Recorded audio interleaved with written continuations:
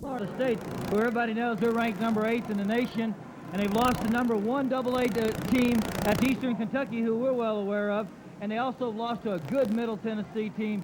Last week, though, or 2 weeks ago, before their open date, they beat a good Marshall team, ranked number 9.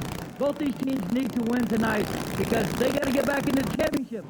Speaking of national championships, let's look at the road to Statesboro. The 1AA National Championship game will be played there for the 3rd consecutive year, and you can see Georgia Southern has Savannah State, James Madison, then they travel to Tennessee, Chattanooga, and they close versus Sanford. For UCF, 4-2, they're at home for the duration of 1990 versus Southern Illinois, Liberty, Slippery Rock, and Texas Southern. And right now, I'd like to go down to Tom McCullion and find out how wet that field is after the rain. John, it's a little wetter now because there's a tradition at Georgia Southern University where they bring a jug of water from Eagle Creek that runs by their stadium and spread it on the field of the opposing team. It's supposed to give them mystical powers, and that might have held true when they upset 9th-ranked Marshall. Friday afternoon, they poured the water out here on this field, and tonight we're going to find out if the Night Zone magic is more powerful than the Eagle Creek mystique. John, we're going to disappear as we take it up to you. An awful lot of tradition when you consider that this program's only been around again since 1981. I say again because the program was actually resurrected in 1981, and oh, what tradition, and that's because of a fellow named Irk Russell. Irk Russell is a legend, just like Bear Bryant was a legend in Alabama. Irk Russell is a legend at the Georgia Southern University. To win 3 championships in the last 5 years in Division I AA just speaks for itself. And the tough job goes to the new coach this year, Coach Stowers, who's a new coach. He's 32 years old, John. There's a lot of pressure on him to repeat. He's playing a very tough schedule. It's going to be awful hard with the competition he has to play. For the first time, though, I feel in many years, is that Central Florida is not going to come in here a 17-point underdog. I feel like tonight we're on even keel and we have a good chance to beat this team from Statesboro. Well, UCF has always played them tough, although they trail in the series 7-1. Last year, after 3 quarters, UCF was leading 14-13 up at Allen Paulson Stadium, and Georgia Southern has only lost twice there in some 40 games since the beginning. So they are awfully tough at home, and they're awfully tough on any field, and UCF will get a chance to touch the football on offense first. It's going to be a tremendous challenge for the UCF Knights tonight, as the defense will have to go up against what they years was known as the ham bone, the flex bone, or double slot on the offense. Defense, the Knights from UCF are going to get excited about playing this game tonight because this is a game, like I said, they have a shot. Really, they feel like they can win this game tonight. Norton will kick off for Georgia Southern. Back to receive it is Balasis and Willie English, and the deep man, Pat Stewart, right at his goal line. He awaits the kick from Norton. Great crowd on hand here at the Citrus Bowl. This is a matchup that makes you feel like it's Christmas morning. And this one will just bounce into the end zone, and the Knights will put it in play 1st and 10 on their 20.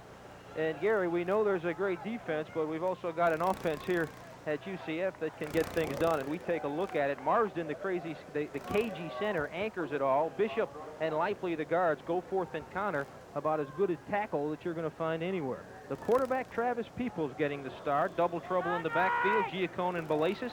Becton and Cooper, the wideouts, and that solid tight end from Milledgeville, Georgia, is Johnny Osborne. The Knights will go without a huddle. They called the play at the sideline, and here we go. 2 wide receivers near side, and Balasis and Giacone in an I formation. That's Cooper in motion on 1st and 10. First back through is Balasis. He runs right at him, and he's near the chain. He picked up more than 10. It's 1st and 10 UCF. Well, UCF is going to do exactly what they've done the last couple games. That's play conventional football, and that is to establish the running game, mix it up with the passing. As you see that defensive line, they've got 2 great ball players. Giff Smith is an 2-time All-American. A lot of say he'll be a 3-time All-American. But the other end, the book end of that, the Basiletti is doing a great job. He has 6 quarterback sacks. He is the one that the coaches fear the most. And they've got a linebacker named West who is said to have a major case of the wants. He's only 5'9", but he can play football on the 1AA level. Second back through is Giacone. He picks up a good chunk as well on 1st down, and the Knights are challenging that side over there that Basiletti roams, and they're going to run right at him. He's a big man, number 96, 6'4", 247-pound junior. They'd rather run at him because they know he can give you fits on the backside. You see right here, Mark Giaccone coming right up to that left side right there, takes on. Good blocking that time by Alex Goforth. Number 76 did a great job of giving the hold there to Mark Giaccone. Giaccone, a 5.6 average, as you can see, and there's some movement. First back through is Belasis, and he picks up near first down yardage at about the 41. If he didn't get the first down, he's awful close. And we do have a flag on the play, and I think we're going to get Georgia Southern with moving before that play was snapped. Coming into this game, UCF has been averaging 30.7 points a game. That's excellent in college football. 182 of that's rushing, 170 of that is passing. A well-balanced team. That means that they're getting back to conventional football. They're not relying on one aspect of it too much. And right now, what Coach McDowell would like to do, and Mike Kusick, the offensive coordinator, is establish that running game. Get those linebackers uptight, get them starting to plug the holes, and that's when your passes work the best. And they're going to mark off the penalty. You talk about balance. UCF's offense averaging 170 yards passing per game and 182 yards rushing. So that's a representative sample of just how balanced they've become. Used to be a passing team. 2 years ago led Division II, the entire nation in Division II in passing offense. Now they are a balanced attack, and they have horses in the backfield. They call themselves the Regulators. And this is one of those Regulators. Giaccone's regulated right now to the 35-40, down at the 28, and he was knocked down by Oglesby, the quarterback, but Giaccone was off to the races early. Beautiful run by Mark Giaccone. Beautiful run. He found the seam there. Alex Goforth and Andy Bishop gave him a great hold there. Now watch what we see right here. Watch here goes Giaccone. You'll see the key blocks right there, and it was hard to see, but one by Bishop and one by Alex Goforth, and Giaccone's off to the races there. And so far, we've done a great job. We have attacked the left side so far of, actually their right side, our left side. Well, Coach Gooch, the running back coach, says to regulate means to control and direct, and that's what the running game is doing now. And Belasis gets a good chunk on first down to about the 22, depending on the spot, before he is wrestled to the ground. Getting up, number 94, who laid the hat on him, is the tackle Timmy Brown, 6'3", 262-pound senior. Brown came in with 32 tackles and a sack, 6th on the team in tackles, but he has got a potent running game to deal with tonight. Watch big 76 right out in front. Alex Goforth is down the field blocking. That's the effort you need. You got Derek Connor on one end and Alex Goforth on the other. They've done a great job so far. Cooper and Beckton at the bottom of your screen. That's Cooper in motion. Belasis and Giaccone. Giaccone again, left side, didn't get the first down. May have picked up just a yard to about the 20 before he is stacked up down there by number 56, Michael Berry, an outside linebacker. Berry, 21 tackles and a sack coming into tonight's action. That'll bring up a third down and short for UCF. Call it 3rd down and 2. The thing that Travis Peoples has got to do, he has to establish himself. He needs to have a consistent ball game. He got yanked the second half of the last game against Sanford. Rudy Jones. Peoples is their quarterback of the future. They think he's got a lot of talent. He needs to have a good game here. Double tights and a lone wide receiver out there is Cooper as Robert Lee Connor comes in. Giaccone tripped up near the 20. I think he might be short down there. He just got inside the 20, and they'll have to measure this one. Well, they tried to go left side, and there wasn't any room. Excuse me. They tried to do that, like you said, the same play they've used, had some good success that time. Give credit to that defense of Georgia Southern. They're a good team. Their strength lies in their defense this year so far. They come up with some big plays, got some good ball players. And you can see 7-1 in favor of Georgia Southern, but it's not where you are, it's where you're going. And right now, UCF is going for a 4th down and less than 1. Montrell Green checks in. Peoples just goes with a QB sneak, and it's 1st and 10 at about the 17-yard line. You got Craig Marsden, a big center up there from Melbourne, Florida, and he takes snaps that ball back to the quarterback, Peoples. Peoples follows him right in there for the 1st down. Good block by Craig and those guards up there of Andy Bishop and Tim Leahy. They've done a good job. Well, the steamroller comes out as Robert Lee Connor comes back to the sideline, and the Knights go to the conventional look.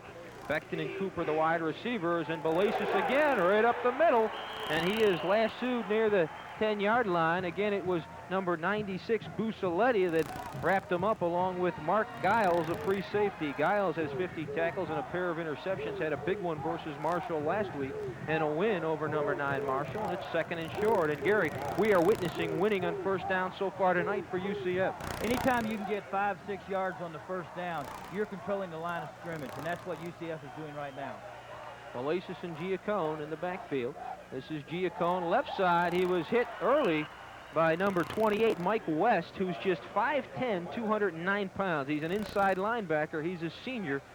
He is a good one. He's not supposed to be out there, but his head coach, Tim Stowell, says he just has a bad case of the wants, and he's a pretty good linebacker. He's their head hunter. Coming into this game, he has 75 tackles, John, and that's in 6 ball games. That tells you this guy likes to hit. He's not scared to hit, and he looks for somebody to hit. 3rd down and 5 for UCF. Ball on the 11 of Georgia Southern. Just underway, UCF's first drive. Giacone scoots right side, skates in, close to first down yardage. If he didn't get it, he's awful close. He was tripped up by number 4, Whitley, the cornerback, and they're probably going to measure this one as we take out the field glasses to try to get you a closer look. And they've got the first down. They don't even need to measure. So the man from Westfield, New Jersey, you're looking at him, Mark Giacone, pounds over for a big first down, 1st and goal from the 7. Coming in this game, Mark has carried the ball 64 times for 358 yards and 4 touchdowns. He likes to carry the ball. He's gotten better, I think, since that Memphis State game. I think that was the game that turned him around and has really had his key to this season. He's really gotten strong the last 2 games, and he's a great runner to watch. 104 yards versus Memphis State for Giacone. Now you see the steamroller. This is the regulator offense, and a regulator has it. Giacone pounds inside the 5 to the 4 before he's roughed up. That'll bring up a 2nd down and goal. Making the stop was Whitley, the cornerback, along with number 46 for this Georgia Southern team. This is where football gets to be its best, right down in the trenches. This is where for 3 seconds you rear back and you just try to knock the living you-know-what out of the other guy, and you've got to control that the trenches there. And this is where UCF has done so well so far the first quarter, is they've controlled the line of scrimmage. That was Darius Dawson that helped out from his weak side linebacking position. Giacone again, left side, scoots in. 2nd and 3rd effort to the 1, and number 56 stopped him. That's Michael Berry, the outside linebacker, 6'2", 216, but he's right at about the 1, maybe inside the 1. They're going to mark it just inside the 1-yard line for UCF, and it's 3rd down and goal to go. And do you think we might see a guy named Willie on this play? Well, coming into the ball game, Willie has got 6 touchdowns, and he seems to be the man they like to give the ball down there in that scoring area. We could see a hop the fence play here as they bring out the launching pad for Willie English. Steamroller in, 3rd and goal. Willie English didn't get up very high, but boy, did he get in, and it's 6-0 UCF, and so far, the partisan crowd at the Citrus Bowl is having a pretty good time. Well, Willie English did exactly what he knew exactly what he had to do, and that was just hang on to the ball, find a seam, and he chose to go over Tom Lapley and Andy Bishop's side and went right on over there for the touchdown. Nice play, nice drive. What a beautiful drive by the Knights here as they established themselves early in this ball game. Well, we talked about the balanced attack, and they didn't throw a pass on that 80-yard drive. It used to be Georgia Southern that had a 2-minute drill, and they didn't throw the ball. They just ran in every down. Well, UCF took a page out of their book, and in about 6 minutes or 7 minutes, UCF will put 7 points on the board, and they have themselves an early lead versus the defending national champion Georgia Southern Eagles. An offensive coordinator has got to be pleased with what is happening on the field at this point of the game, John. One of the things you want to do is establish the running game. You cannot be effective passing unless you establish the running game, and that was the key to this whole drive was here. They did not have to throw the ball. They controlled the line of scrimmage. They got all the linebackers now coming up, and they're playing tight, and that's going to benefit. As you see right here, here goes Willie English right over. He's got right behind Greg Marsden, Tom Lappy, and Andy Bishop to that side, and he gets a touchdown. Well, they sent a message to the far sideline with that drive, and Carl Miller, the deep man, stands at his 8-yard line. As you look at Franco Grilla, 3rd in the nation in field goals, and he came in the field goal department 12 of 13. And in the PAT department, he was 15 of 17. He goes to 16 for 18 as we speak. 8:07 left in the first quarter. UCF leads it early, 7-0. And Grilla has it all teed up, and Carl Miller back at his 8, just waiting. Miller is a dangerous return man. He's returned 14 kickoffs for 372 yards, and he can break them as well. He's a dangerous man. And they'll kick a low liner, and it'll be taking on the hop by a second baseman-like catch there, right to the 30 before he's roughed up, and flags fall. Right to about the 29 or 30, depending on the spot. Picked up by number 28 for this Eagle team, and that is going to be Michael West. Check that, it's number 29, and that's Herman Gray, a reserve split back, so he just took it on the hop and ran it up to about the 25-yard line. Well, they were trying to keep the ball away from Miller, and on that they had a clipping penalty against Georgia Southern, so that's going to move the ball back even farther, and that's going to put them in some bad field position. Clipping. Georgia Southern on the run back, half a distance to the goal, will be first down. There's a look at that drive, 80 yards on 13 plays, 6:53 off the clock, and that's the way you draw it up in the on the chalkboard or in the war room. And right now we're going to see a pretty potent offense led by Raymond Gross, the quarterback, 6 foot, 192-pound sophomore. Senior, rather. And we'll get a look at that entire offense of Georgia Southern after this first play as Joe Ross takes it. He's the horse in this offense. 6'1", 203-pound senior dives forward for just about a yard. As you look at him, center Parrish, Wilson, and Ayub, the guard. Ayub's really coming along. Tackles Baker and Smith. And then you've got some real athletes back there. Gross, Hopkins, and Joe Ross, a man that is a leading candidate for that Walter Payton Trophy in 1AA football. And Ross, again, it's a fake, and there's your pitch by Gross. He just pitched it to number 25 Hopkins and got good yardage near the first down marker.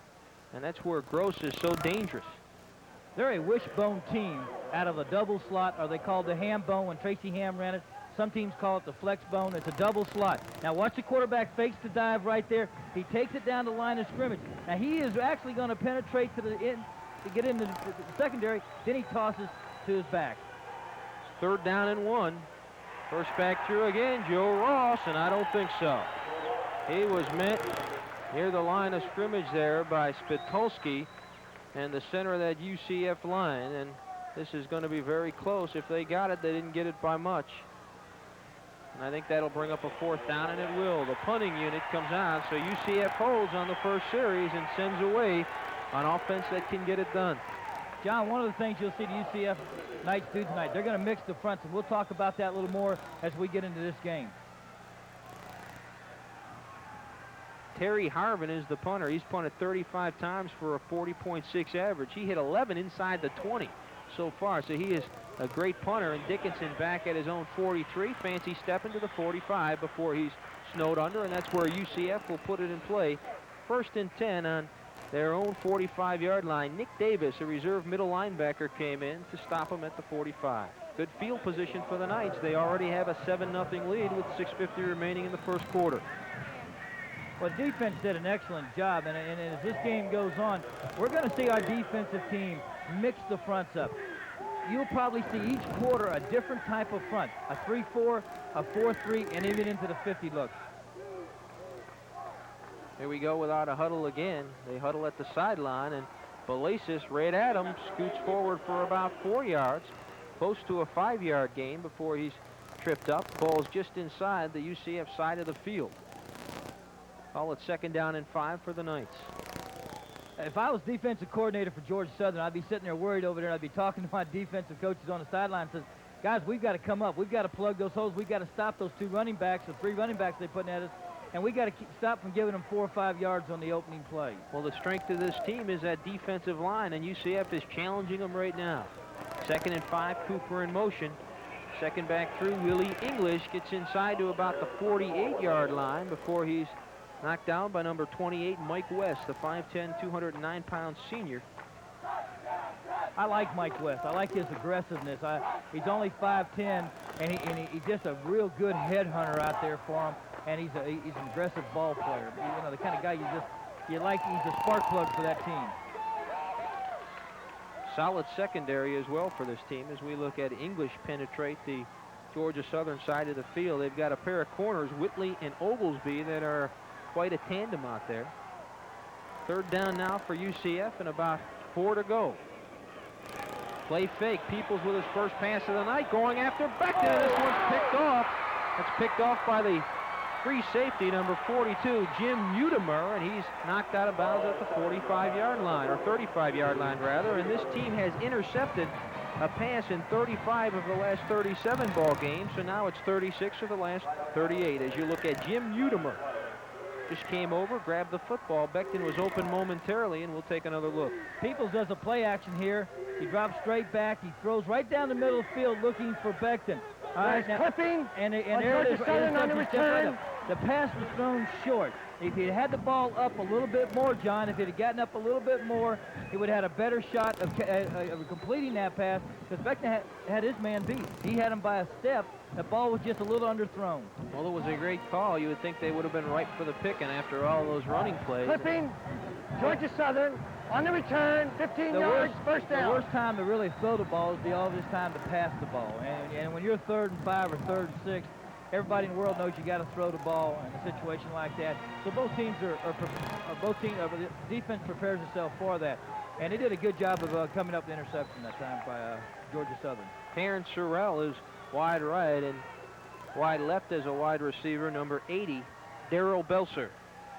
You look at what the defense has been able to do for UCF as well as the offense. They have been a solid 1AA team at 4-2. They're looking to run their record to 5-2 and earn their first ever top 20 ranking, because Georgia Southern comes in ranked 11th in the country. First back through was Ross again, and he has not had much success. Right up the middle of the line, and he's piled on by that defensive line. Wisniewski, the nose guard, brought him down.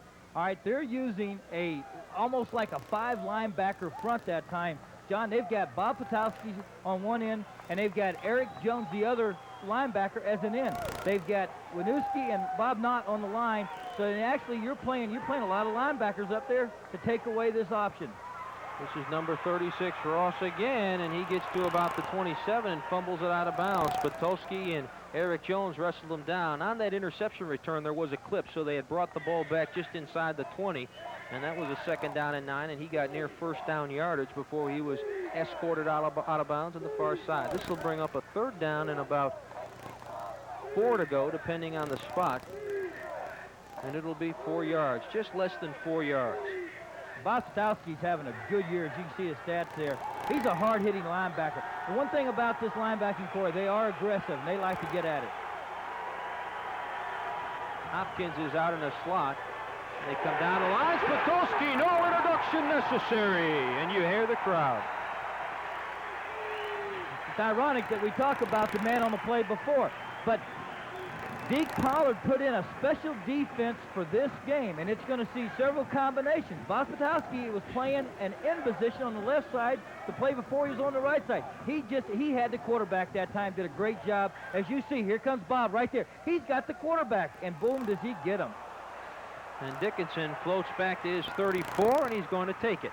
Stuttered step at the 35, and nowhere to go because there was nothing but white shirts. And Busaletti, number 96, who is quite a defensive end, was the first man down, and we may have a roughing penalty or running into the kicker penalty. Well, it doesn't matter. In college football, if you make contact with the kicker, it's going to be an automatic penalty, even if you get blocked into him. It doesn't necessarily mean it's going to be an automatic first down. See, this was 4th down and about 8 yards to go. So if it's a roughing the kicker, it could be. If it's roughing the kicker on Central Florida, 15 yards, automatic first down. And see, now that's the automatic first down. If that would have been a running into the or blocked into the kicker, it's only a 5-yard penalty, and they would have had to punt again.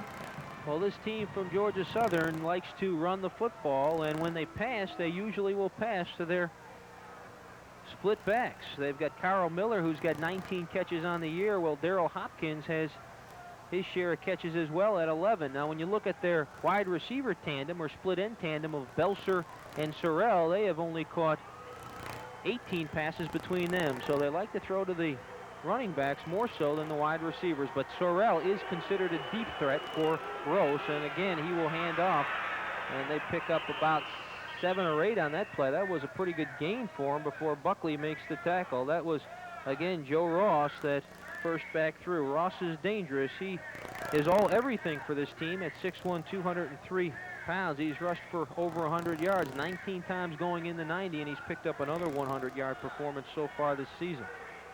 And he's not 100%. He's hobbled with a knee problem, but boy, you couldn't tell by watching him. There's a toss. This is Miller, left side, a lot of room inside the 40, maybe up to the races. Roberts over there tries to run him down, and now Buckley finishes him off just inside the 10. Roberts had the angle, took a good angle of pursuit, but it was Buckley that finally dragged him down just inside the 10, and there's that explosive option that you talked about. Well, there's so many things that they can do with the flex and a slot. But the thing that really hurts is giving them an opportunity on a roughing the kicker, as we see the running back going down the sideline there on the play. But by UCF giving them the opportunity to get the ball back, that really hurts. Miller is an all-around athlete for this team. 19 catches. He had a pair of TDs, 11.2 yard average when he catches the ball, and he can also run the ball as well. 18 carries for 111 yards. Gross, speaking of running the ball, takes it himself and gets inside the 5-yard line before he is met by the UCF defense. A pretty good pickup for him. Number 42 Hamilton brought him down, and that's going to put it inside the 5, and it's second down. They can get a first down just inside the 1. Well, they do so many things out of that. That time they lined up in triple right. That means they had 3 receivers to one side, and they had the slot back came in motion, and they ran a bootleg out of it, and the quarterback chose to keep it. You see, Gross had carried the ball 104 times. He's only passed the ball 103 times, so he's a fellow that will take it up the field himself as much as he will try to throw it to one of his buddies out there. He's not at all afraid to attempt to make a big play, and that's what he did last week versus Marshall. His club was trailing very late. With 2:01 to go, they were down 14-10 versus number 9 Marshall, and all they had was the football. That followed, or what I should say, what did follow was a 63-yard drive, and Marshall had a loss as Alonzo McGee, a tailback, went over with 30 seconds to go for Georgia Southern, and that brought their record to 3-3. And you can see what they do by quarters. And the big thing that has changed at Georgia Southern last year, remarkable statistics, they outscored their opponent 143-10 in the third quarter. This year you can see a little bit different results, but that's amazing. 143-10 in the third quarter. That tells you perhaps some adjustments were being made at halftime when you can do that, and the 10 points weren't scored until the playoffs. So now the rain comes down again at the Citrus Bowl, and you can see the umbrellas. Second down and about 4 to go. They can get a first down just outside the goal line. Gross calling signals. This is Joe Ross. Hightailing it in left side. He was hit hard, but found his way in. Buckley came up to say hello to him, as did Wisniewski, number 61. He really laid the hat on him. I stand corrected, but Ross was able to take it in, the touchdown man. 4th in the balloting last year for the Walter Payton Award and a 6.2 average a year ago. He rushed for 1,700 yards plus in 1989. So far this year, 116 carries for 448 yards, and that's a 3.8 average as the extra point is booted through, and we're all tied up at 7 apiece with 2:53 remaining first quarter. And you talked about that penalty, and boy, it has certainly played a factor now, because it's the penalty that gave Georgia Southern the ball back, and they marched about 80 yards after that clipping penalty. So both teams have taken it 80 yards, and we're all like a couple of good fighters. It's pretty close so far. Well, again, not to beat it to death, but the penalty really hurt UCF. We had gotten the ball back in excellent field position, John, and we had a chance to keep momentum going our way. We turn around, give them an automatic first down, and then they hit a big play down the sideline. And that is the thing about that offense they got. They got so many skilled people back there, and they can hit with you so many different weapons. Well, UCF very much excited about this opportunity. They're taking on a team that in 1989 was the only undefeated team in college football anywhere in the country. The Georgia Southern Eagles, they started this season ranked number 1. They're currently ranked number 11, and with a win over Georgia Southern, UCF would look for their first ever top 20 ranking on the 1AA level. So tonight could be a momentous occasion indeed for UCF faithfuls in this program. As you look at Pat Stewart, a guy who's dangerous back there, 5 returns for 96 yards, and Pat told you a while back that he wants to break one. He'd love to break one. Pat's an exciting young redshirt freshman from Canada, and he's got a lot of skills, the coaches tell me. Don Norton will kick off. Norton had a big day last year in the championship game with 1:41 left. He kicked a 20-yard field goal to give his team the 37-34 victory over Stephen F. Austin, and that was the 3rd national championship. And you can see Stewart has some problems bobbling it at the 5, and now they're going to say perhaps it went out of bounds there, and that's where UCF will have to put it in play if I read this right. Oh boy, you don't want to see things like that happen to you. You'd like to give the offense a chance to get up the field, at least get to the 20 or the 25. It gives them a chance to move. They're going to have the ball on about the 5-yard line. They're going to have to go 95 yards now, John, and that makes it for a long, long drive. Well, UCF took 8 plays to go 80 yards, and they took 7 plays to go 81 yards. So 2 fighters slugging each other in the middle of the ring so far with 2:47 to go in the first quarter. Here come the Knights offense. They have their play, and they'll go right to the line of scrimmage. Alex Goforth sat out much of the last series as David Swift from Apopka spelled him, but Goforth is back in now. They've got that steamroller in, only 1 wide receiver near side, and it's Cooper. And that is going to be Giacone, met right at the line of scrimmage at the 5 and brought down hard. We will try to tell you who's getting up from the pile. It's 94, Tim Brown, 6'3", 262-pound senior. When you look at Brown and Busaletti, they're quite a tandem. Well, everybody talks about there's Smith and Busaletti, the bookend, but the coaches told me that the kid really they've impressed with was Brown, the inside man. He's a horse. Cooper comes near side on 2nd down and 10, and it's Balasis and Giacone. Double trouble. Giacone skips outside to the 11 and now the 12 before he is literally collared by number 10, Mark Giles, the free safety. 6'1", 170-pounder just collared and led him to the ground, and that'll bring up a 3rd down and a long 3 for UCF. The ball spotted at the 12. Good block there by Derek Connor that's got the tight end outside. Good move, reaches back inside. A little bit of a face mask there, and they got away with that one. We thought it was the collar, but he grabbed his face mask there. And Mark Giacone's a good, strong runner. We know how, everybody talks about his bench press ability to do 450 pounds. He shows it out there. There's Bob Shackelford, the general. 3rd down and 3.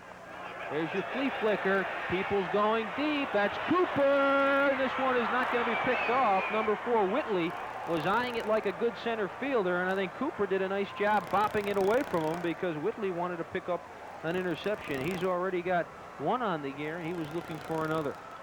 John, there wasn't a person in the stadium fooled on that little bit of that flea flicker type play there. Right now, here's People, hands the ball off to Giacone. Giacone pitches the ball back to Peoples. Now watch this. Not one person's fooled in the secondary. They've actually, now watch Cooper do an excellent job of keeping it from being intercepted as he reached out and kind of knocked the ball away from the defender. Salerno gets it away. It's a short kick. That's Oglesby signaling for a fair catch at his 42, and Georgia Southern will set up shop in fine fashion at their own 42, and now the Nightmares will be called on here. Well, they've got to keep their poise. Now, one of the keys to the factor tonight for a Georgia Southern team, Georgia Southern has played in many big ball games. The backfield that they have is an established veteran backfield. They've played in a lot of key games the last 2 or 3 years, big games. UCF is in its first real big tester because it has to win to get into the playoff picture. Miller and Hopkins are in a slot, and Ross just takes it right side, and he's wrestled down by a host of UCF Knights. Stewart and Spitulski had a piece of it, but it's really the down lineman Robert Lindsay that caused fits down there, and not the Vikings of Bob Shackelford. You go to practice and watch these guys work, you'll be impressed. Well, getting back a little bit about their being poised and being a mature type of team, is the fact is that you've got a good quarterback that he's been in the trench, he's been to war, he can keep this team together. 2nd down and 8 for Gross here. Coming down the line, wants to throw it. He's got some pressure, he may take it himself. Now he cocks and fires, and he's got a hookup with number 88 down there. That is Terrence Sorrell. They call him their deep threat, and he's got 1st down yardage down to the 22 before he's knocked down by Jimmy Roberts. Good play action type pass. They just did a play action fake that throws the linebackers. The quarterback drops straight back. When he drops straight back, John, he doesn't see anybody. He then slides. And now you see it. Now he drops straight back. Now watch it. He doesn't see anybody. Now watch him slide. Now they practice this. They practice the slide. He looks and he finds. The receivers also adjust to it. Down the line, Gross. Here's a pitch to Joe Ross. Nowhere to go. Buckley was over there as Ross was all dressed up, but nowhere to go. Nothing but black shirts, and they actually lose a yard on that one, so that'll bring up a second down and about 11, and there's an injured player down there for UCF. It looks as though it is number 45 for the Knights, Larry Salazar. We see they stretched it out. The Knights did a good job of stretching it out. And when one of the backs slipped for Georgia, they were in trouble. Daryl Hopkins slipped and was not able to get out there to help. And then what happened was Daryl Hopkins got up, ran over, and cut Salazar's leg, and he hit him, and that's why he's down right now. Ball is at the 22. It'll be a second down and 11, and that is number 45 Salazar, 6'1", 222-pound senior. Came in with 9 tackles. That inside linebacking group has been awfully effective this year. Stewart at 59 tackles coming in, and Hamilton at 61 as we look at Manatee some of the High fans School. enjoying themselves. Manatee, is that down where you are from? Well, Manatee is number 1 team in the state of Florida in 5A football. That's great. And they got their team up here to watch the game tonight. They're a great football team. They won the state championship last year in 5A. And we see Larry limping a little bit, but Hopkins, who slipped down, could not get out to get the block, got up, second effort, but he did get Salazar. It's good to see that Larry is up, and we'll have Tom McCullion try to provide us with an update on the status of Larry Salazar for you as he makes his way to the sideline. Now Hamilton and Stewart, yes it is, Hamilton and Stewart, the inside linebackers for UCF. 2 wide receivers near side for Raymond Gross on. And now a flag falls, and I think he let the 25-second clock run out perhaps. There was movement on the line. I thought I saw Rex Nottage, the offensive tackle, jump a little bit, and that's exactly what they're going to call. Illegal. Dead ball foul. False start. Georgia Southern, still second down.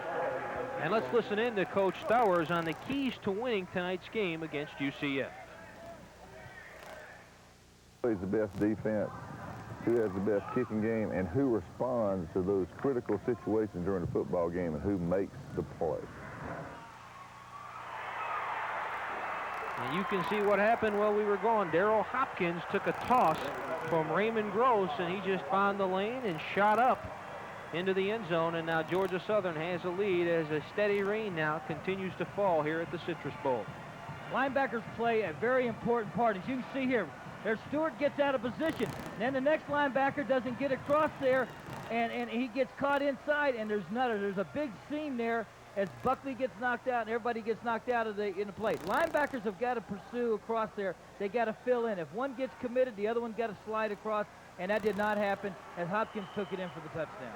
Dowis kicks out of the hole to Harvin, and it is now 14-7 with no time left in the first quarter. So at the end of one quarter, Georgia Southern has a 14-7 lead over UCF.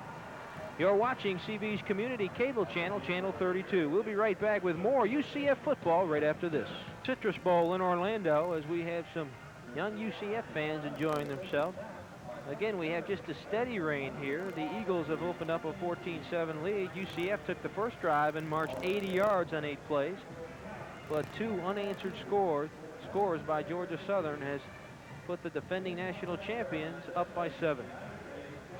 The strength to a Knights team this year has been the consistency of their defense.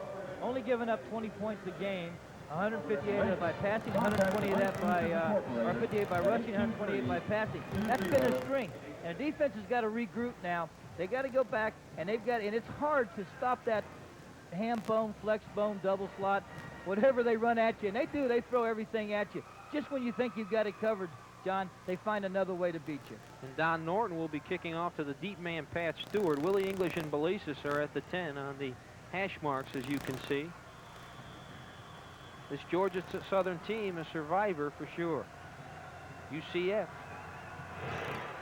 looking to jump into the top 20, and Stewart has it on the 5. Out to the 15, 20, 25 to about the 27-yard line before he is knocked down. In on the play was number 49, Ronald Johnson, an outside linebacker who made the nice special teams play. And UCF will have it 1st and 10 at their own 27-yard line. You look at that drive.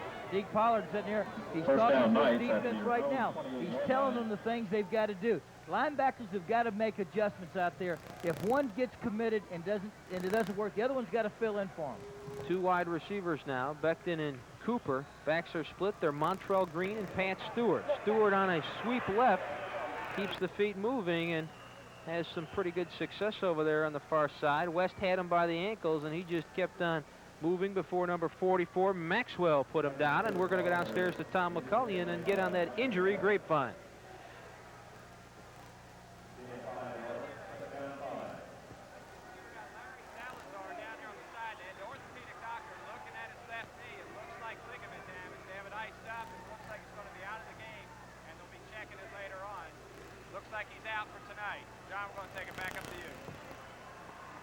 Thank you, Tom. So Larry Salazar having problems with the knee. Not good news.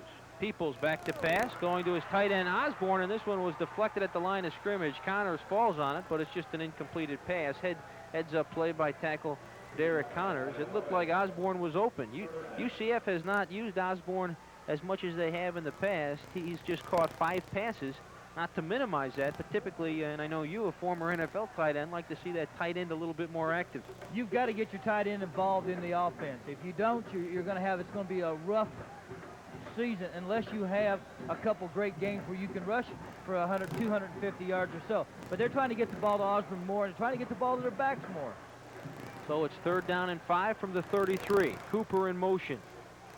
Montrell Green, the up back, and Pat Stewart, the tailback. Here's a little flea pass out to Montrell Green, or a little swing pass rather. He's got 1st down yardage into Eagle territory. Down to about the 47-yard line before he is knocked down over there by number 26 for this, or rather 28 for this team, Mike West. But just as said it before, John, they're going to try to get the backs involved. Watch the play action fake there to Montrell Green. Montrell then slides out to the outside, and there he catches the ball. Good job of keeping his bounce as he gets the 1st down and goes down the sideline. Nice play, nice call by Mike Kruchik, the offensive coordinator. Just a little swing pass, some good results for UCF, as Peoples has Cooper behind him in motion, and Balasis man at the line of scrimmage by Busaletti, and helped out by his friends is Busaletti to bring him down. First quarter stats, you can see pretty closely contested game. Both teams with 5 first downs. UCF hasn't thrown the ball much. That's why they don't have much in the way of the passing department. Rushing yards 103 to 88. That's pretty close. And the penalties, of course, the one on UCF was the big one. Well, the stat that's there is that zip for passing. 2 passes, 1 interception, 1 almost intercepted, right down the middle. And they play a deep double zone. Cooper and Becton. That's Cooper in motion. Balasis now and as the up back. Stewart on a play fake, and Peoples wants to throw. He's got to hook up with Becton inside the 30 to about the 25, 1st and 10 UCF. He was knocked out of bounds by number 19 Oglesby, the cornerback. Rodney Oglesby, 5'10", 168-pound junior, but boy, Becton's had himself another great year. 27 catches for 370 yards, and you can see that graphic, number 13 in the country. Watch Peoples drop straight back, play action pass, drops, gets a good depth, looking, it's a comeback pattern on the sideline. The defender falls down, Becton's there by himself, gets the 1st down, he gets a couple more yards on a good effort. 1st and 10 at the 26, some movement down there, and flags fall. Well, we jumped the gun there. I believe they're going to call that one on us, as one of the UCF linemen, David Swift, is in for Alex Goforth. He jumped the gun. Dead ball foul, false start. Central Florida. Still 1st down. So it's 1st and 15 now, and they'll spot it at the 31-yard line. Travis Peoples, 6'2", 205-pound freshman, 42. He's hit 42 of 80 attempts for 466 yards. That's good enough for a 52-plus percentage on the completion side of things. He's passed for 4 TDs and an interception. He's got his back split behind him on 1st down and 15, and this is Stewart. A little step in to about the 30, but he didn't have much room as Busaletti again collared him down there. That was number 56, the outside linebacker, Michael Berry, that got a hold of the ankles and wouldn't let go. That'll bring up a 2nd down and long now for UCF. UCF now got to come up with some kind of short passing game, like the comeback they did to Beckton. They've got to lay the middle alone for a while, John, and they've got to attack the sidelines or attack some short passes like they did to Montrell Green and into Beckton. They play a 2 defense. That means they have 2 safeties, and one of them they call a robber. The weak safety cheats to the middle, takes anything, comes down the middle. Dickinson is in as a wide receiver now. Peoples back to pass, maybe trying to set up a screen. He's being chased down here. Now flips it to Belasis, and it's knocked away near the sideline. I think even if he would have been able to come down with that one, it wouldn't have been a catch. But Peoples avoided trouble and no damage done. It's 3rd down and 14 now for the Knights. Well, give credit to the Georgia Southern team. They read a screen. They smelled that one out. That was a screen designed to go to Belasis, and what happened was they read it. It just was not a great fake on our part, and they just kind of just smelled it out, and they started covering everybody, and they did the next best thing and threw it out of bounds. Buceletti comes out, as does Darius Dawson. So they bring in that nickel defense, expecting a pass. Backs are split. Dickinson and Beckton are the wideouts for the Knights. Peoples protected well. Firing.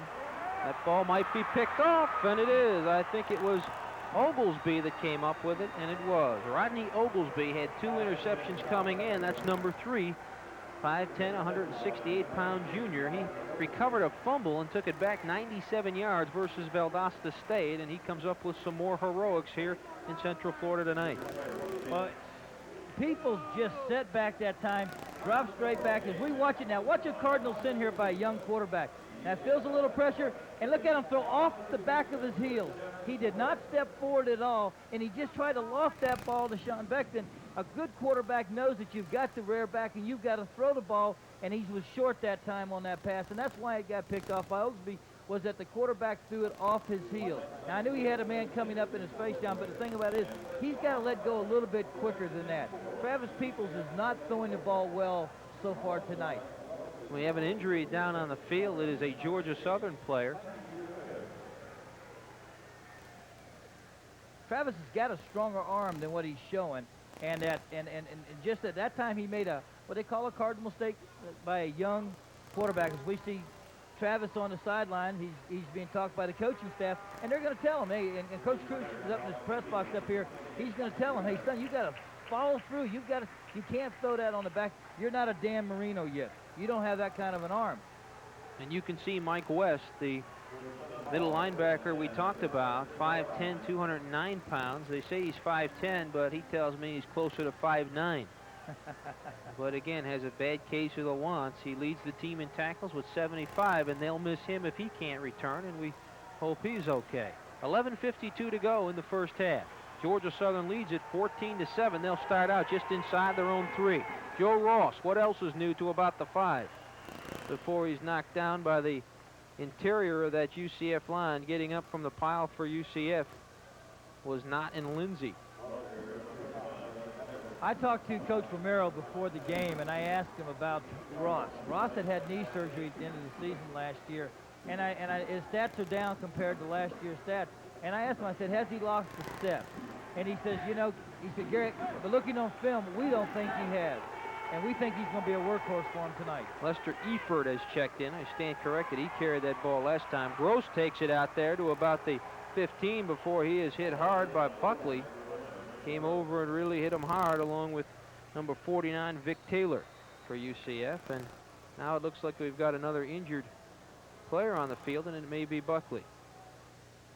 Gross can do so many things so well. Not only can he run the ball, but that play was designed to be actually a pass. And what he did was he has the option to throw it to his back, that is slot back in the flat. If his slot back is covered, he then keeps it, and he does a good job picking up the first down. With the injury timeout, we'll take a timeout. CV's telecast of UCF football will continue on Community Cable Channel, Channel 32, when we return. Eford carries right side, and he is stacked up by the Knights. 84 Knott wrote him down. You look at Eford, who spells Joe Ross. They don't lose much when he comes in. He carries it. He has carried it 52 times for 200 yards. That's a 3.8 average, and that's what Joe Ross averages. And where Eford really paid big dividends last year in the playoffs, after Ross went down with a knee, he rushed for over 100 yards in the second round, and he carried them all the way to the national championship. So they don't miss much when he's in there. And now we've got a pass from Gross. He's got his deep man, Darrell Belser, open, and he gets into UCF territory, knocked out of bounds by Shane Law. Ball will be spotted at just inside the UCF 48-yard line. So they lull you to sleep a little bit with those quick hitters, and then he went after Darrell Belser. Well, they put so much pressure on you. They come at you in so many different ways. That time the corners have got to look over the shoulder and see if he's going to run, if he's passed or tossed the ball. And just when you think he looks like he's going to run, he steps up and he throws that ball and hits a perfect pass to his wide receiver, also down the sideline, and does a good job. Wow. I'm impressed with their offense. I really am. Terrence Finley is into the ball game now. 2 wide receivers far side, and here's a toss. That's number 25 taking it. Hopkins, he's got a lane to the 20, 15, 10, 5, touchdown. Hopkins just skated right, and it just seemed like he was going to be put down at any second, and all of a sudden he found himself free, and they've opened up a 2-touchdown lead now with 10:17 left in the second quarter. Well, Hopkins is a slot back. He goes in motion, John, and when he goes in motion, then it gives them another weapon. They'll fake the dive.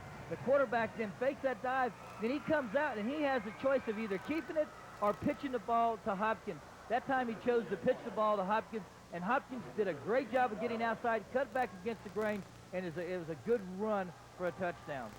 Well, that's his long run of 39 yards. His longest up to this point was 16 versus Northeastern Louisiana, and you can see the extra point go through off the leg of Mike Dowis, and right now it's a 21-7 Georgia Southern lead with 10:17 to go in the first half. And UCF offensively has to get the ball and, if nothing else, keep it a while and give their defense a chance to adjust, but they certainly would like to put some points on the board here. This game a long way from being over, that's for sure. The question now do you ask, do you bring in Rudy Jones? And that's got to be on a lot of the fans who are sitting here watching the game, is that, you know, Rudy Jones, is he going to come in now? Is this the time to bring him in? Or do you stay with Travis Peoples? And that's a question that only Coach McDowell and Mike Krusick, the offensive coordinator, can answer. But Rudy came in the second half of last week, or 2 weeks ago, when we played Sanford, and led the team to 21. Now you see Hopkins, after he's made that nice cutback as he's going against the grain, and he's got a touchdown. The problem there, John, is that our linebackers are not getting outside and taking out and forcing him back inside at the line of scrimmage. Well, Hopkins pulled a hamstring 3 weeks ago. He didn't play much versus Marshall, and then, of course, both of these teams had an off week, so he looks as though he's back at 100% as Don Norton tees it up. He is the kickoff man. And most of the time, we'll see Mike Dowis on field goal attempts. Once again, it's Pat Stewart, the deep man for UCF, and Palacios and Willie English at the 10-yard line. With 10:17 to go, the Knights plenty of time to strike back. High end over inch. Stewart eyeballing it at the 7. Out to about the 15. He's got a lane at the 20. Cuts into the 25-30, and down he goes at the 32. Making the shoestring tackle was number 89 for this team, Chuck McClure. He is a reserve split end, and he held on. There's a flag down on the play, and we'll see what that's all about momentarily after. Dead ball foul, personal foul on the return on Georgia Southern. So that'll help UCF. Usually when you see a good return, somebody clipped or something and it nullifies it, but this is just going to add to a nice return, and UCF will set up shop. You can see it, 5 plays, and they cover 97 yards. 1:35 Dead to ball, go, and then, of course, is off the personal foul, interception. Georgia Southern, 15 yards, first down. And we're going to go downstairs to Tom McCulley. John, it's a very tough game down here. You got another injured player, Eric Buckley. Came down on his elbow, jammed it up pretty good. It's swelling up. We probably will lose him for the halftime, too. We'll check in on him later on. We'll take it back upstairs to you. So far, there are some casualties of this war. And there's 10:09 to go in the first half as you see Cooper go in motion. Peoples is still the quarterback, and that is Giacone just fighting forward the old-fashioned way. He picks up about 8 yards, depending on where they spot the football. Finally dragging him down for Georgia Southern was Maxwell, an outside linebacker, grabbed him low and wouldn't let go, and it's going to bring up a second down and about 1. And that's the way UCF started this game, able to run the ball on first down, and that set everything up. They got to get back in this ball game, and by doing that, they're going to have to establish the running game again and control the line of scrimmage. And that's something they have not done the last couple series. Montrell Green, the up back, and Giacone, the tailback. Cooper in motion, Becton, the other wideout. Osborne, the tight end for Peoples. Giacone again has the first down and more as he bounces inside the 40 to about the 36 before he's escorted to the ground. Number 47 really brought him down. That's Nick Davis, a middle linebacker. He's playing in favor of the injured Mike West now, and that's, again, they're moving the chains, and this ball spotted at about the Georgia Southern 37-yard line. Giacone's got trunks for arms. Strong. Now watch him right here. He finds the hole. There's Alex Goforth on a pull that time. There was a trap play that time, and he got good, excellent blocking. He got a good gain on him. Well, Goforth burying his man, and Marsden taking his man for a ride. Giacone again right side, skips inside the 30. Down at about the 28 as, again, number 42, Nick, or rather in this case it was number 42, Jim Mutimer, 6'1", 187-pound strong safety, a junior, came over and knocked him down. Mutimer had 36 tackles.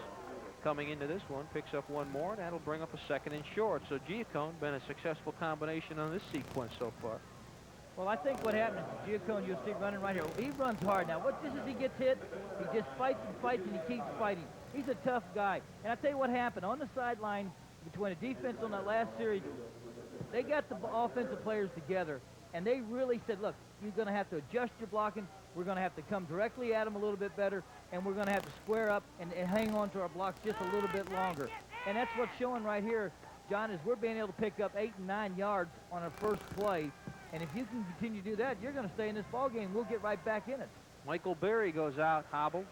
He's that weak outside linebacker. Curtis Brown, number 60, comes in to spell him, and the steamroller on the field for UCF. Willie English picks his spot right, and not a whole lot of room down there. May have fell forward for just one. Number 99 did the damage. That's Alex Mash, 6 foot, 231-pound freshman. There's a trio of freshmen that have really made the difference this year, or have at least been impact players for Georgia Southern. Alex Mash, Nick Davis, who's in there now to spell West, and also Darius Dawson. But English did pick up the first down, so it's 1st and 10 on the 26-yard line now of the Eagles. And they keep that steamroller in there, Gary. Giacone, left side, tripped up by number 42 down there. The strong safety Mutimore coming up for support, but another reasonable gain on first down for the Knights. That's going to bring up second down, and depending on the spot, looks like about second down and 6 now for the Knights. When you say steamroller, what that means, folks, is that you've got 5 offensive linemen to the left of the center or to the right of center and 2 the other way. And it means they're probably going to run the football. Giacone inside the 20 to about the 18. He's got to get to the 16 for the first down, so this will bring up a 3rd down and short for the Knights. Busaletti, the end, brought him down. Steve Busaletti leads this team in sacks and tackles for loss, so he is a guy that causes fits for the offense. As we see instant replay now, the steamroller was set up to the right, and Giacone chose to go to the left.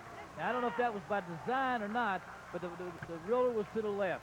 3rd down and 2. Giacone has near first down yardage. I think he's got it.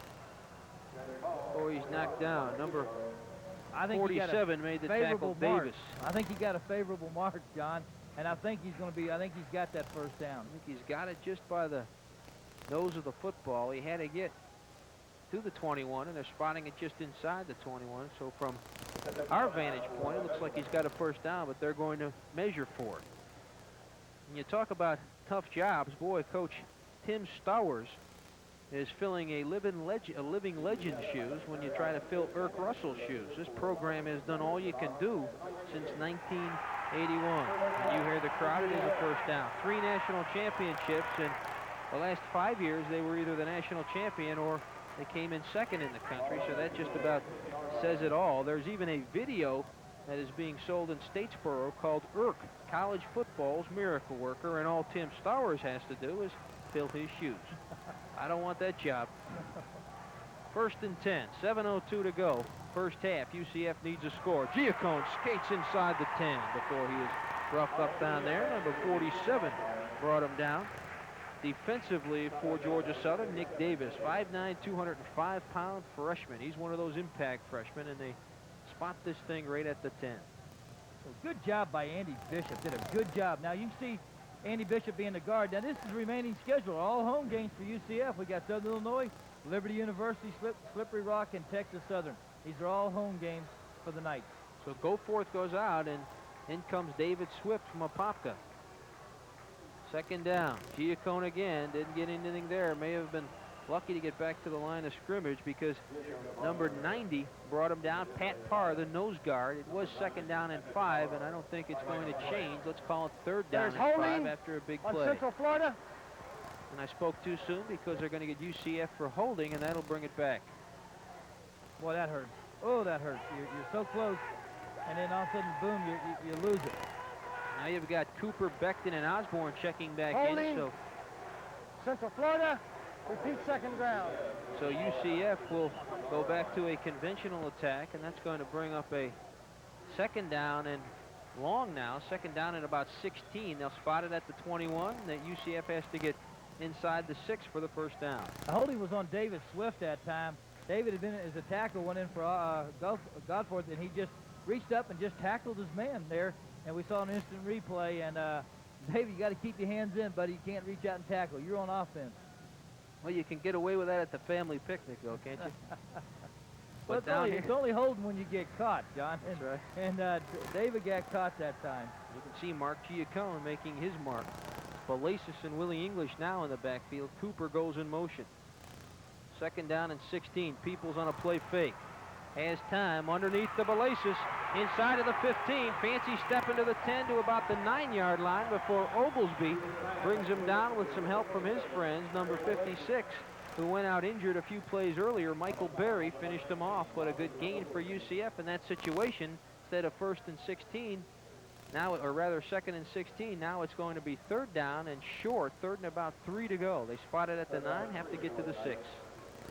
Here you see Peoples drops back. He finds his Balasis, who's an excellent receiver. He's got good hands for a running back. Makes a good catch, makes a couple good moves, gets the ball inside the 10-yard line. Montrell Green and Willie English.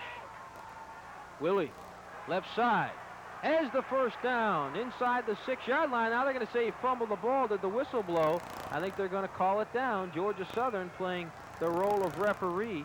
They're pointing. They already had the football. Giles came up with it, and he started moving in the other direction, and they may be winning the argument, and they have won the argument down there. They had about 5 or 6 Philadelphia lawyers down there arguing their case, and all of a sudden, we see right here, here comes Willie English right up there. He gets hit, and the ball's out.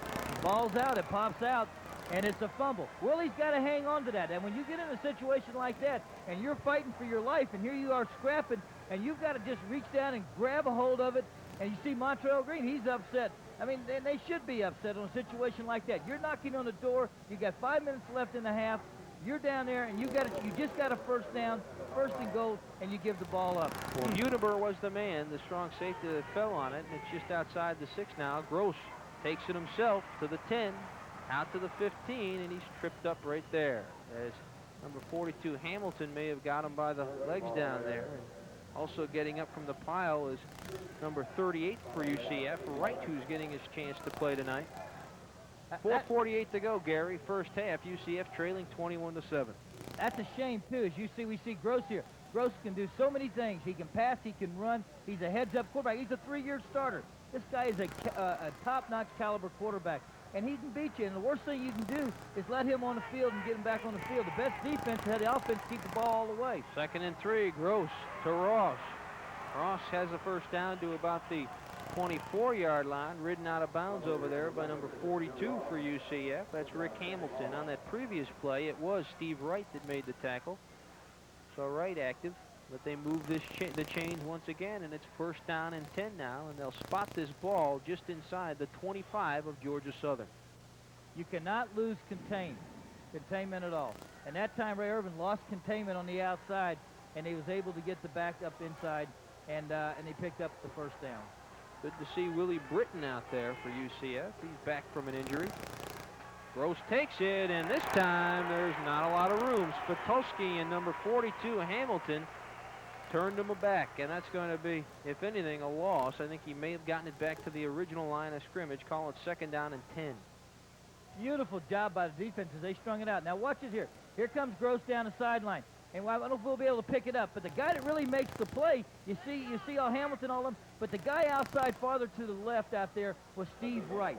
Steve Wright did not lose containment, and he forced Gross back inside. Lindsey with good penetration on that. You see Lindsey having a good year again for UCF, and timeout is called by Georgia Southern on 2nd down and 10 from their own 25-yard line. CV's telecast of UCF football will continue on Community Cable Channel, Channel 32, with the Knights trailing Georgia Southern 21-7. Back at the Citrus Bowl, 2nd down and 10 from the 25. 3:44 to go first half. Georgia Southern leads 21-7. Georgia Southern came in 3-3 on the season. The Knights 4-2. And an interesting point for you, as both clubs want to find themselves in the playoffs. Last year, no club made that 16-game tournament with 3 losses. Fumble. Gross picks it up and ad-libs, and Willie Britton ad-libs as well and gets a sack. Number 77, Willie Britton, back from an injury. He's a fired-up player, came up with a very big play there, and that'll bring up a 3rd down and about 15 back at the 20-yard line. Think Willie's enjoying himself? Well, he really is, and I don't know if he's even back to 100%, but enthusiasm on a few plays. And what they want to do is they want to get Willie into the defense on a couple plays at a time. Get him used to getting back in there, let him take a few hits, and see how the knee feels. Belser is split left. At the top of your screen, it's Terrence Sherrill. Gross back to pass, protected well. Now it breaks down. He goes in and then back out again, right over the middle, incomplete. Tried to hit number 88, Sherrill, and he was bumped pretty big by number 42, Rick Hamilton, a linebacker. And Sherrill had the courage to enter into his domain, and he paid for it.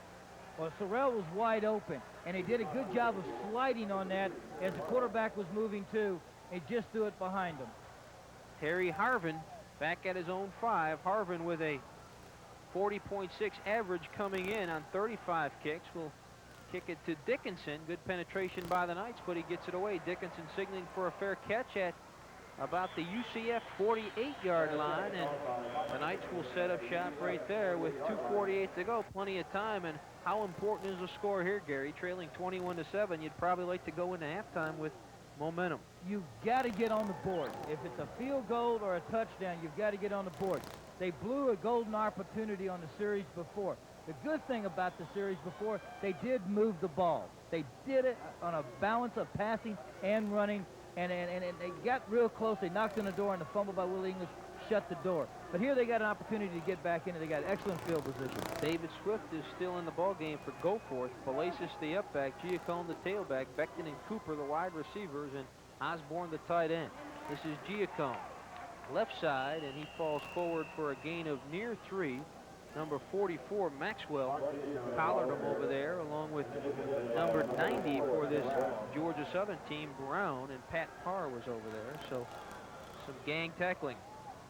Well, it's a beautiful night for football. The weather's turned a little cool. They go without a huddle, and there's some movement over there, and it might have been David Swift, right side. David Swift's having a rough night. He's been called for holding. He's had a couple of legal procedures. False start. Central Florida. 2nd down. That's the second one on David, plus a holding call. And he's having a rough night so far.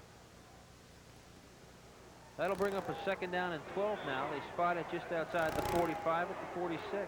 Backs are split behind Peoples. Peoples back to pass. Ball was deflected. He got hit on the backside. They're going to call it an incomplete pass. Busaletti came in on him from the backside and hit him just as he was throwing the ball, but they're saying that his arm was already in a forward motion, so it's just an incompleted pass. Well, we see it drop straight back. He's looking to his Montrell Green, looking downfield, and boom, he gets hit. And it Busaletti there is coming up right there, trying to recover the ball right there. Good penetration. Busaletti's dangerous on that backside. And Travis Peoples wants a timeout with 2:11 to go. The Knights are looking at a 3rd down and 12 from their own 46-yard line. They trail it 21-7. This has been a tough ball game so far. Where we have a chance, let's look at Mike West on what they expect from that UCF offense. They've always had a great passing attack, but now they got a couple of big guys in the backfield that are going to try to establish the running game first. That's something that we haven't seen out of Central Florida ever since we've been playing them, is them trying to establish a running game. Of course, Mike West has been injured tonight. He's out of the ball game right now. Was their leading tackler. He's that inside linebacker, and the Knights on the sideline huddling with 2:11 to go. Plenty of time, but 3rd and 12 can be tough to convert from time to time. To see the UCF faithfuls, and there's the coaching history at UCF, and certainly Gene McDowell, if you were going to grade him, he gets an A. He came in and managed things both on and off the field and turned this program around in a big way. And Gary, you are a believer in Gene McDowell. You were recruited by him to go to Florida State, and your boy G.T. Paris and another son is on this roster, so I guess that is the ultimate compliment. You believe in the program, and I know you are very interested in this ball game. He's a first-class guy, and he's a good football coach. That says it all, right? That's it right there. Peoples, pressure, trying to get out of trouble. There's nowhere to go, and there's a flag down, and we may get a hold. He was just swarmed over there by that Georgia Southern defensive line. The nose guard number 60, Curtis Gordon, and help from his friends, and Peoples just didn't have anywhere to go. Holding, Central Florida. You can see, and most likely they'll decline that penalty, and they'll make UCF punt the ball here with 2 minutes and 2 seconds. Now, Peoples drops straight back. He's looking. All right, now you see there's a play on the outside right there where you lose. Derek Connor loses his man. Forced people go to the left. He really wanted to throw the ball back to the right, and he's not the kind of quarterback that has a strong enough arm to go across the field like that and throw against the grain. By getting forced out of the pocket and having shifted to his left, that took Travis People right out of his passing lane. 2:02 to go in the first half, and Holding, Central Florida. Declined, 4th down. they're going to decline it, as you can see. So now Salerno will have to punt the football away. So UCF defensively wants to make sure they, worst case, go in trailing by 2 touchdowns.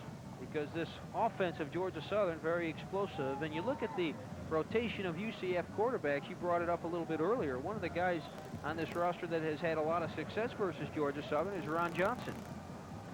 We may even see him.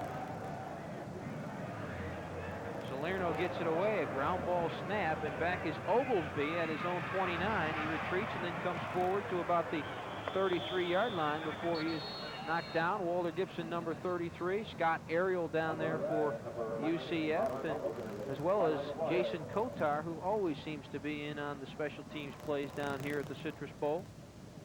And we will wait for this call. Well, it's nothing uncommon for a lot of Southern flags run back, 15 to fly yards. as in a Georgia Southern football game. They're a very aggressive football team. I think the last game they were out, they got penalized 10 or 11 times. And they just play aggressive football, and that's the style. As long as you win, coaches don't mind it. It's when you start losing and getting those penalties, that's what drives a coach crazy. Well, for Georgia Southern faithful, Georgia Southern on the run back, 15 yards, 1st down. it has been a tough year when you consider they had their 38 home game winning streak broken at Allen Paulson Stadium when Eastern Kentucky beat them, and they're not used to being a 500 football team, but as you can see, they are still a very good football team. This is Ross. It looks like Ross that goes outside the 40,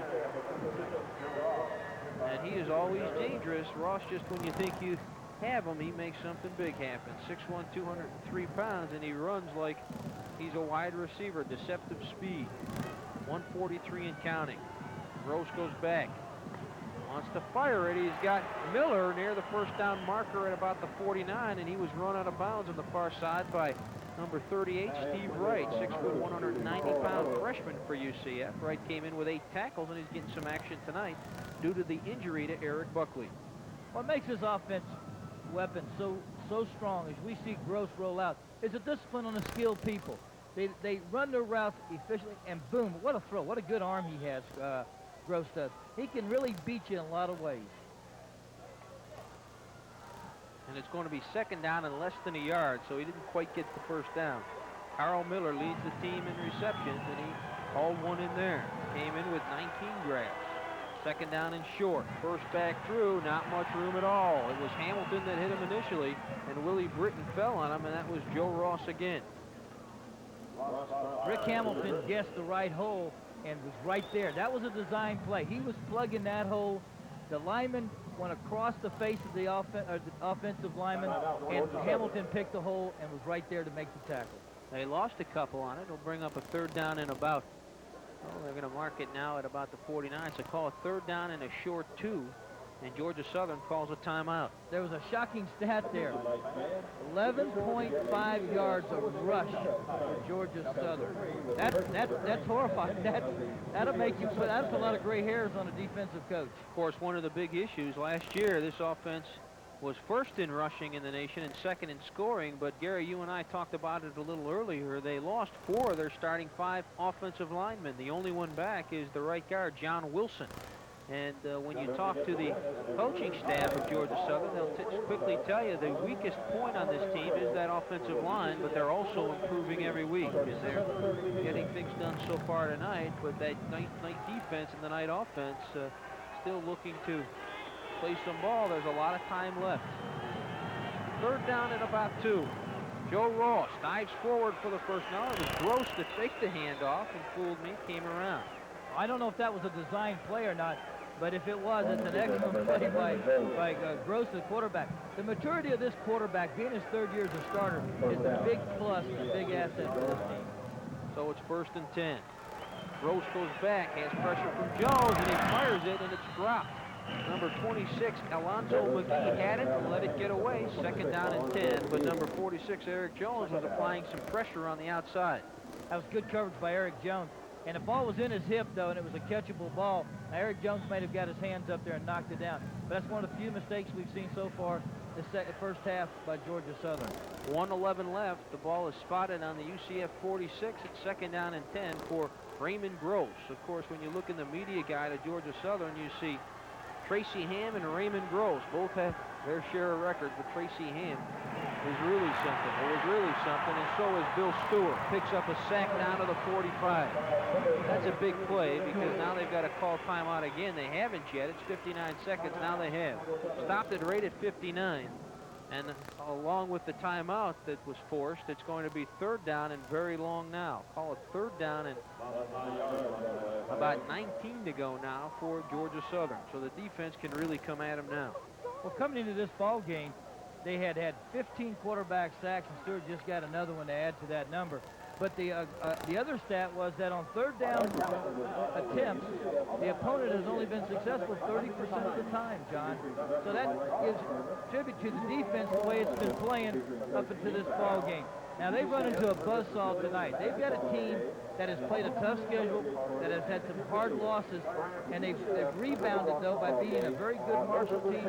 And they got some confidence. They had an open date. They had a chance to have that open time, and they're showing their composure and they're showing their maturity as a championship team.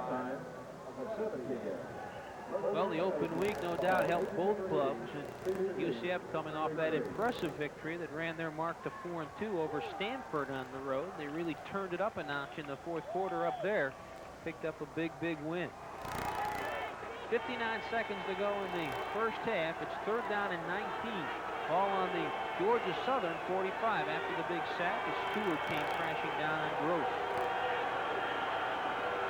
Gross goes back to pass. Firing. Ball tipped up by UCF, and it was nearly intercepted. Wright didn't know where it was, and also number 88, Sorrell, almost picked it up on the hop. And if he would have, he may have skated on down the sideline, but that ball had interception written all over it. It just didn't bounce in the right place from UCF's perspective. You see the quarterback Gross rolling to his left. He looks downfield, throws strong.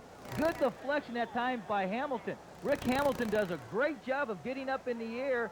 And as you see, Sorrell almost comes up with the deflection there. And I was with you, John. I agree with you. He was down the sideline.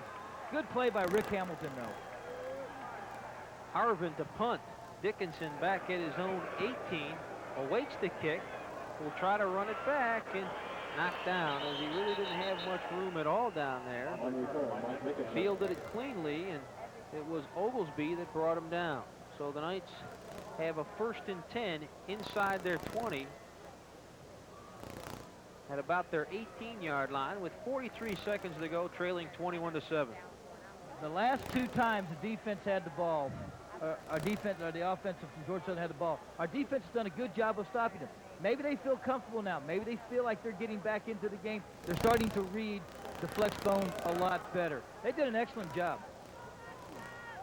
Here comes that offensive UCF led by Travis Peoples. Now number 85, Chad Payne, checks in with Cooper. So you've got that spread formation.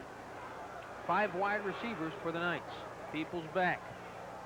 Underneath, he bounces it to Dickinson, who couldn't hold on. 2nd down and 10, 39 seconds to go. 2nd down and 10 from the 18-yard line for UCF. Well, they're in the spread offense now. They've got 5 wide receivers in the ball game. Peoples drop straight back. Now this ball's just badly thrown.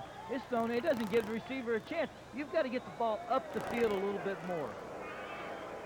Back to pass again. Steps up, may take it himself. He will, out to the 20. 25, dragged down at about the 27-yard line. Number 47, Nick Davis, got an arm, the tiger paw on him, and wouldn't let go. Well, they got to call timeout, or they got to stop the guy. They go down. 23 seconds to go, and they use the timeout. They had to do that. Now, Peoples that time was looking downfield and trying to find a receiver downfield.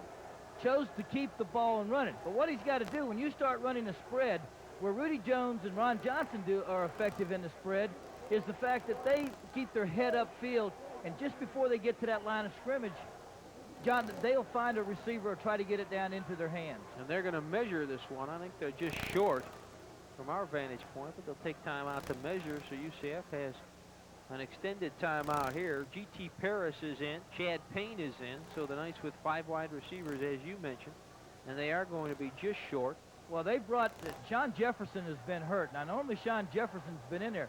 What they've done is they've taken G.T. Paris, who's a freshman, and he's a small tight end or a big wide receiver. He's about 218 pounds, and they've moved him out and then put him in the as one of your wide receivers. You've got Payne, Cooper, and G.T. Paris wide left or toward the top of your screen, and they've got Dickinson and Becton at the bottom of your screen. Peoples from the shotgun. 23 seconds to go and counting. Over the middle, G.T. Paris has a catch down to the 37. And he is knocked down by number 47, Nick Davis. And they've got to hurry up. 17 seconds, and UCF has perhaps used it. No, they're going to get the clock stops because they're moving the chains, but it's 17 seconds to go. And now they start winding it again. 1st and 10. Peoples, quick hitter. This is Dickinson trying to get out of bounds, and he does at about the 47-yard line. He was run out of bounds over there by, again, number 47, Nick Davis, who's all over the field. There's 8 seconds to go. So what do you have, time for one play, maybe in a field goal? And the big question, does UCF have any timeouts left? The scoreboard indicates a pair of timeouts. Well, I think what they've got to do is they've got to get the ball another 20-some-odd yards down the field and give Gorella a chance for a field goal. Miller can do it. He's got the leg for it, that's for sure. They just don't have the time. Down to 7 seconds. Peoples hustling to get out of bounds. 3-2. I think he got out with 1 second to go, so they may have a play, just a Hail Mary-like play right now, because there's no way he's going to be able to kick a 67 to 68-yard field goal. I don't think he's going to go with a Hail Mary now. I think what you do is you call timeout. You've got the timeout to waste. I'd call timeout and talk about it. I'd line my 3 receivers to one side and let them fly down the field. That's what they're going to do. 3-1, and Becton and Dickinson to the near side. He's just going to launch it towards Sean Becton, and he can't come up with it. Just threw it a little bit too deep for everybody, and that's the way the first half will end. So UCF opens up with an 80-yard drive, takes a 7-0 lead, and then 3 unanswered touchdowns by the defending national champion Eagles, and UCF trails it by 2, 21-7, but there's a lot of football left, Gary. Well, there is, and they got to feel comfortable that they did make some inroads here toward the second quarter. They got all the way down to the 4-yard line, and they didn't get in, and they moved the ball a little bit more. They got to have a little more confidence in themselves after that last 2 series. We're going to go downstairs to Tom McCullion and get his feel for what he's seen so far tonight.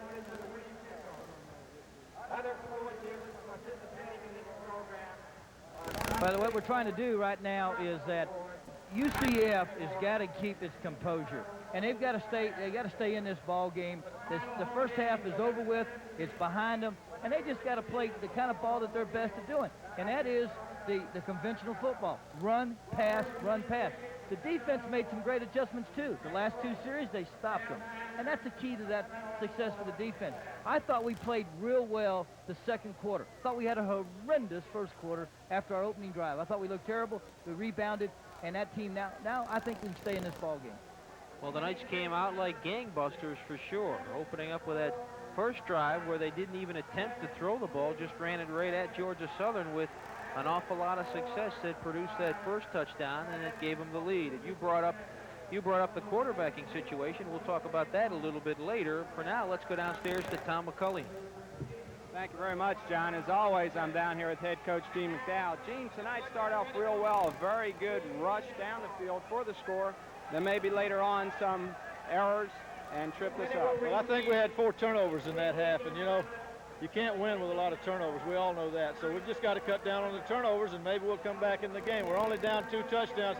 If I'd thought before the game we'd have 4 turnovers in the first half, I thought for sure we'd be down more than we are. So we still got a chance to win the game. It's going to be a great second half. I think so, too. With the success of the rush early on, is that going to be your key in the second half? Say again? With the success of the rush early on, is that We're going to run the the football some in the second half. We're also going to throw the football. We're not going to try to run the ball every play. We're going to mix it up. Okay, thank you very much, and good luck in the second half. John, as Coach McDowell said, we're going to see a lot of change-up in the second half. Hopefully, we'll see a couple of the players who are injured come back and be healthy to play. We'll take it back upstairs to you. So more of the same in the second half. The Knights just have to stay away from turning the ball over. And speaking of injuries, Gary, Teddy Coltrane is out with a problem in his lower back, as well as Jefferson, the speedster, who was number 2 in receiving. He has not played tonight. He's got an ankle and a shin problem, so that has to hurt. At the end of the first half, as you can see, Georgia Southern up 21-7. CB's telecast of UCF football will continue on Community Cable Channel 32 when we return.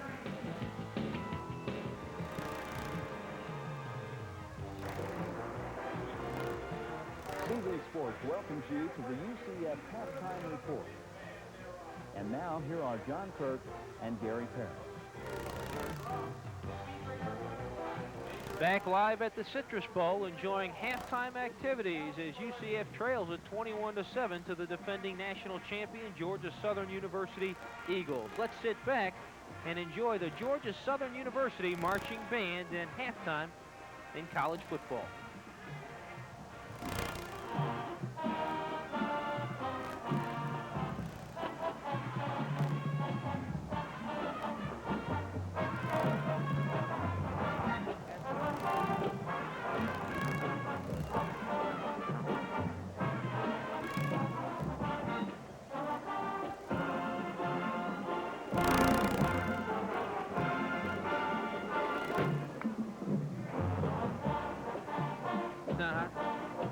Okay, good. Mark?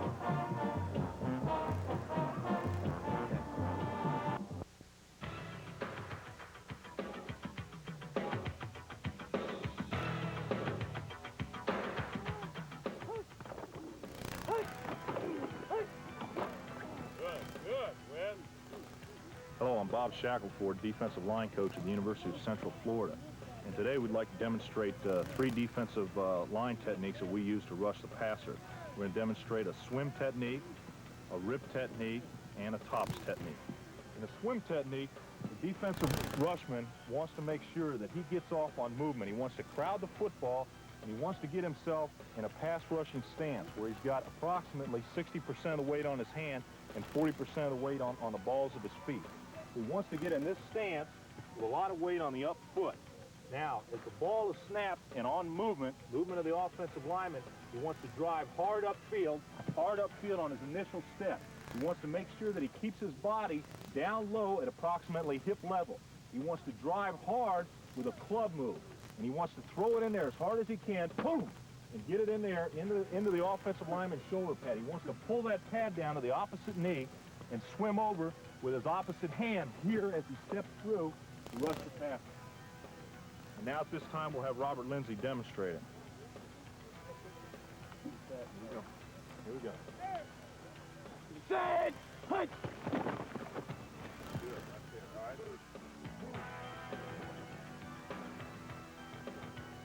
The second technique that we like to use at the University of Central Florida, the rush the passer, it's the same technique off the ball that we start with. The difference is now is we're going to use what we call a rip technique or an arm under technique. Now, we're going to come off the ball on ball or movement as we're rushing the passer. We still take that power step upfield. We're still staying low, keeping our pad level down low so we can't get pushed or widened by the offensive blocker. Now we'll throw that club in hard into the shoulder pad. Now as the offensive lineman presses on us, we want to take our opposite hand and drive hard into the armpit with the fist and get it up underneath his armpit. Now it's very important once you're here to drive the elbow past the earlobe high so you can drive this arm off of you in order to rush the passer. Now we'll have Willie Britton demonstrating. Set, punch.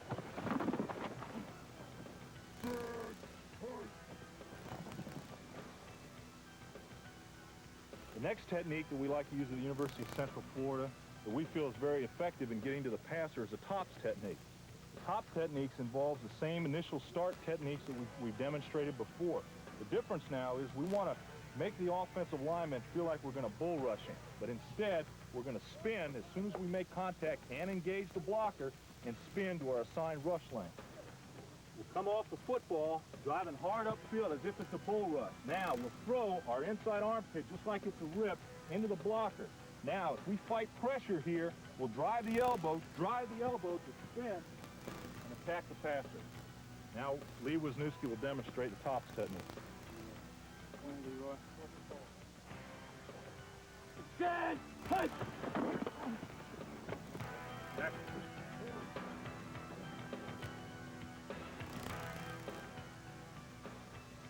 At the University of Central Florida, we believe that the fundamental teaching and technique teaching that we emphasize here is a big part of the success that we've had. We hope that these techniques and fundamentals that we've demonstrated today can be of use to some of you younger players out there. And if you have any questions, please feel free to contact any of the UCF football coaches.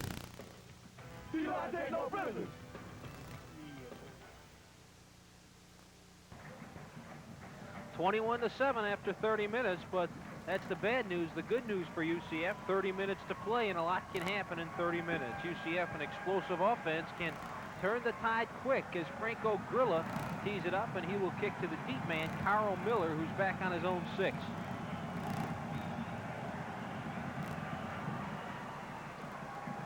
End over end, Miller watches it float into the end zone, and Georgia Southern will have to take it out on the 20.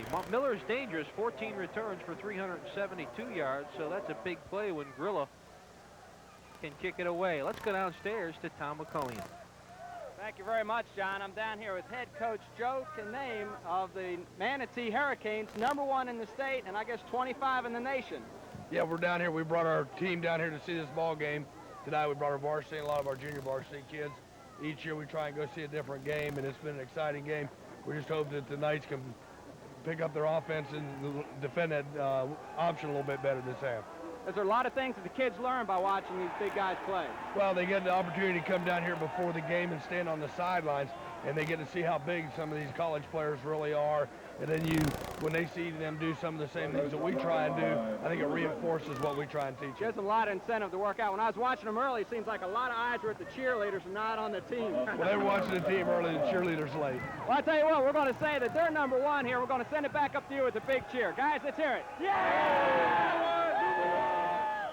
And all that yelling forced some movement down on the sideline, and that's quite an accomplishment. #25 in the country and #1. There's a dead ball foul. False start. Good Georgia football team. Southern. Good. 5 yards, still second down. They're a big school. They are defending state champions, and we got them firsthand last year. I do the high school games for radio for Vero Beach High School, and they put a whopping on Vero Beach last year. We had an undefeated season going into that, and they're a good football team.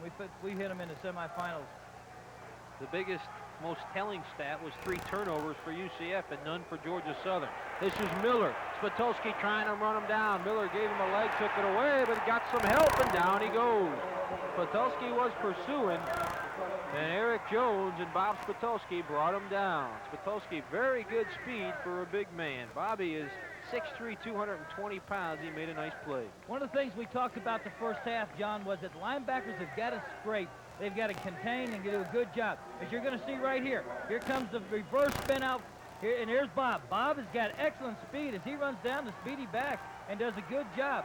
He did not lose contain because he's had excellent speed. Bob didn't need any help on that play. 13:41 to go. 3rd down and 16 now. Gross, back to pass. Pressure. The Knights were blitzing. This ball's deflected and incomplete. So Stewart was coming in on a red dog, and Gross had to hurry the throw.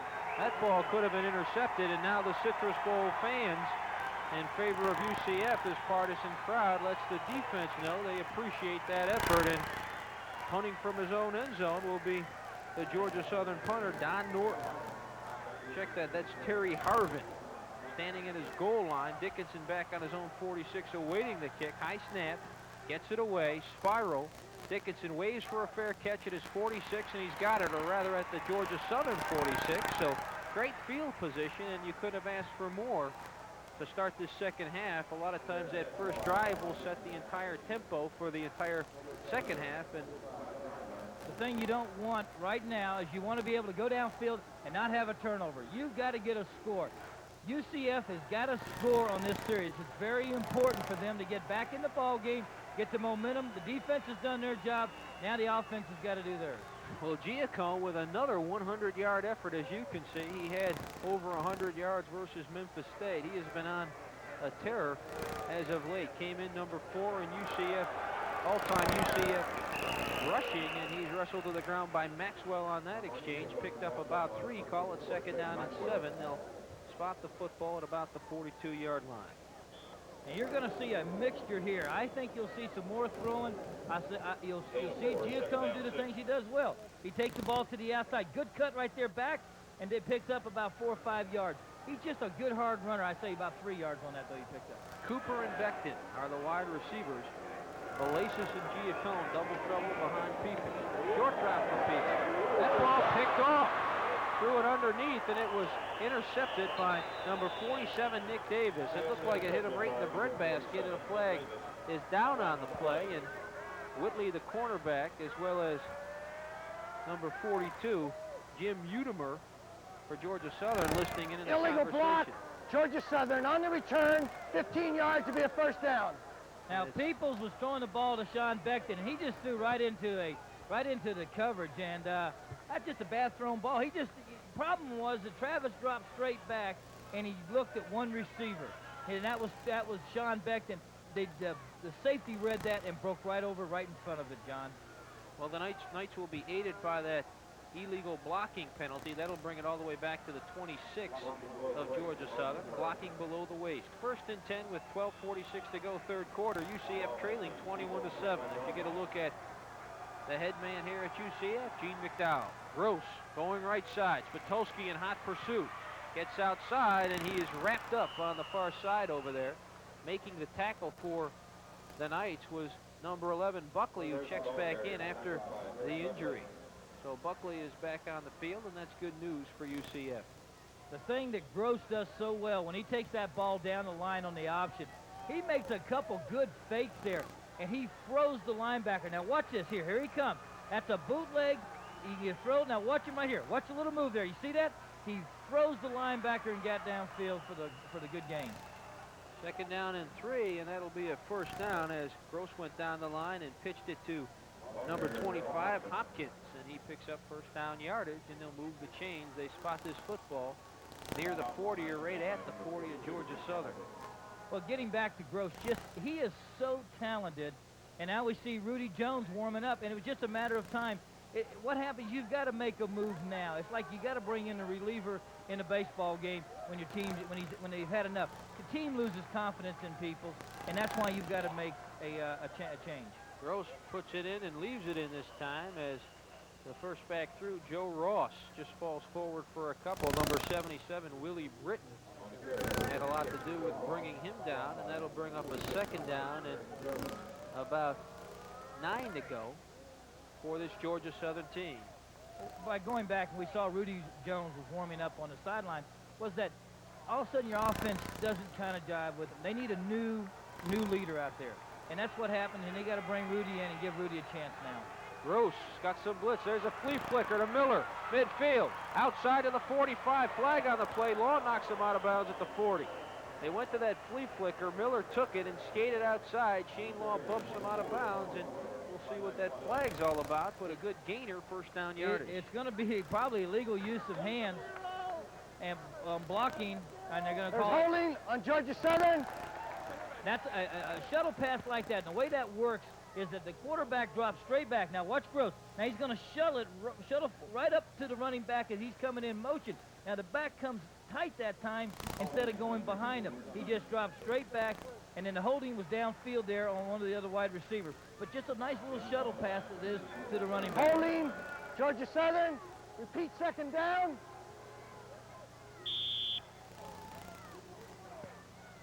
I like that shuttle pass. That's a good weapon. You'll see a lot of quarterbacks that take deep drops will use that every now and then. Second down and 6 from the 44.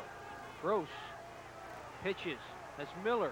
Midfield, 45-40 down the sideline, bumped out of bounds again by Law. So he gets all that yardage back, and now there's a flag down. They may get UCF on a late hit out of bounds. That's where the flag was dropped, and then Hamilton doesn't look happy over there, nor does number 11 Buckley, so they may add more to this game. Well, frustration starts to set in, and the tempers will fly. Dead ball foul, personal foul on Black. And you're right, John, there was a late hit on the sideline, but that's frustration. In a ball game, when defense does so well, you go back out on the field because the offense turns the ball over. Then all of a sudden, Georgia Southern hits you on a couple good plays, and you start to show frustration. You start to lose your composure, you lose your poise, and then you make a silly penalty like that, and that hurts. Dead ball, personal foul, Central Florida, 15 yards, first down. They spot this just outside the UCF 20-yard line now, and it's 1st and 10 for Raymond Gross.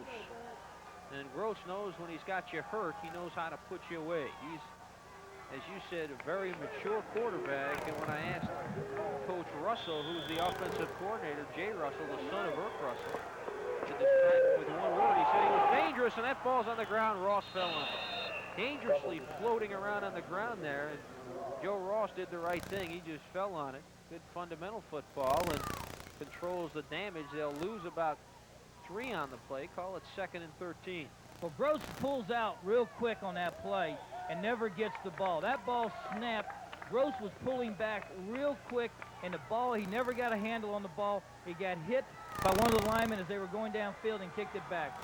They were lucky we didn't get the ball that time, and we needed a break like that. 2nd down and 14 now as Gross has to really shout because this crowd's starting to become a factor. First back through, fighting for yardage. Looks like it was Ross. Hamilton brought him down along with Eric Jones, and it was Joe Ross. He got inside the 20 to about the 19 for a pickup of a couple. Call it 3rd down and 8 now for Georgia Southern. Deke Pollard's a veteran. He's been around the league many times, and he's been in the league, NFL, and the college, and he'll get his defense. If we see Stewart come up, or Hamilton come up and make the tackle, and he'll get these kids to rally, and they're not going to quit on him. He's that kind of coach. 3rd and 8, the Knights are blitzing, and there's that flea flicker again, or shuttle pass, and Hamilton bounced them down along with Stewart, and I don't think he got the first down. He's going to be a little bit short of it, depending on the spot. It'll bring up a 4th down and a decision for Stowers, the head coach of Georgia Southern. Well, they do so many things when they're with their arsenal there, with that weapons they have. They run that man in motion, a slot man, and they just shuttle the ball forward to Hopkins at time. And Hopkins, you see, has carried the ball 4 times for 87 yards. That time he caught the little shuttle pass, and he's just about a yard short. Now we see it. He's coming inside. There's a shuttle pass right there.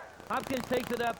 Good hit right there by Rick Hamilton. Rick Hamilton laid him out and did a good job. He got a good mark. I thought the mark was a yard back.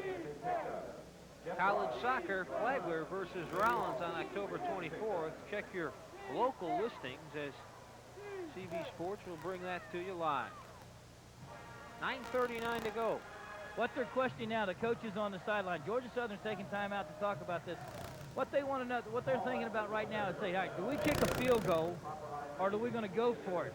Now, I feel like they're going to go for it. The momentum's going their way, and I may be wrong, but if I had a 21-7 lead, 9 minutes, 39 left in the third quarter, and really I've got the momentum, everything headed my way, I'd go for it. 4th down and less than a yard.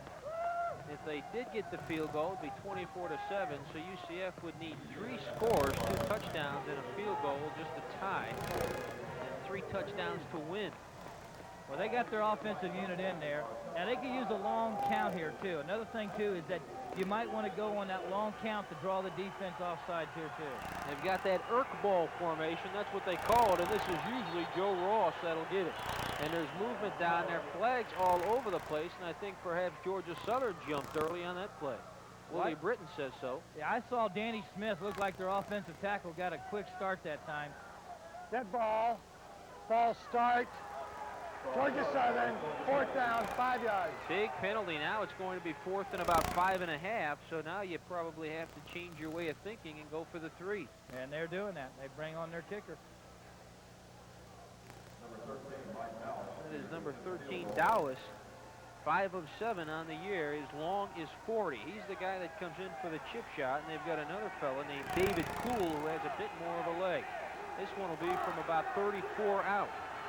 Out of the hold of Terry Harvin. The snap is down. The kick gets up. It's long enough, and it is good. So a big kick for Dowis, the man that connected last year with 141 left to help his team win the national championship over Stephen F. Austin, 37-34. He gives his club a 24-7 lead tonight versus UCF with 9:35 to go in the third quarter. So that penalty was a big one because if they would have gotten the first down, they would have been marching deep. The field goal hurts, but UCF still has plenty of time to turn this thing around here at home.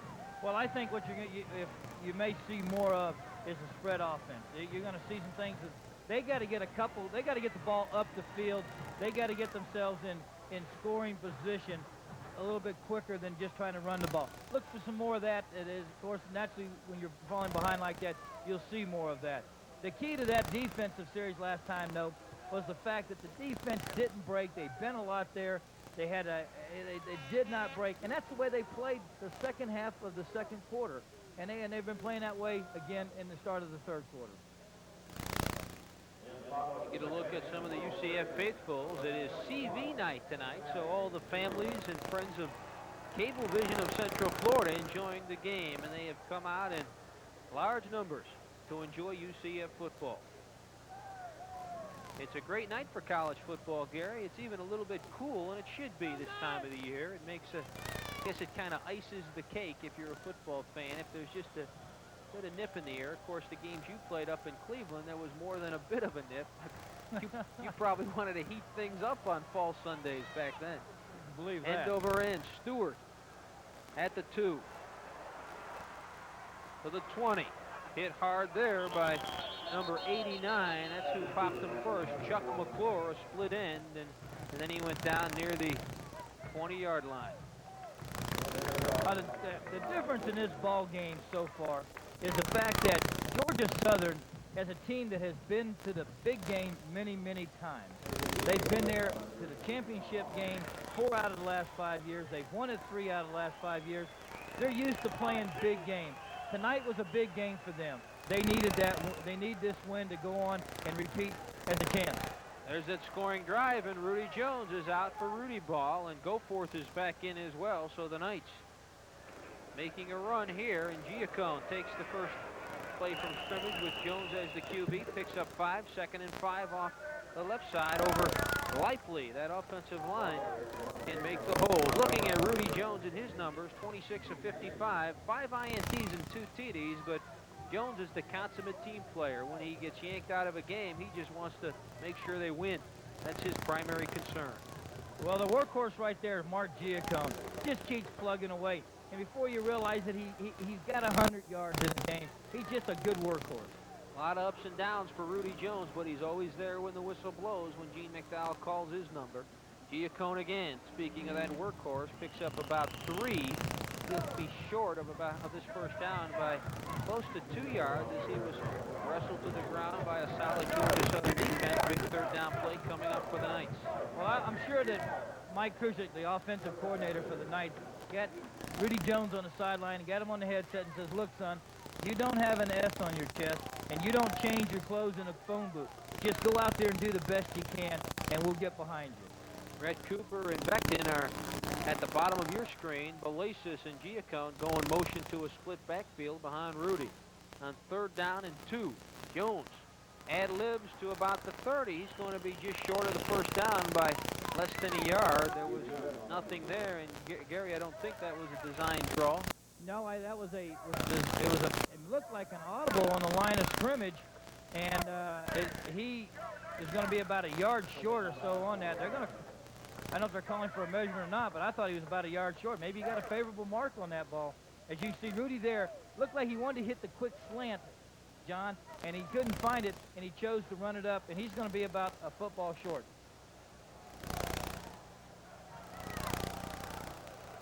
Just short by about the length of a football. And do you press is it pressing the panic button if you go for this now? Do you have to punt given where the football is? Gene McDowell's an exciting guy, and you know, they've got a with Giacone and guys like that. Go for it? I say punt. Okay. Coach Pierce makes the decision, and he makes the right one. He says punt, and Gene McDowell must have been listening. Well, I think it's too early to if you don't make it, you give an automatic another score. I agree with you. I'm like Larry Tate on that show Bewitched. I always agree with the boss. There you go. Salerno back at his 16. He's got Oglesby waiting at the 40. Oglesby is dangerous. It's a fake, Montrell Green, and that's what I said they should do. Montrell Green inside midfield to the 40, and Gary, I was just going to say they probably ought to fake this, and I know you were too, but what a big play for UCF. Montrell Green takes it, he had a lane, and he just skated inside the 40, and boy, if there's been a big play so far for UCF, this one's it. Well, that's a gutsy call by Mike Krusick, or Gene McDowell actually probably made the call, because being the head coach, that's a call that he normally would make on a situation like that. Gutsy play, and I tell you something right now, Montrell was sitting back there, and when you're that far down, no one really expects the fake there. You'd see the fake more toward midfield.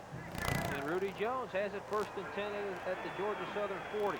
Belasis and Giacone are in an I formation behind him, and Giacone takes it for about 4 before he's knocked down by number 95, Giff Smith, 6'1", 230-pound senior, a 3-year letterman. 2-time All-American is Giff Smith, and that'll bring up a 2nd down and about 6 to go. 7:20 and counting, 3rd quarter. The Knights trailing 24-7. Rudy Jones, this is his first series of the night coming in to spell the starter, Travis Peoples.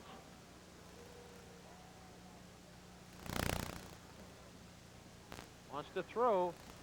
Plenty of time. He's got Belasis underneath down to the 25-yard line. Whitley knocked him down. And that'll be 1st down yardage for the Knights. And we're going downstairs to Tom McCullion.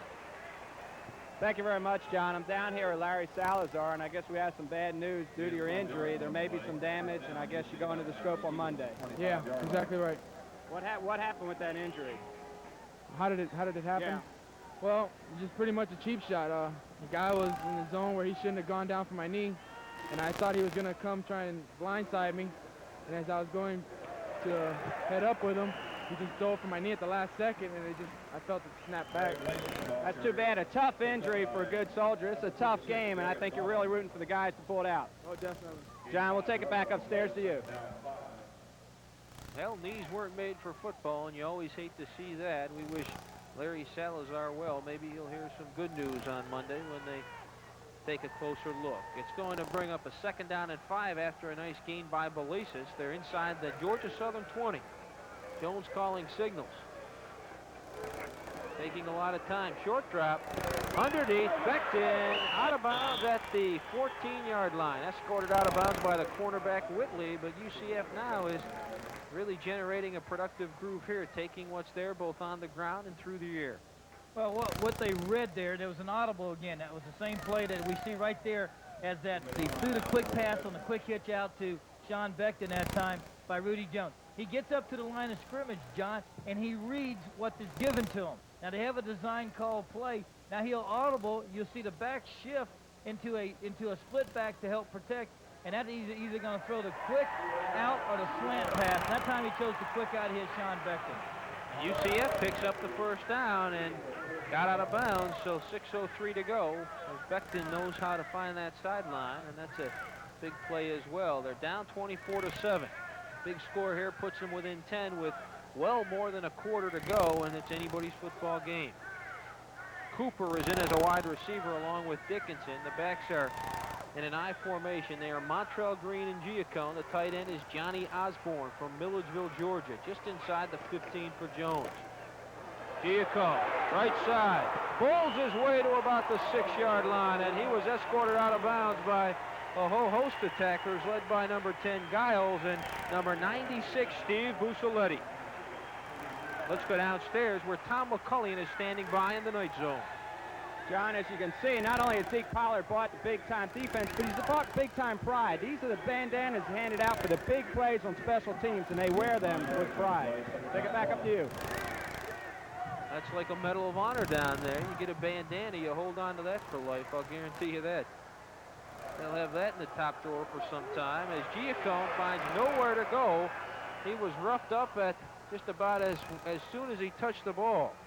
Hit by number 38 from Georgia Southern into the ball game. As a spark plug, Eugene Hayes, a middle linebacker. Hayes did a great job of just reading that time. His key was the back. He had the back. As you see, Hayes has got his eyes on Mark there, and boom, right in there, he takes him, and he's keying him. Does a good job. Nobody picks him up, and he makes the tackle for a loss. Should tell you that inside linebacker Mike West is back in the game. He sprained his left ankle in the 2nd quarter, but he's back. 3rd down and 4. Steamroller formation. Rudy Jones on a naked bootleg to the 5. Skating toward the flag. Touchdown, UCF. Rudy Jones ran it to perfection. And look at him pound the wall down there, and the crowd responds. They're back in it with 5:15 to go in the 3rd quarter. They can pull within 10. Great fake on that. Great fake. He makes the fake to the toss to the left and spins out to the right, and there's nobody there to run him down. Great job by Rudy Jones. Grilla comes in out of the hold around Johnson. Sargent the long snapper, and last week versus Marshall, Georgia Southern was victimized a few times on that naked bootleg, and UCF must have been watching, and they called it at the right time. Grilla pulls his troops within 10, 24-14, 5:15 to go in the 3rd quarter, and now we've got a big crowd here at the Citrus Bowl, most of them standing and cheering their UCF Knights. UCF football will continue on CV's community cable channel, channel 32, when we come back. Back at the Citrus Bowl, 24-14. Anybody's game, 5:15 remaining 3rd quarter. A boisterous crowd here at the Citrus Bowl as Grilla tees it up, and that is Carl Miller you just looked at. Now you're looking at the UCF Knight faithfuls who are enjoying themselves for the time being. The yellow hankies are out in force as well. Grilla approaches end over end. Miller back to about 1 yard deep into his own end zone, and he comes out to the 15-20. Found a lane, still on his feet. Miller to the 35-40. He may go all the way to the 40. 30. Down to the 20. 10, 5. Touchdown. There's a flag on the play. Flag way back at about the 13-yard line, so this may all come back. May all come back. There's a hanky laying there at about the 13, and it's a clip against Georgia Southern. It's all for naught. Oh, sometimes when you have great runs, it's because there are some penalties like holding, tackling, or clipping. And that time there were 2 of them, and there was one on the 13-yard line, which was a big clip, which means they'll go half the distance. We're going down to the night zone where Tom McCullion is standing by. Thank you, John. It looks like Rudy must have bruised his sternum going into that end zone there. He's sitting there on the side. I don't think he's going to have any permanent damage, but he is taking a rest here. Looks like he's going to be able to play the rest of the half. Back up there to you. Flipping, Georgia Southern, first down. All right, now we're going to get an opportunity to see the cardiac quarterback, Rudy Jones, as he leads the cardiac kids the second half of this game. There he is on a bootleg pattern, and Rudy Jones is becoming known as, the old saying is, those cardiac kids, and he's part of it. Talking about the Cleveland Browns again in Brian's sight. Yeah, exactly. 5 minutes to go. You hear the crowd. Gross rolling right, taking it himself. Hit and tripped up Spitolsky. Stewart hit him first, and Spitolsky lost it the cake down there, and the UCF crowd becoming more and more a factor. No gain, 2nd and 10. Really pinned back after that clipping penalty. They spotted at about the 7-yard line. Perhaps he advanced the ball just a bit. Less than a yard gain for Raymond Gross. 10 for 80 yards last game. This game they haven't been victimized as much, but the big story, UCF gave him the ball 3 times, and the Knights will try to stay away from the turnovers and turn this thing around. Gross down the line, now pumps it over the middle, almost intercepted. Bill Stewart was there, as was Buckley. He was trying to hit number 26 out of the backfield. That's Alonzo McGee. But that ball was dangerously close to the Nightmare defense. As you see right here, Gross looks up, pumps to the right, looks back over the middle, tries to hit McGee, and it looks like one of our linebackers, and it may have been Bill Stewart, that got his hand on that ball and knocked it down. Good play by Bill Stewart. He's had 2 big plays in a row. 3rd and 9 from the 7, so you make them punt here. They've got a Georgia Southern could have a world of trouble because UCF know how to block punts. Right up the middle, no room at all. Well, the crowd tells it all, folks. You can hear that crowd, and you see them standing up, and they're excited now. The same crowd that was kind of dead there in the second quarter has found life, as well as the rejuvenated University of Central Florida Knights. Terry Harvin. He's hit 11 inside the 20. This one won't be inside the 20 unless it's his. Gets it away. Dickinson comes up on the run, on the fly, 30, 25, 20, and you could see Dickinson, he saw that low kick, and he made a decision to gamble, took it on the fly, and ran into number 47, but what a return. Nick Davis sat him down near the 20, but they're in good shape right now.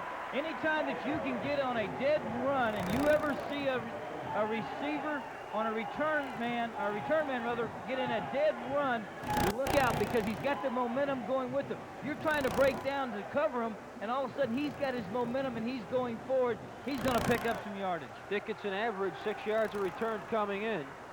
2 wide receivers far side. 1st and 10 from the 21. Giacone inside the 20. Maxwell hit him first, and then they pushed him back. He may have gotten as far as the 18 or just inside the 19. Before they roughed them up. 3:28 and counting, 3rd quarter. The Knights trail by 10, 24-14, but they could quickly impact the scoreboard given the current position. And there's a Georgia Southern Eagle down on the play. Hard to get a number at this point in time. Well, the main thing that Knights have to do now is that Rudy has got to stay hot. And they've got to get him in plays that it best suits Rudy Jones.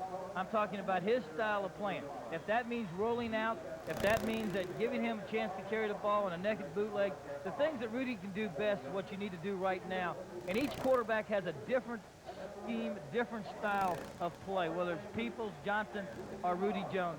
Now Mike Kruchik's got to adjust his play calling to mold it around Rudy Jones. Looks like 98, Sean Harrelson. 6'3", 214-pound sophomore, and he gets up on his own power. He just was at the bottom of that pile and got snowed under down there. The ball was spotted at the 19, 2nd down and 9 for UCF. Rudy has done it before, a great performance versus Liberty a year ago, and Eastern Kentucky, in that win he played a role, so he knows what it is to come out like Darryl Monica used to do for the Raiders and the Buffalo Bills. A hot hand. Takes a special trait to come off the bench and get hot quick, and that's what he's doing tonight. He's running the show. 3-13. Backs are split behind him. Becton and Cooper are his wide receivers. Protected well. Looking for Becton in the corner, and he missed him. Whitley had good coverage, and number 10, Giles, the free safety, came over to help out. And just good coverage. They're keying on number 4, Becton there. You have to believe that. Well, that was an audible again on the line of scrimmage. And when you went into his audible, the back shifted up, got into a wider split as you drop straight back. Now, I think he throws a dangerous pass here. Why not hit your back that's out open? You'll see a couple backs. You see Mark Giacone right out there was wide open. Too many times you try to go to your top gun, and the defensive people know that. Now, that time, Mark Giacone was open to the right, and Perry Belasis was open to the left. Cooper, who has 6 catches for 69 yards on the air, is wide left, and Rudy Jones wants to talk about this one. 3rd and 9 from the Georgia Southern 19 with 3:05 to go in the third quarter. This is an important play for UCF. They want to keep the football, and they want to get 7. Well, it's always wise to call timeout before you make a mistake. Well, you hate to call timeout, though, when you're trailing 10 points and there's 18 minutes left in this ball game, and you've got to get 2 big scores to get back in it and hope the defense holds them. You need all your timeouts. Apparently what's happening on that was that the defense was walking up and doing some things that he did not like. Rudy was uncomfortable with, so he called timeout. We want to remind you of our CV game of the week. October 22nd is our air date. Kissimmee Gateway versus Edgewater High. It's all going to begin on CV Sports at 6:30 p.m. Sit back and enjoy high school football in Central Florida like only CV of Central Florida can bring it to you. Nothing like sitting back and enjoying that high school football, although they've had to deal with this mosquito situation, moving their games to the day. Has that affected your broadcast yet? Very much so. We're at 4 o'clock on Friday afternoons down in Vero Beach. Does that make you mad? A guy like you might get upset, Evan. You like those lights, don't you? Yeah, football's in high school meant to play at night. I had a feeling you'd say that. 3rd and 8. Rudy Jones with a big play here. He's got a blind side to deal with. He dishes off to Belasis and can't find much room as he's bounced out of bounds at the 16-yard line. Giles and number 47, Davis, were over there, along with number 42 of Georgia Southern. All right, now this is an obvious field goal situation. Okay, the question is, will he kick it? We thought it was an obvious punting situation. Or will Ron Johnson, who is the holder, fake and do a rollout, a sprint right or roll left, whatever it may be? Well, I have a feeling they'll go for the 3 points, but Johnson was warming up just moments ago down there. That may not mean a thing. If they get to 3, this is a 33-yard field goal out of the holder, Ron Johnson. There's the snap, lays it down. The kick is long enough, and it is perfect. With 2:54 to go, they pull within a touchdown, 24-17. So they really needed that 3 points. Exactly right, and that's a good call, though. But I tell you what it does do, though. It eases that pressure a little bit by Georgia Southern, because they got to stop, and they can't afford to push everybody hard from the outside, because you've already faked them one time and got the punt, and you went down and you scored. Now you got the ball back this time. Do you fake it? And they were a little cautious about that, and they didn't have the pressure from the outside. A lot of football left, and the Knights can get it all back in one play. This is like having the tying run at the plate. A home run can get it all back to you. Well, you keep going back to that first half when we were down on the 5-yard line, when English fumbled the ball inside the 5. Oh, you wish you could bring that play back and everything like that. But that's all football's all about. The big key plays like that maybe they'll fumble. Maybe get the ball back here. Well, I will tell you one thing. Because of the way this game has traveled tonight, or has gone for UCF, there's been a lot of ups and downs, and if they weren't ready to play the nation's best, they wouldn't be in this football game now, because they turned the ball over, as you said, 3 times in the first half. They had a roughing the kicker penalty that kept the drive alive that resulted in a touchdown for Georgia Southern, and they were down 24-7, and here we go. They're down by just a touchdown. They're coming back. Grilla, low liner, bouncer, goes out of bounds. He'll catch a flag here and have to move it back and try it again. They want to avoid a run back as Carl Miller put chills down the spines of UCF faithful here as he ran one back on the last kickoff, but a clip brought that one back and nullified it. So I think Grillo wants to kick a ground ball to the second baseman. Yeah, he may want to kick one like that. But you, the guy that's covering it, and I had to cover my Illegal share. procedure on the kicking You're team, hoping 5 yards, re-kick. You look back at him and you say, hey, how about kicking this one inside those white lines, okay? I don't want to do this again. I mean, you're running down there and you're throwing your body at this guy, and there's two guys taking a shot at you. You get your teeth loosened. The kicker runs back. He dodges a bunch of people. You don't want to see that. So they're probably telling him right now, hey, kid, keep it between the lines. CV night at the Citrus Bowl. CV's family and friends out here enjoying UCF football, and they're whooping it up, as you've seen just a bit earlier. The pressure now, John, is going to fall right back on the defense's shoulders because they've had two good, strong, momentous type, series for defense. They have really stopped Georgia Southern this second half of the ball game. The last two times they've had the ball, and what they've got to do now is that they've got to go out and continue to play that. But they got to give the Knights offense a chance at the ball again, and we'll have to score. But defense under a lot of pressure now. Well, Georgia Southern, a team that plays as though they have 9 lives, and UCF is reciprocating tonight. They're right back in it. Bouncer. Tough to handle. Miller picks it up at the 14. Right up the middle. Outside now to about the 34, and he's down there. Making the play for UCF was Steve Wright, a reserve strong safety who spelled Eric Buckley a little earlier, and old number 44 Kotar was there to clean up if Wright couldn't bring him down. I was watching Kotar. I just, everybody takes a shot at him as he's going down the field. And he's the kind of guy that probably likes, hey, look, I don't mind throwing my body once, but don't make me have to do it again. First and 10 from the 32 for Gross. We got Ross in the backfield with him, along with two tailbacks, Miller and Hopkins. Gross takes the pitch, takes it himself, and knocked down by number 49 of UCF, Vic Taylor. Stewart was also over, but a pretty good gain on first down. He fakes that pitch, and he tries to get you to react, and then he scoops it up real quick. Well, you see it right here. He takes the ball out of the dive. There he is. There's Bill Stewart there. Boom. He fakes it. Bill Stewart misses, but Vic Taylor comes up. Now, see, Vic Taylor covered. That's the way that defense is supposed to work. Second and 6 from the 37. Joe Ross barrels his way toward a first down, and he may have it. Spatulski finally finished him off, but Hamilton did most of the damage, and this is very near a first down. And they're going to give it to him. First and 10. 2:10 remaining in the third quarter, 24-17. And I guess we talked about the analogy. We used the analogy of two fighters. I guess we've now entered the championship rounds, 10 through 15, even though they go 12 now. But we'll talk of them as though they still go 15. Ross, right up the middle. Eric Jones snowed him under, along with number 49, Vic Taylor, and short gain for Ross.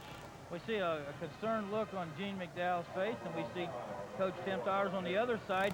He's a little more comfortable, a little poised a little bit. They're not bad for a 32-year-old coach, Most guys would be pacing. Now there he goes into his pacing. Now that's better, Tim. I like to see you worried a little bit more. Well, Stowers is the youngest coach in Division I football in the country. Second down and 8. Gross keeps it. Now does a fancy step then because Buckley was there. His feet just went out from under him. So Buckley really picked up a sack there without touching him. Big loss on the play. They lost about 8 on that play, and that's going to bring up a third down and very long. All right, now you see Gross dropping straight back. Now he's looking. He plants. Boom, falls there. A lot of pressure outside by Buckley. But give credit to the secondary. They had those people covered downfield, John. And what happened was Gross planted. He was going to try to buy some time, and he slipped. Third down and 16. Back to pass. Gross blitz is on, and he pitched it forward, but they didn't get the first down. He pitched it to number 25 Hopkins on that shuttle pass again, but fooled me once, maybe even twice, but not that time. They did get a reasonable gain, but it's fourth down, and they've got a punt. 4th and 11, 32 seconds. All right, you're going to see it here. Quarter. Here comes Hopkins underneath. There's a shuttle pass. Now look at Bill Stewart. Bill Stewart stays at home. He contains and does a great job of stopping him. Harvin gets it away. High booming punt. Spiral to Dickinson. Signals for a fair catch at the last minute at about his 24. He wanted to run that one back. Well, he knows that the momentum is going their way, and he liked to have gotten about 5 to 10 more yards for his team. But he did the right thing. He wisely. That was a great kick by Harvin that time. That hang time on that thing had to be around 4.5. Look at it. Look at him. He's looking. He's looking. There's that quick wave. Now you see the defenders coming right down on him. good decision by Dickinson. If he'd have tried to tote that one, he might have coughed it up. No huddle for Rudy Jones and the Knights. Backs are split behind him. Balasis and Giacone, that veteran backfield, both seniors. Here's a bit of a reverse to Balasis. He stops and then goes down. He was knocked down by number 30 of this defensive team of Georgia Southern. That's Paul Cycli. Well, Cycli has contained. He just does an excellent job of coming upfield and stopping that play on that. Now, a little bit of trickery on that one. That's going to end the third quarter. UCF football will continue on CB's community cable channel, channel 32, right after this. Back at the Citrus Bowl, 24-17, the defending national champion Georgia Southern University Eagles nursing a seven-point lead with a full 15 minutes of football remaining as we just begin the fourth quarter. UCF has the football, second down and 15. Balasis got caught by Cycli for a 5-yard loss, and we're going downstairs to the night zone where Tom McCullion is standing by. John, one thing that has to be running through McDowell and Kruzek's mind is they drive down the field, they score, there's a decision. Should they go for 1 in the tie or 2 and win the game? I think when you're going after a championship, you have to prove you're a championship team. I think they're going to go for 2. What do you think? Well, let me get the crystal ball out and put Gary Parris on the spot when that time comes. Your words might very well be prophetic, though, Tom. As Rudy Jones, nothing there, and he tries to take it himself. Flag falls, and still not much room for him as he was roughed up down there. You're going to see I'm not saying that what you got here is a busted play. There's holding, Central Florida. And what happened was... White, where's captain? You've got a situation where here it is. Now, Rudy's wanting to throw the ball. You got guys that are downfield that are blocking like he's going to run the ball. Declined. And that was a little bit, looked like a busted play. I don't think they were really on the same page there. Third down and 15. So a loss on the first play in this sequence, a 5-yard loss that Balasis suffered, and then a busted play, and it's third and 15. 14:45 and counting, fourth quarter. The Knights trail by a touchdown, 24-17. 2 wide receivers at the top of your screen, and Balasis and Giacone in the backfield. Rudy on a roll. Fires it. Missed Becton as that ball was nearly intercepted on the far side down there. He was trying to hit Sean and just couldn't get him. Oglesby gambled and went for the interception and came up with error. Taking a look at the stats through 3 quarters, and again that turnover ratio in the third quarter, 1-0 in favor of Georgia Southern. For an option team, they haven't turned it over yet, and that's remarkable. Salerno has to punt from his own 5. Spiral. Oglesby is back there, and he signals for a fair catch at the 49, and they'll start off in pretty good shape this time. 1st and 10 at the UCF 49, will Georgia Southern. And there's some baseball signals coming in from our crowd, and boy, the series has been something. If I told you a week ago that it'd be 3 games to nothing in favor of a team, you might have jumped to the conclusion that it was Oakland that would be in charge. And let's go downstairs where Tom McCullion is in the night zone. Mike Dickinson, and when the defense is playing as well as they are, it gives a guy like you a lot of playing time. What about that run with the return where you picked it up on the fly? Yeah, we had a return on, and defense just did a great job of blocking. They've been doing a great job all year. Finally, we got a chance to return one without any penalties, and almost broke it at 1 man and try to get the next one. I got to know what you're thinking when that ball's up in the air. Do you see touchdown every time? Every time I get an opportunity, I see daylight, I'll try and go for the touchdown, but a couple times down there've been a lot of guys around me. I had to call the fair catch, but defense is doing a great job on the block punts all season, and they gave me a chance to return one. I do what I can on it. Thank you very much. Good luck to you tonight. I think you're going to break one. John, back upstairs to you. Joe Ross scampered right side for a gain of 8, 2nd and 2. And this is Gross pitching to Miller. Left side, nowhere to go. Eric Buckley rejects him down there, and that's a big play because they were 2nd and short, and now they're going to be 3rd down and about 5. So Buckley came up and delivers. Well, on the play before, we lost containment to the outside. Now you see it here.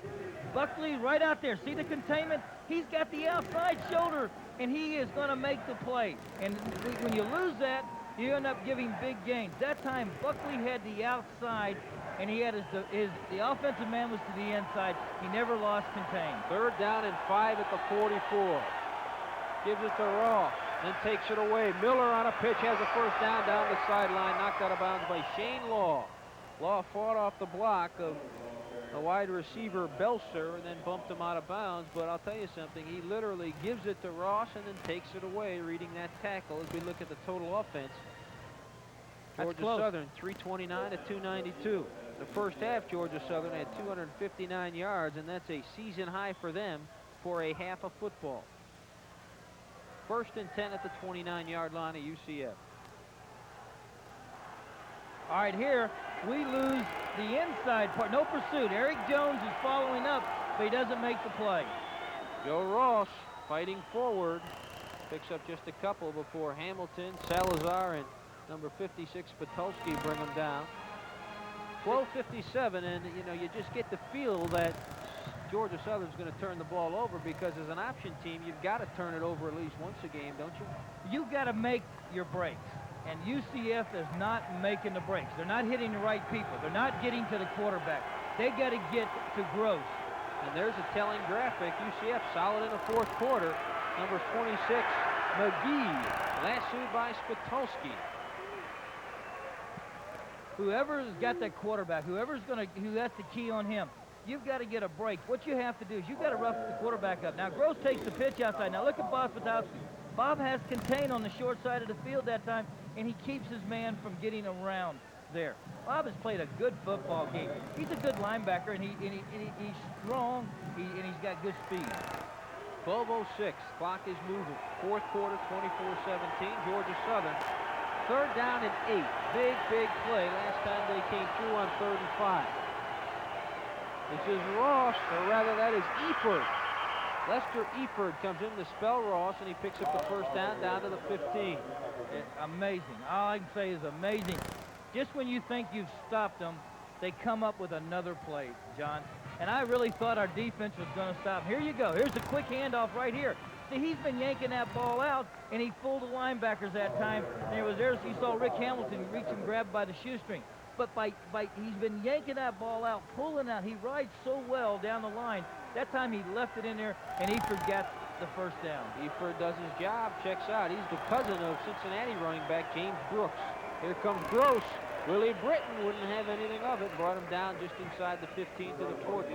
I'm really noticing number 77, Willie Britton. He's been a big impact player tonight for UCF on that defensive side. So they are happy to have him back from his injury.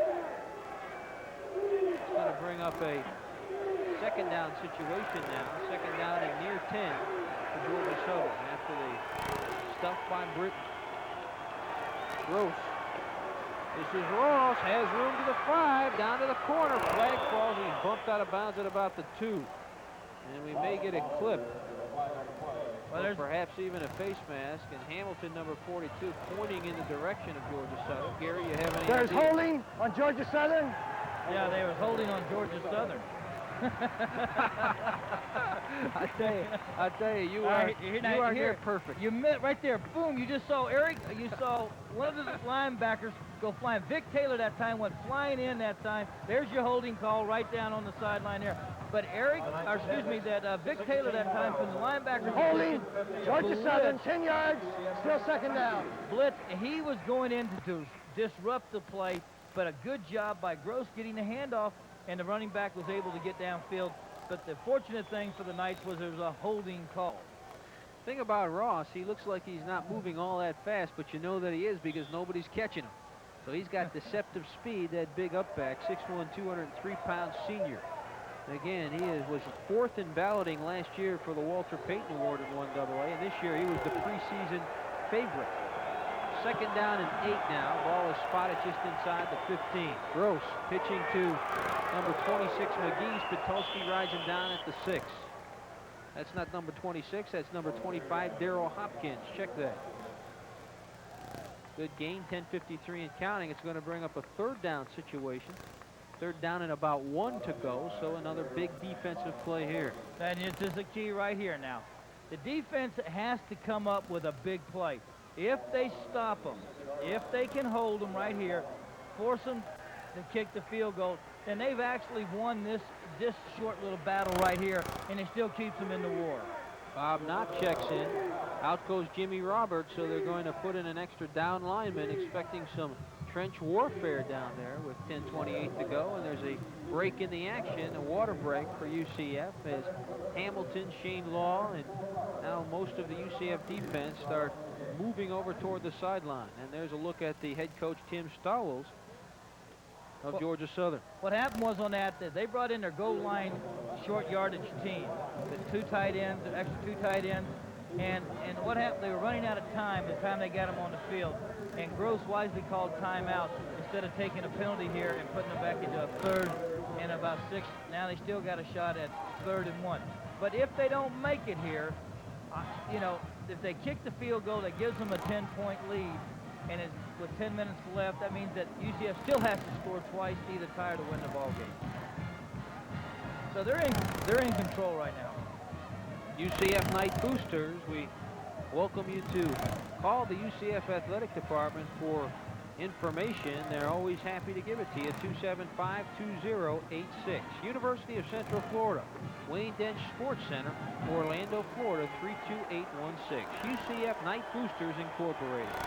They've come a long way, and there's much more to come in the decade of the 90s. 3rd and 1. Gross calling signal. Has to deal with the noise. Gives it to his bread and butter man, Ross, and I don't know. They're signaling that he may have gotten it, are the Georgia Southern players, but they're going to measure this thing, and now they're going to give him the 1st down. It was going to be all up to the spot. And there's a Cincinnati Reds fan, and I wonder if she can give us a score. Well, she was pointing to the fact that the Reds were up, maybe. Yeah. That doesn't surprise me. They're up by 3 games already. It does surprise me, though, that they're 3 games ahead. I would never have bet that going into it. Well, Lou Piniella is worth at least 1 or 2 games, but his guys are getting it done. That's Lester Eford, and he ran into a brick wall inside the 5-yard line there as number 49 brought him down for UCF. That's Vic Taylor.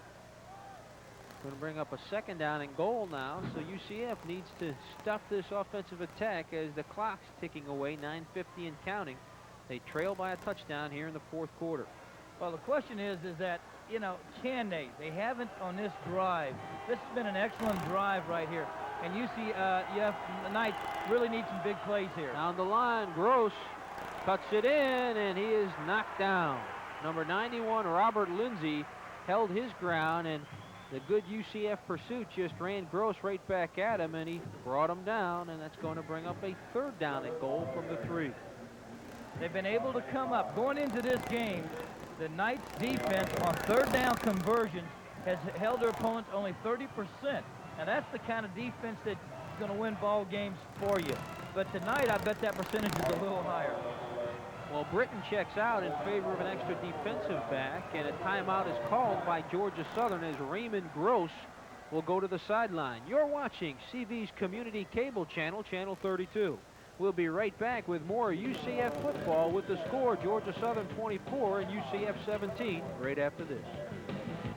We have a hot one at the Citrus Bowl tonight, hotly contested game. It's a cool October evening and a great night for college football. 24-17, Georgia Southern nursing a lead, but they're pounding on the door right now. Big 3rd and goal coming up from the 3. And Gary, what do you expect to see here? Well, they got so many weapons. I feel like they'll take their quarterback and run the option and go wide with it. Raymond Gross, he's the man that makes them go. That's what the coaches say. Gross down the line, pitching. This is that bread and butter man, Ross, and he got in for a touchdown. Spitolski took him down at the 1, and they gave him the touchdown. I tell you what, from where we're looking at here, that was a good call. They took it to the wide side of the field, and I thought they would. Here's the option play. He goes down the line of scrimmage. Quarterback has 1 or 2 things. He can either keep it or toss it. Now you see him right there. Makes a good cut. That's close. I tell you what, I'd like to see a side angle on that one. That's close. He might have slid on that one. Mike Dowis will attempt the extra point out of the hold of Harvin, and he puts it right through. So 8:57 to go, a 2-touchdown lead, 30-17, and that was a big touchdown and a big call down there. As it was awful close. Was his knees down before he broke that plane. 31-17, 4th quarter score. CV night here at the Citrus Bowl, and the CV family and friends out in force at the Citrus Bowl enjoying UCF football, and they'd like to enjoy it a little more. UCF's got to put on a charge in the last 8 minutes and 57 seconds against the defending national champion Georgia Southern Eagles. The Knights trailing it by 2 TDs. And they can get one back in a hurry with the speed of Pat Stewart. And you look at old number 32 down there. I guess there's been a couple of decent backs that have worn number 32, Gary. One of them I had the pleasure of watching as a teenager, O.J. Simpson.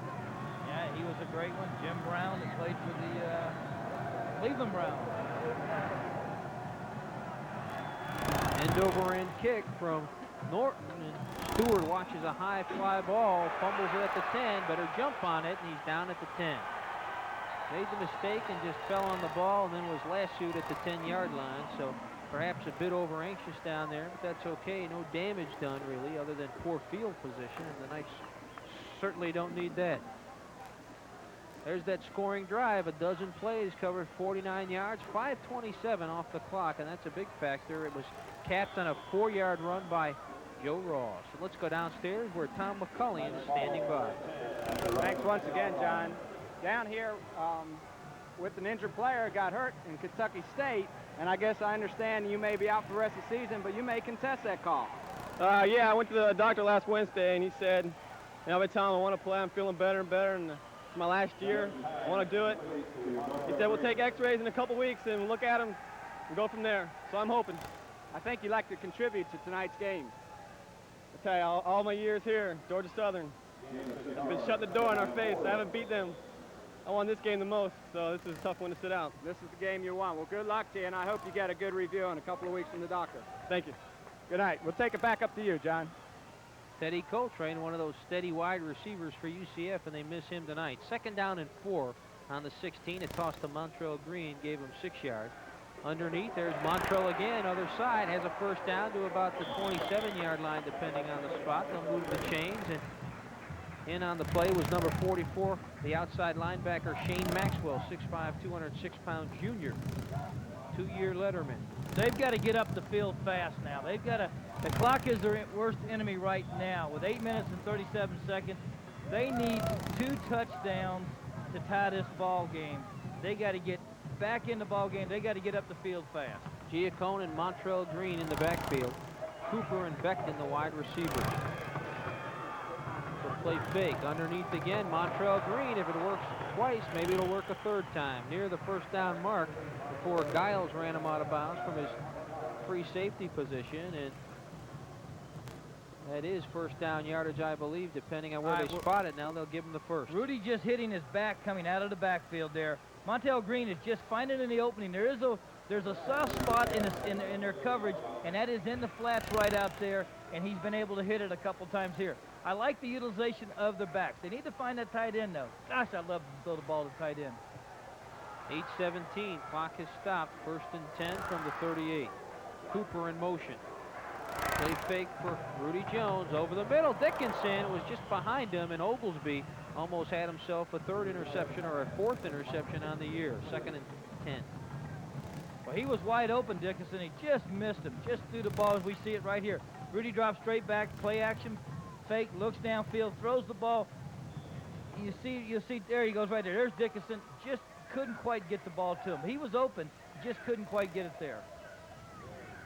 Knights looking for a quick score, and then they'll be hoping for a big defensive play. They're far from out of it, trailing by 2 TDs with 8:12 to go. This is an explosive bunch wearing black. As Rudy Jones takes the snap, his backs are split behind him. Protected well.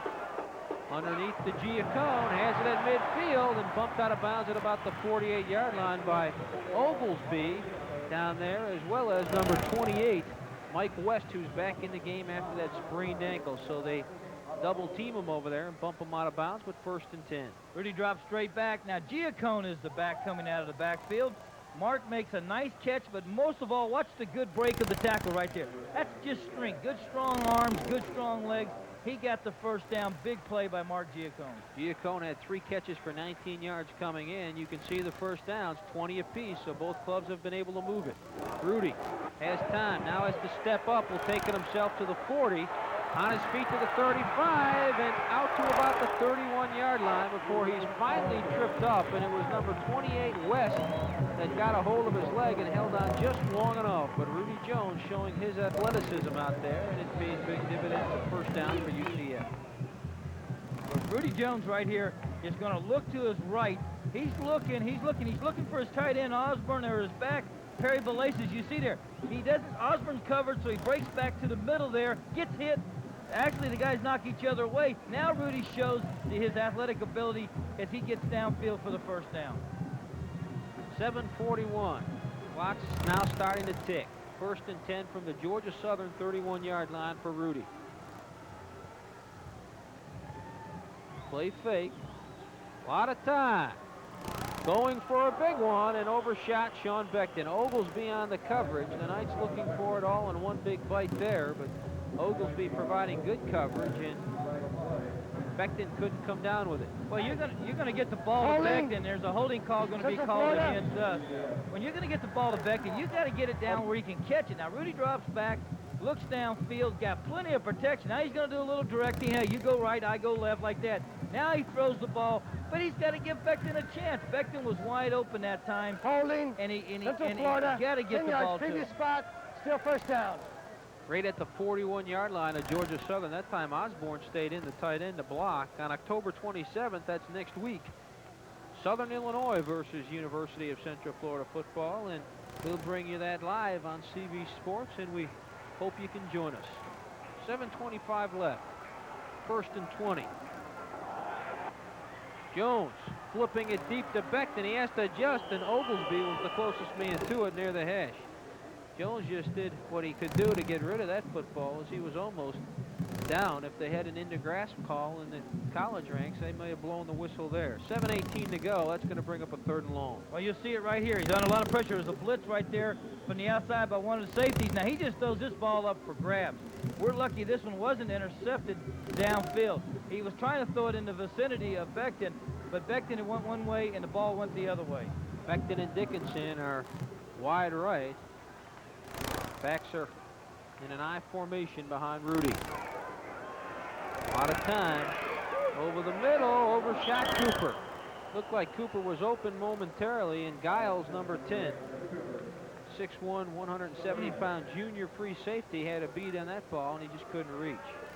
Well, Cooper was wide open on the play. Now, Rudy's going to look downfield. The last couple passes, but look at him. There he is, Cooper right in the seam. All he has to do, John, is get that ball down another couple of yards, and he has a nice catch. He's overthrown Beckton. He's overthrown Cooper. You know, he's got to get his rhythm. He's had some time. Now it's 3rd down and 20. They got the extra down because of that penalty. And Rudy now there's some confusion down there. Osborne, the tight end, goes left, and Connor, the tackle, starts adjusting, and they've got to call a timeout because of the confusion. But if there's a good timeout, that's a good one. When you've got a problem, you've got to do something about it. Rudy comes over to chat about the situation. There's Ron Johnson, number 15, the next guy in the rotation. If they should make another change, he's listening close. But you know, I'm surprised he hasn't run the spread offense on this series here. Now you're 3rd, and you've got about 20-some-odd yards to go, and everybody knows you're going to pass. And I guess what they're doing is they're using 3 wide receivers or 2 wide receivers in the back coming out and leaving a tight end in the block. But what's happening on the other side now is that the Georgia Southern senses this, and they're sending a blitz man in. They're picking them up like almost man-to-man, John, and they're blitzing. They're sending somebody in and trying to disrupt the throwing of Rudy Jones. He's had some protection. He hasn't looked well on this series except for a couple key runs he made.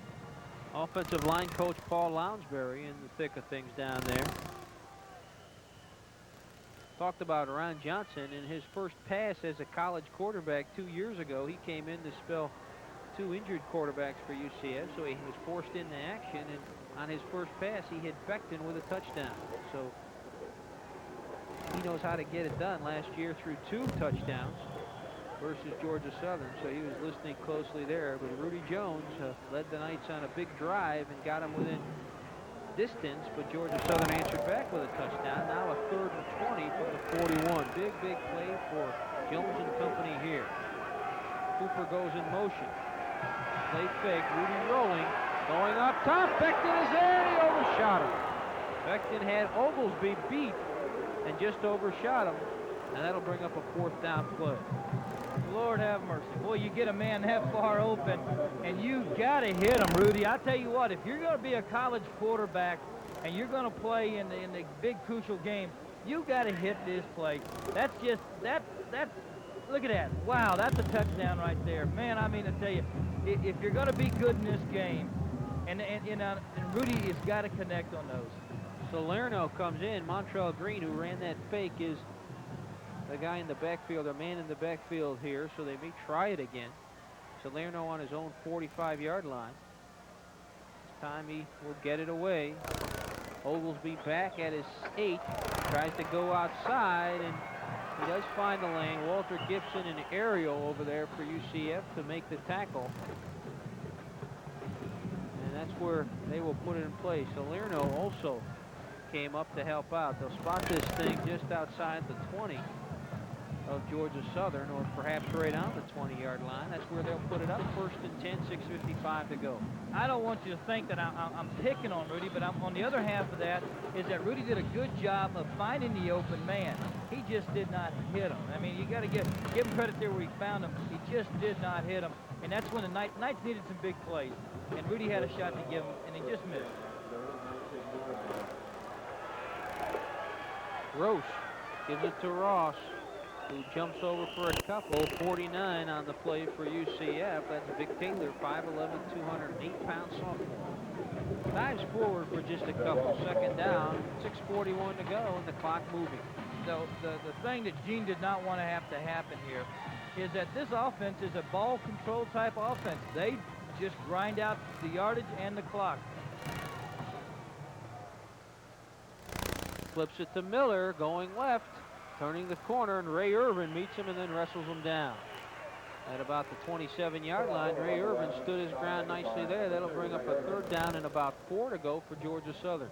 Big time tackle there by Ray Irvin. Big time tackle. He had the man out there one-on-one and did a great job, and he just lifted his man up and kept him from getting the momentum. Big play there by Ray Irvin.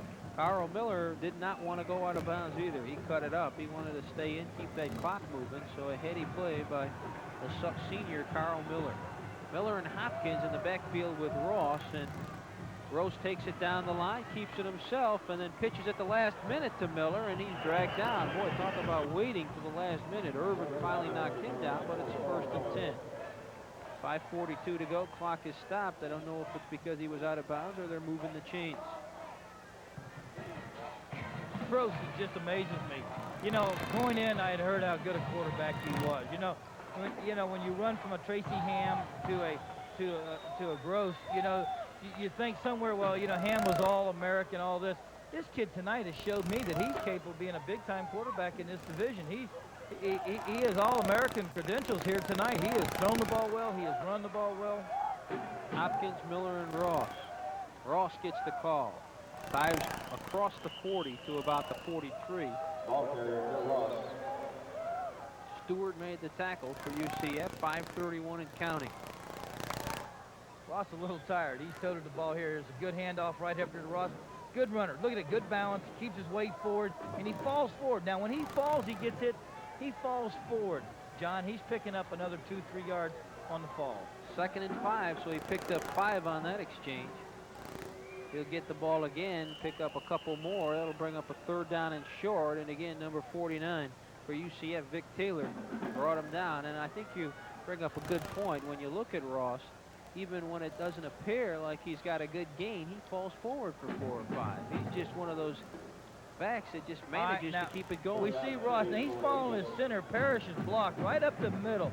Parrish does a good job of getting him a hole there, and he followed him right there and got another 2 yards. Gross takes it back, flips it to Miller outside, inside UCF territory to about the 44. Shane Law bumped him out of bounds, and a flag falls on that play. We may get an illegal block on Georgia Southern, and I think that's what we've got. Well, it'll probably go from the spot, and it'll be either 10 or 15 yards, and it depends on where the contact was made. Georgia Southern. In the third period, Florida State 17, Auburn 7. And they're going to mark it from the spot, and that'll bring it back down to be third down and probably about 7 yards. Georgia Southern, 15 yards, repeat third down. Spot the ball right at the 41 of Georgia Southern.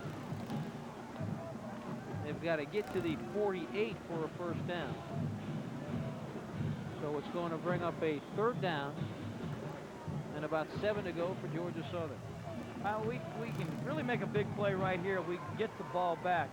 And then you'll most likely, and I keep saying this, most likely we'll go into that spread offense.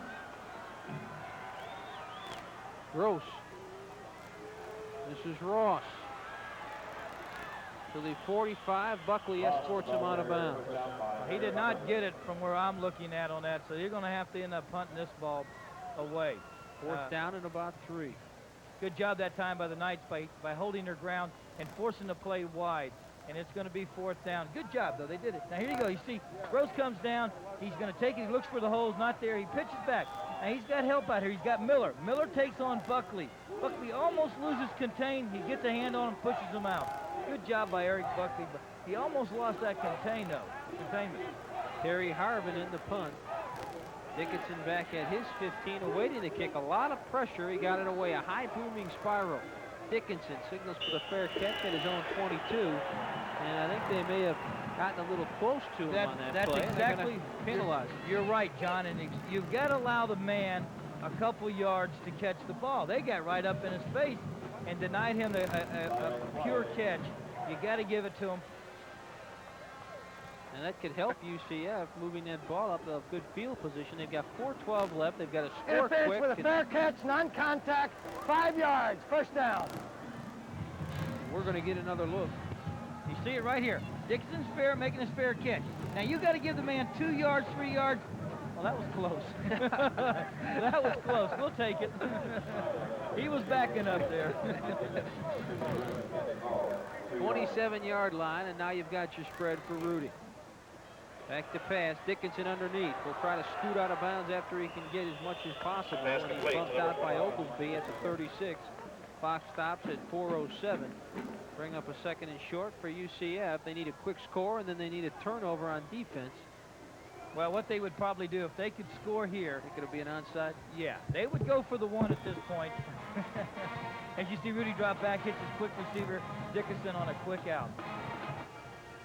No huddle. Rudy Jones 2-minute drill. Spread offense, 5 wide receivers. Underneath again to Dickinson. Same play. A little juke step. Bumps out of bounds. He's got a first down just inside his 40. Didn't quite make it across the 40, but they have to move the chains. And there's Bob Shackelford, the former Green Bay Packer and Atlanta Falcon. What you're seeing right now is that they're going to give you the short pass. They just don't want to get beat deep. They're going to play what they call an umbrella type of defense. It's not a prevent, but it's kind of like an umbrella, and it just kind of makes a big semicircle across the field. Give you everything underneath, but don't beat me deep. 5 wide receivers playing way off him, and again, Dickinson is loose underneath. Did he make it out of bounds? No, they're going to keep the clock ticking. He tried to get out of bounds. Number 42 for this Georgia Southern team bumped him out. That is the strong safety, Mutimer. And we're going down to the night beat with Tom McCullion. John, a lot of respect for Teddy Coltrane, who we had on earlier. So much respect that they have his number on the helmet. So I tell you what, a lot of people are hoping he'll be able to come back and play a couple of games towards the end of the season. Back upstairs. Number 20, Teddy Coltrane. He's been a fun player to watch over the years. A few years back, he had a catch for 26 yards, and then in 1988, he had a real big year for UCF. You see Rudy dropping back that time, and he hits Sean Beckton on a quick out that time, and Sean gets the first down and stops the clock. Rudy has to move to his right. He's being chased by the nose guard. Still on his feet. First down yardage down to the 33. That was Curtis Gordon, number 60, that really had a bead on him and got a piece of him, but Rudy advanced it much further after that contact, and he's got a first down. 3:19 to go. They stopped the clock to move the chains. First and 10 in the 32 of Georgia Southern, and the Knights are not out of it yet. Rudy Jones barking signals to his 5 receivers and a steady offensive line. Back to pass in the shotgun. Firing up top and can't get him. He had two wide receivers running adjacent to one another. That's Becton and Dickinson, and Dickinson had the best shot of it, but usually you don't see two wide receivers that close. Well, you wouldn't have called two streak patterns or go patterns by the same guy down the sideline. Now, Dickinson's going to claim he was bumped here by the defensive back. I don't see it there. They both are wide open. Again, Rudy has just overthrown his receivers. He's had a chance to get back in this thing. He just hasn't been real accurate with it. 2nd and 10. Payne, Cooper, and Osborne, or rather G.T. Paris, wide left and underneath Dickinson, and he missed him, feeling a lot of pressure. That'll bring up a 3rd down play. So they've got G.T. Paris at tight end lined up as a wide receiver, along with Payne and Cooper, and then Becton and Dickinson on the other side as the offensive weapons. And there is the trigger of the weapon, and Rudy Jones has been pulling the trigger tonight and just missing some of his wide receivers. But all it takes is one, and they're right back in it. 3rd down and 10. Ball on the 32. Out of the shotgun once again for Rudy. Georgia Southern shows blitz. Here they come. Rudy's got a sidestep one. Decides to take it himself. He's got some room to the 20. He's got himself a first down and out of bounds. And we may have gotten a late hit down there. I don't see a flag. Rudy made it all the way to the wall there. Rudy's got to be careful. When he gets to the sideline, go ahead and get on out of there. Don't slow down. Don't ease up. The momentum of the defensive back coming up is liable to come up and land on him. That time when Rudy got to the sideline, he kind of eased up because he knew he was going out of bounds and left himself wide open. It may have been a penalty if they had hit him. I didn't see nobody hit him, but my point was that get on out of there. Good point. They've got it on the 18, 1st and 10. Rudy again facing pressure and gets it away, and it's picked off. That is number 56, Berry, with it off to the races at midfield, 45-40, down to the 30. He is going to go all the way, and there are no flags on the field. Rudy just had pressure and tried to dump it off, and Berry took it the distance as Rudy was down in frustration, I think, more than anything else on the 27, and now he gets up. David Swift, the tackle, also showing a little emotion down there, and that is a great way to punctuate this big victory for Georgia Southern, but very tough pill to swallow for UCF because they were looking to go in and come within 7 and then hopefully pull off a miraculous finish, and you can see some dejection on the face of these UCF faithfuls here as that one hurt. Well, that was just a bad choice on Rudy's part that time, and then he was all wrapped up, and he didn't even get the ball near anyone except the guy that scored the touchdown.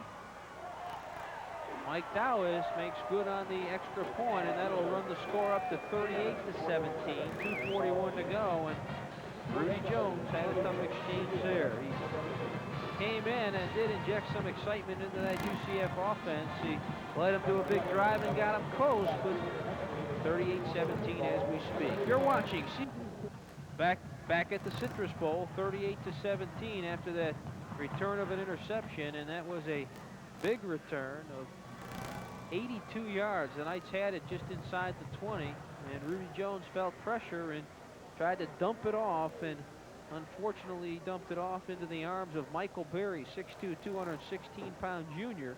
2-year letterman, came in with 21 tackles and a sack, and didn't have an interception, but he initiated a new trend in a big way with that one, and he showed some speed.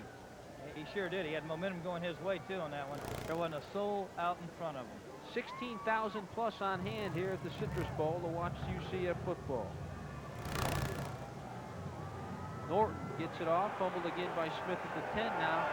Out to about the 15, he falls forward, had trouble picking it up. And sometimes that'll throw a defensive team off. Nick Davis finished him off. When you fumble and stutter step, it breaks their rhythm, and you can break it. All right, now we're going to watch the touchdown by Michael Berry coming up here. Rudy's there looking. Now he rolls to his right. Now he's hit right here. Now watch it.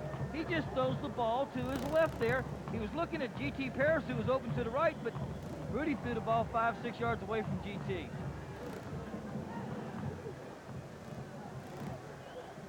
And Ron Johnson is going to get a shot now with his UCF offense. Timeout is called by the Knights. It's 1st and 10 from their own 15, 2:36 remaining. 38-17, down by 3 TDs. Well, Ron calls timeout. There was still 15 seconds left on the clock there, and they had everybody out on the field. And I guess being new in, he couldn't find that second clock there, and all of a sudden he just called timeout. And in a situation like this, though, when you're that far down, what you want to do now, Ron wants to go in, he wants to look good. He wants to show McDowell and Krusick that he can move the ball too. He's almost become the forgotten man on this team. Saw the numbers for Ron Johnson, 16 of 25, 235 yards, 64% completion. 1 TD and 2 interceptions, and there's the telling story. UCF 5 turnovers, and Georgia Southern running that hot option have not provided any gifts tonight. Dickinson underneath to about the 27 before he's collared over there by Giles, the free safety. 2:30. 2 minutes and 30 seconds remaining. Knights go without a huddle. They've got 5 wide receivers in the ball game again, as you see, the speedy Mike Dickinson. Short drop underneath the Becton and missed him on a timing pattern. Whitley was covering over there. Number 4 versus number 4. What do you want to bet that they look to the right side all the way down? Dickinson, Becton, Dickinson all the way down. They're telegraphing it and they're letting it fly right down the sideline down there. Well, you've got 3 wide receivers, Cooper, Payne, and G.T. Paris left side, and he's looking right again, and that's Dickinson. But Gary Paris is on top of it from up here. Well, you've got 2 of your better receivers on the one side there, and you've got veterans in Dickinson, and you've got veterans in Becton over there, and they're going to go with that. The quarterbacks feel comfortable going to the guys that have been there the most. As you see it, Ron Johnson looks to the right, telegraphs to the right, Dickinson's there. And again, they're going to give him, and he just drops the ball. That's the ball was catchable. Should have had that one. 3rd down and 10 at the 28. Shotgun. Looks like the same route, and Becton makes a one-handed circus catch, but I guess he was out of bounds, and it will not count. But boy, he sure gloved that one nice. Went over the wall and prevented an HR, but it didn't count. 4 receptions on the night for Sean, 41 yards, a 10.2 average. So every time he catches a pass, he sets a new record at UCF. He is the all-time leader in pass catching, and he's closing in on the yardage mark as well. We'll get that out for you. But he's looking for 200 receptions this year. That's a personal goal and a team goal. He wants to make the playoffs and shoot for a national championship, and tonight really figured big into those plans. Although the Knights still have a shot, Oglesby signals for a fair catch. Now, this was a big opportunity for you. You want to take a run at Georgia Southern. The series is 7-1 in favor of Georgia Southern, and with this win, it will go to 8-1. And the Knights have always played this club tough. We talked about last year's contest up in Statesboro, where UCF led after 3 quarters, 14-13, only to lose the 4th quarter, 18-3, and lose the game. Well, the key to this factor in this game, the key factor is the fact that we've had 5 turnovers. They've had none.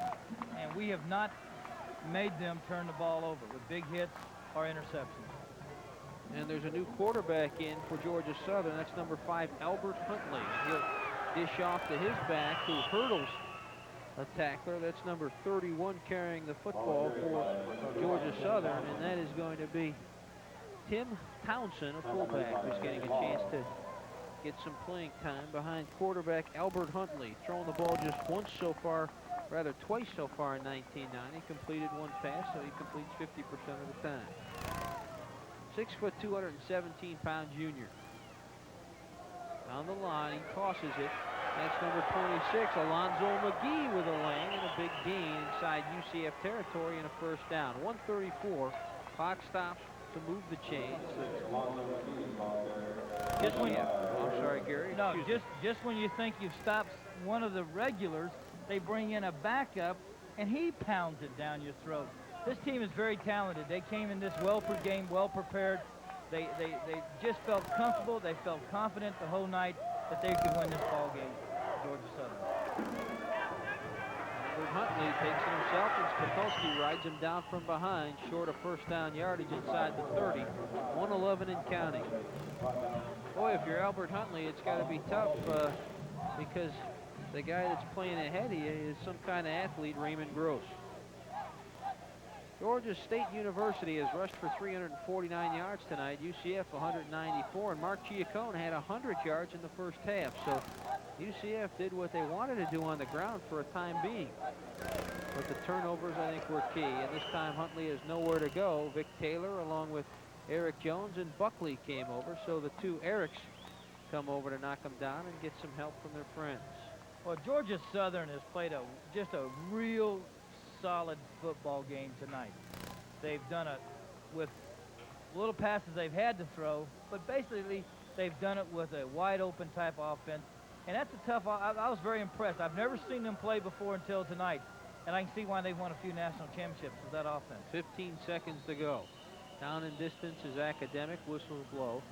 Clock stops at 12 seconds to go. Flags are down. I think he just Dead took ball. too much time. False start. Georgia Southern, 5 yards, still third down. Somebody was moving a little early with 12 seconds to go. It's still third down. This will probably be the last play. If you're Georgia Southern, all you really have to do here is kneel. Well, the clock's running now, and they won't even have to run a play. The ball game has long been over with. 5 seconds and counting. And Huntley will snap it, come down the line, and he'll go down as Lindsey was over there for UCF, as well as number 43, Billy Stewart, playing right down to the final bell. Final score, 38-17. The defending national champion Georgia Southern University Eagles come in, and they turn away the UCF Knights tonight. UCF goes to 4-3. Georgia Southern ups their record to 4-3. They came in at 500, 3-3, and pick up a big win. And now the Knights prepare for 4 more here at home, and it's going to be an exciting finish. And we'll talk more about the remaining games and the playoffs in just a short time. As you can see, the players exchange congratulatory notes. It was a great football game, though, early. They played each other well, and I keep going back to that opening drive. UCF certainly sent a message to them early, and you have to credit Georgia Southern. That championship caliber, the maturity that you talked about, really shined through. Well, it was a thing that you could sense and you could feel that going into this ball game, the way they came back and they beat Marshall 2 weeks ago, that their confidence had to be riding high, and they're used to playing in big games, John.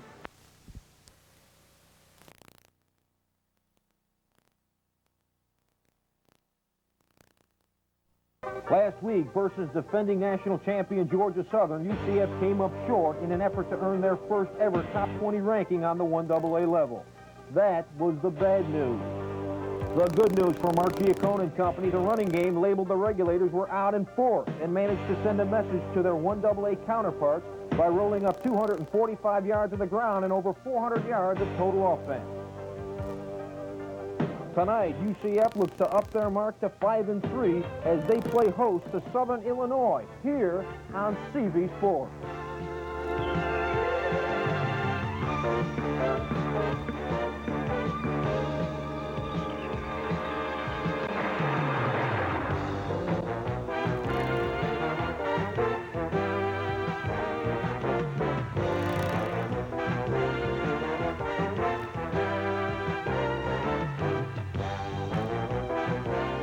CV Sports presents NCAA College Football.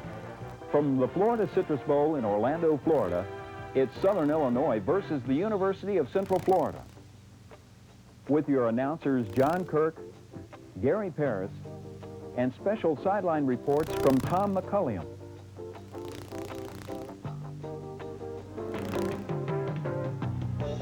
Cool temperatures in Central Florida tonight makes for great football weather, and we've got a great college football matchup as the Knights are set to take on Southern Illinois. And last week, UCF rebounding off a lost opportunity versus Georgia Southern. And Gary Paris, tonight they've got a very tough opponent in the form of the Salukis from Southern Illinois. Well, the key to tonight's matchup is the word rebound. UCF must rebound from the loss they had last week against Georgia Southern. There's still that outside chance, John, that they can get into the playoffs. And Coach McDowell believes that. Well, everybody's beating up on each other. So they've got to come back tonight. They've got to play a sound football game tonight. And when we look at this matchup, what are the keys to victory for both clubs, Gary? Well, you're going to see the keys for Southern Illinois tonight They got a great passing game. They got a passer in Brian Downey who's thrown for 1,660 yards. The key to them is that he must have a good night tonight, and they got to stop that UCF running game. Mark Giacone has just had some super games, and they've got to stop the running game of UCF. And the success for UCF is they've got to eliminate the costly turnovers. 5 of them last week against Georgia Southern. Continue to improve on the offense. That means they got to improve on their passing game. Defensively, they got to get to Downing, their quarterback. And a very unique defense that UCF will see tonight, a 6-1 look. And tell us a little bit about that, because they've got a real horse at middle linebacker. They like to get into the game. Well, you're right. They got an excellent linebacker, a guy named Kevin Kilgallen. He's plays middle linebacker for him. A 6-1 basically is off the 4-3. The 4-3, the 2 outside linebackers then will walk up to the line of scrimmage, make it a 6-1. They cover everybody across. They do not blitz. They do not stunt. They play a conventional defense, and Kilgallen has 94 tackles coming into this game. He's a horse. And a guy that's going to be looking at him is the starting quarterback, Rudy Jones. It's been a starting rotation in 1990 for UCF, and it's going to be the right-hander, Rudy Jones, on the mound tonight. Well, Rudy Jones will be the starting quarterback tonight because Travis Peoples has not played up to his expectations since that Memphis State ball game. Rudy Jones has won the job back because he's been able to come in and do some things with the team. And what about Mark Giacone? He's got 3 100-yard-plus nights, and if he would have been able to do that versus Kentucky State, it would have been 3 consecutive. He'll be looking for a 4th tonight. Well, Mark Giacone's a hard worker, and he's a little workhorse for the night. It's too bad that every time he rushes for 100 yards, we don't win like Tony Dorsett did with the Cowboys, but Giacone's a big plus for us, and he's one of the reasons that we're averaging well around 200-some-odd yards, 290-some-odd yards in that offense with the running game. Now that defense of Southern Illinois, a defense that doesn't blitz very much, and I have to believe UCF will challenge them on the ground early. Well, they're going to stay to the same thing they've done the last 3 weeks. It works. They've had 2 consecutive games where they've gone over 400 yards total offense. Why change? And Gene McDowell told me before the game that you're going to see that. And you're going to see we're going to try to hit some of those 3rd and 4th, 3rd and 5. We're going to go after the backs coming out of the backfield, try to hit the tight end a little bit tonight. Southern Illinois may have just 2 victories, but they were leading a Big Ten opponent and scared them quite a bit a couple of weeks back. They played 2 good quality Division I teams. Illinois, who beat them 56-21, but they had them 21-7 in the first half before Illinois started clicking, and they played South Carolina, who still has a shot at a bowl. So tonight, the UCF Knights, as you can see them charge out on the field, they'll be looking to run their record to 5-3. And Gary, they're still talking playoffs, even though they've got 3 losses. The carrot is still dangling out there, John. The way everybody's beating up on each other in the Division I AA, there's always a chance that a team with 3 losses can slide in there. If we win the rest of our ball games, there's an outside chance that we can get in the playoff picture. UCF facing a team offensively that likes to really put the ball up. That puts pressure on that defensive secondary, but I have a feeling they are up to the challenge.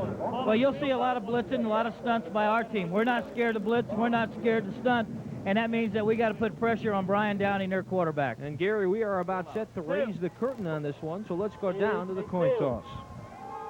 White has won the toss. You want your choice now in the second half? Defer.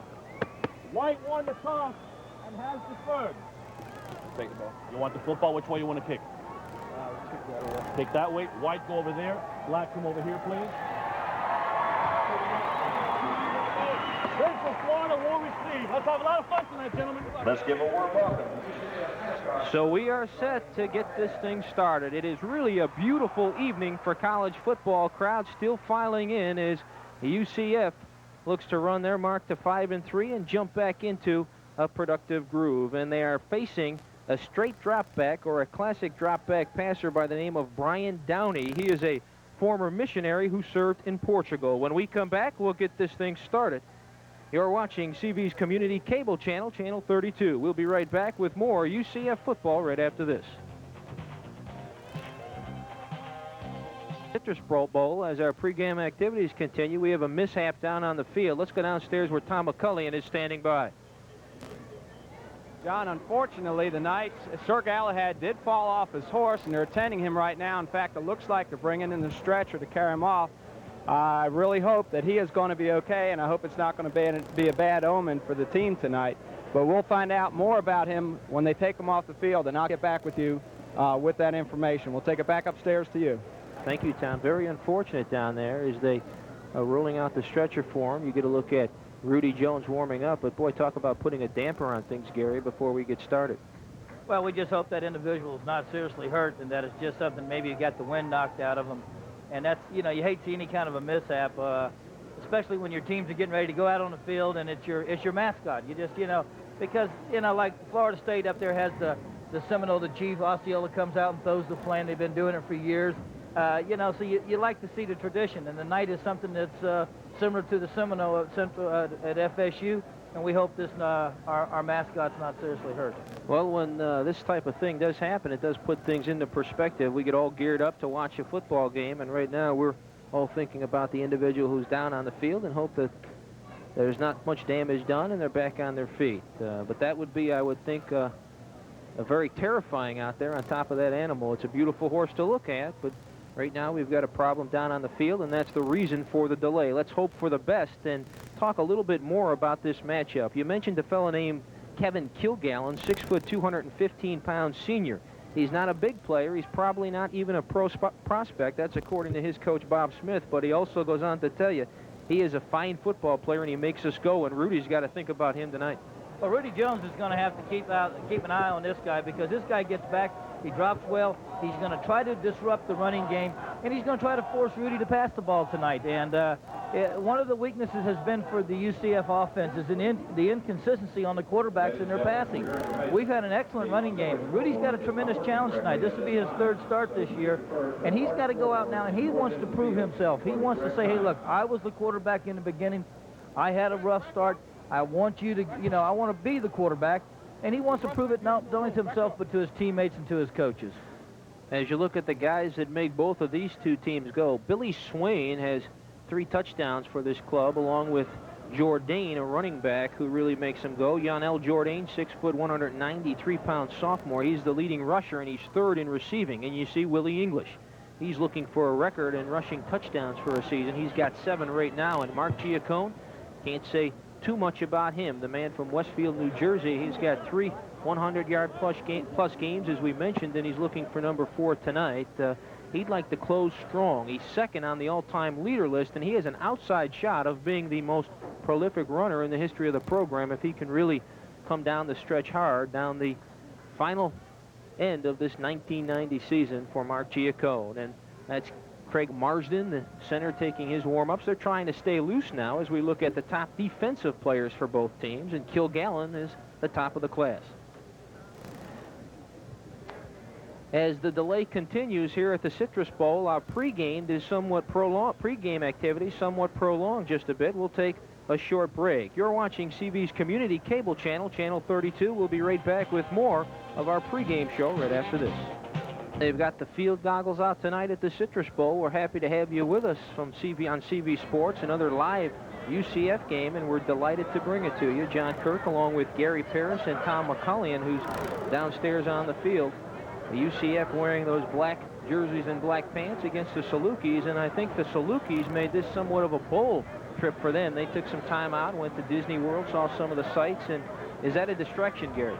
Well, I think it's you know, you've lost 5 games in a row. This is something pre-planned. This is the first time that they've ever played each other. And I don't think the coach, when they put the program together, thought they'd be 5 games in a row losing. He's hoping that maybe coming down here will relax the ball players a little bit more, maybe take some of the pressure off them, and make it more like having some fun and get out and play some serious football with it and trying to take some pressure off. But the reason they scheduled the game was the opportunity for these young men to get a chance to see the Orlando activities, and there's a lot of them here. And it's a lot of fun. Yes and no, to answer your question. Yes, it can be a distraction to a team like a UCF probably is fighting for a playoff. But to a team like this, no, it's not. And you can see the Salukis trying to stay loose. Both of these clubs were ready to go before the mishap as the UCF mascot just fell off the horse, and right now they are tending to him. And we continue to talk about this matchup. Should be an interesting one. We talked about the fact that the Salukis had the Illini really put a scare into the Illini, leading them 21-7 before falling back and losing it 56-21. We look at our referees for today's game.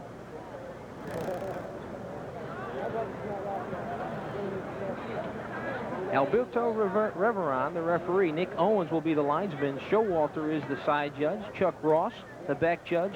Nell Strickland, the umpire. Rodney Scholes will serve as the line judge, and the field judge is Steve Fredrickson. Got to give those guys a plug. I mean, these are the guys that make this thing happening and everything, and everybody's excited. Everybody's pumped up. This is everybody gets fired up, and they too, the referees like to get into the ball game too. And this is when you have to stand around and wait a little bit, it just takes something out of it. And we're going downstairs where Tom McCullen is standing by with the UCF punter, Russ Salerno. Thank you very much, John. As you said, I'm down here, Russ Salerno, and I tell you, the reason I picked you out here at the beginning of the game is I'm watching that flag, and it is whipping up there, and I got to understand what adjustments you're going to have to make tonight to kick this ball. Well, just logic. Just drop the ball lower and keep the ball lower so it doesn't get up into the wind. It's not really that bad down on the field, but if you hang the ball up in the air, the wind's going to knock it back a little bit. So the secret would be just to keep the ball as low as you can and drive it into the wind. And kicking the other way, just kick it as high as you can so it gets up into the wind and takes off. Any of the Southern Illinois returners that you need to worry about tonight? Yeah, they have a really good returner. I've watched some film on them. Basically, what I'm going to do is just hang it up in the air and hopefully we get all fair catches tonight. Okay, Russ, thank you very much. John, as you can see, they've taken Sir Galahad, taken him to the ambulance, and we'll find out what happened to him, and hopefully he's all right, and we're ready for kickoff. We'll take it back upstairs for you. All right, we are set. Russ Salerno averaging 33.9 yards. A punt. His long on the year is 49, and he will deal with a gusty wind as UCF now prepares to receive the kickoff. The deep man will be Sean Jefferson. He's back from an injury, Gary, and it's great to have him back in the lineup if you're a UCF faithful. Well, he's healthy, he's back, and he's ready to play. The fans are happy to see him. Number 14's back on his own 3 as you look at the kicker set to tee this thing up and get it started. That is Troy Gutteridge. He will kick off, but will not take part in the field goal kicking duties. You can hear the excitement at the Citrus Bowl. We're about underway. The deep man is Jefferson. Belasis and English are short, and this will be Jefferson at his 10. Out to the 20, has a lane at the 30, 35, 40, cuts back and knocked down at the 45-yard line, and he almost broke that one, making the play from behind Derek Faulkner, a reserve cornerback, but a big play because if Jefferson would have been able to scoot right side, he would have taken it for a long ride, and the Knights would have had an early lead. As they huddle on their own sideline, let's take a look at their offensive set. It's all anchored by center Craig Marsden, a couple of guards that can get it done, Bishop and Lipley. And we see that powerful UCF backfield, and Rudy Jones is in there again as a starter. It has been rotation this year for UCF. On 1st and 10, they start off from their own 45-yard line. That's Mark Giacomo on the right side, and he ran into a brick wall, was lucky to get back to the original line of scrimmage. He was knocked down on the far side by number 95. Making that play for this Saluki football team is Brian Miller. He's a linebacker and came up and really popped him. As we look at the starting defensive set, Rung, Mullen, Dolenmeyer, the man that we talked about, along with Hokurtz. Miller, Kilgallen is really a factor in there with Manley and a veteran secondary, Cheney, Barber, Long, and Wells. Second down for UCF at about 9. This is Giacone again, some stutter stepping. This time we'll pick up just a couple. It's going to bring up a 3rd down and long situation. He is stacked up over there by number 47, Kilgallen, Gary, the man that we knew would be a factor tonight. Well, he plays, they like that 6-1 front. When those linebackers walk up on the outside, then Kilgallen is the man that's got to read. And basically what you're doing is you're covering everybody but the center a lot of times. And a lot of times you're trying to take the center and the guard with the nose guard, or somebody gets in the gap, and it frees him up to make a lot of tackles. 3rd and 8 from the UCF 47, so moving on the right side, and that's the right tackle over there moving for UCF, and that'll cost them. It'll bring up a 3rd down and 13 now after they march it back 5. Got a little excited over there. Derek Connor just wanted to set real quick and just jump right out there and popped up there, and the penalty would be on him. Rudy Jones is 37 of 76, 48% completion percentage. He's passed for 411 yards and 6 interceptions and 2 touchdowns. 3rd down and 13 from the 42 of UCF. That is Cooper in motion that you're looking at. Rudy coming left. He stops and pops, and he overshoots Becton at the 35 of the Salukis, and UCF will have to punt the ball. So Salerno, who talked about the win with Tom McCullion in our pregame show, will get a chance to test out these gusts here at the Citrus Bowl. That's got to be a little frustrating to Rudy Jones as we watch Rudy come off the sideline here. Rudy liked to have hit that first pass. He'd like to have gotten himself into some kind of a feel for the ball game and like to have completed that first one. Billy Swain back at his 23, awaiting the kick from Salerno, who stands on his 33. Rather 28, I stand corrected, and he gets it away. A low kick. Swain comes up, and then he's going to let it bounce, and it takes a UCF bounce and then comes back to the 30 where it's down by number 49 for the Knights, Vic Taylor, and now the Saluki offense comes out on the field. To challenge a very tough UCF defense. Excuse me, Gary. That's when I was talking about Russ Salerno, Tom had him on the sideline, and he was talking about punting. An old friend of mine, Ray Guy, who I used to see in the off-season, would talk, and he would say, when it's breezy, swing easy. Now you see the offensive line for the Salukis.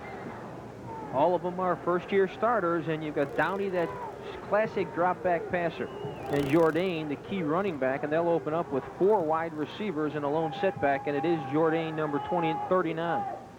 On first down, wants to fire it. He's got a hookup and then drops, but Tulski was covering over there. It was just a pitch and a catch. It would have been a short gain that number 29 just could not hold on to for the Salukis, and that is Ian Oliver, the wide receiver.